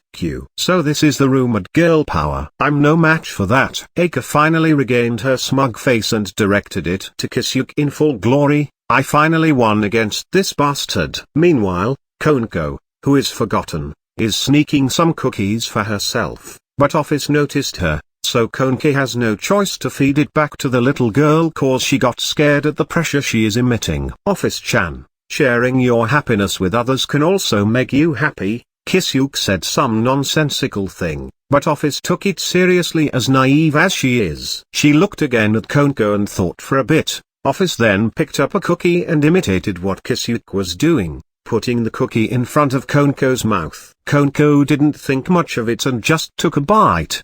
She smiled as she finally got her snack. Ophis has a strange feeling, but it isn't a bad one. So she continued feeding Koneko, trying to figure out what she is feeling. Now we have a strange situation where two perverts are competing to feed the gothic Lolita girl, while the Lolita is feeding a cat girl. Sakura and Sunu, who is relatively normal and aware of who the little girl is, are speechless. Sunu couldn't hold back anymore and asked Kisuke, Urahara-kun, do you know something about the Ouroboros dragon? Volume 2 Chapter 50. Her interest. This chapter is updated by Novels PL. Ouroboros dragon? Isn't that the strongest existence along with Great Red or something? Kisuke absent-mindedly replied, but after thinking about it for a few seconds more, he finally gets what they are trying to tell him. Oh, Ophis-chan, are you also called the Ouroboros dragon? He stops his hand in midair again after asking the question, and Ophis already knew the drill. Yes. And she displayed a magic circle in a form of two snakes eating each other, forming an infinity symbol. What? Both Sakura and Sunu shouted at them unintentionally, which disrupted the cookie cycle. Both of them already suspected that it's really the Ouroboros dragon, but until they can get a piece of concrete evidence or the little girl claim that it's really the Ouroboros dragon, They don't want to believe at their assumptions until the end. But now, after being shown by that unique magic circle which matches the records of their respective clans and is only available for the Ouroboros dragons or those it blessed,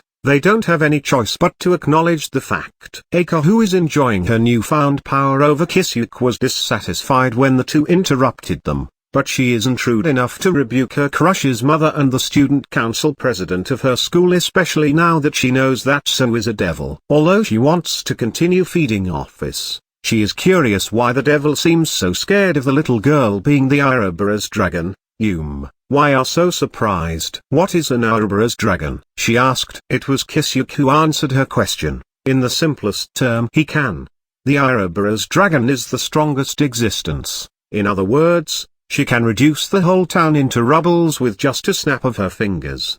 Maybe even rubbles won't be left behind. Eika was frozen and dropped the cookie she has on her hand. Her body moved like a machine that wasn't oiled for years as she slowly pointed to the little girl still waiting for her cookie with an incredulous expression. Huh? She can do that? Ahahaha, no doubt. You see how serious I am earlier when I was inviting her over, right? Kisuke laughed and patted her shoulder. You crazy bastard. And you're treating her like a little girl. Wait. How old is she anyway? With the existence of magic, anti-aging magic should exist, right? Eika grabbed his clothes and started shaking it. Again, anti-aging magic does exist, but she isn't using one. Kisuke just let Eika do what she wants. It's pretty amusing to see her all flustered after all. Then Eika wanted to say that the little girl has the same appearance as her age if she isn't using any anti-aging magic, but Kisuke interrupted her. Concept of time doesn't exist for her, so if we want to quantify her age,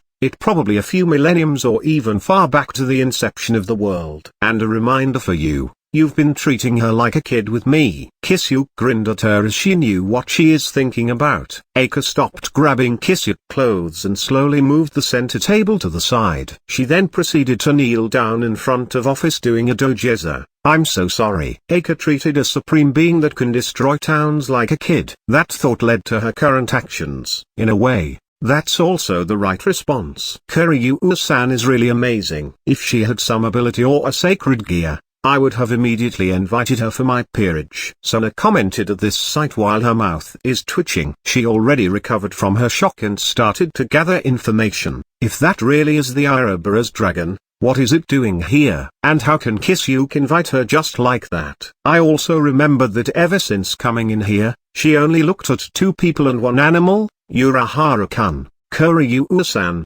and the cat, Yoruichi. She didn't even take a glance at the rest of us with the exception of Toujou-san when she was lectured by Urahara-kun and started feeding her. Ophis tilted her head at Eika's action and remembered something. She said, don't mind. She can't remember where she learned of that phrase, but she knew it was used for those who are asking for forgiveness, and Eika has been feeding her great food with her combination tactics which caused her to like her a bit. Eika looked up and she thought she saw an angel. She remembered all her interactions with her, albeit not that many, and thought she really is just a kid and an angel. I'm healed. She stood up and hugged the unsuspecting Ophis while rubbing her cheeks against her. Thank you very much. Phew. She started to sound like an old man. This damn pervert. I also wanna do that. Kisuke protested at the side. Stop it, you idiots. Sakura and Sonu are in sync today. There's no harm done. Eika and Kisuke simultaneously said. The perverts are in great sync today too. Sonu couldn't believe what she is seeing. Are these idiots looking to die? Well, maybe because they are idiots. But it looks like the Ouroboros dragon doesn't mind it, so we should be safe. As for Sakura, she couldn't contain her curiosity anymore. What is the Ouroboros dragon doing here anyway? Did you lure her here, Kisuke? I actually don't know why she's here. Kisuke rubbed his chin and asked Ophis again, so what are you doing here, Ophis-chan? While Eiko is still groping her all over, she answered, I'm ever-changing. I can be anything. But you force change into others. We're similar, but different. Kisuke furrowed his brows at Ophis' words. Is she talking about Benai's restructure? Did she saw through me even without revealing Benai? Should I say, as expected of the infinite dragon? What is she talking about? Kisuke, Sakura, as well as the rest, confused, except for his trusty cat partner. I'm not really sure. Maybe she's talking about my sacred gear? Kisuke feigned ignorance. You have a scared gear? And why would she be interested in it? Sakura was only mildly shocked at the revelation due to all surprising things that happened today. I don't really know anything about my sacred gear. Maybe she knows more than me. Kisuke directed his sentence to Ophis, who is still restricted by Ika. She only tilted her head in response. Obviously, because Ophis doesn't know anything about Kisuke's sacred gear as he doesn't own one, hence, her confusion. But the rest took it as her not wanting to answer. Then, what about Kiryu-san? Suna also posed a question that was bugging her. She wanted to ask more about Kisuke's sacred gear, but Ika, who captured Ophis' attention even for a moment, is more interesting as she knew that she's just a normal human. Me? Ika separated from Ophis as she wanted to continue feeding her, asked. It's probably also about her sacred gear. Kisuke is the one who answered Suna's question and Ophis nodded in agreement. What? She has one? Suna was flabbergasted. She has a scared gear? And it even captured Ophis' attention? Do both of them have longiness? No. I'm sure Kisuke doesn't have one as I already saw it in the past.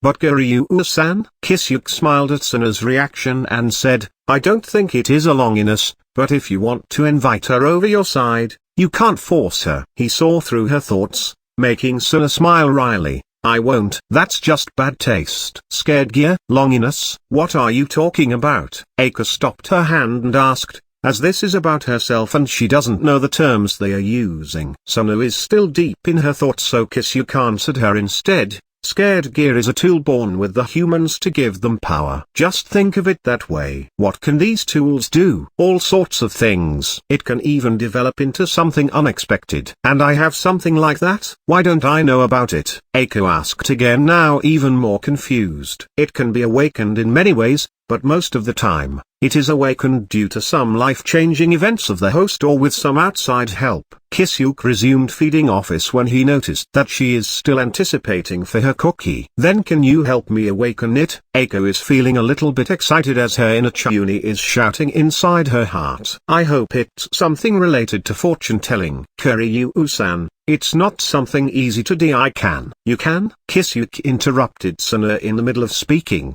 But his affirmation shocked her more than anger her, as there are very few ways to activate a scared gear through outside means. Most of it requires some complicated ritual to actually do. She didn't think Kisuke would have the ability to do it.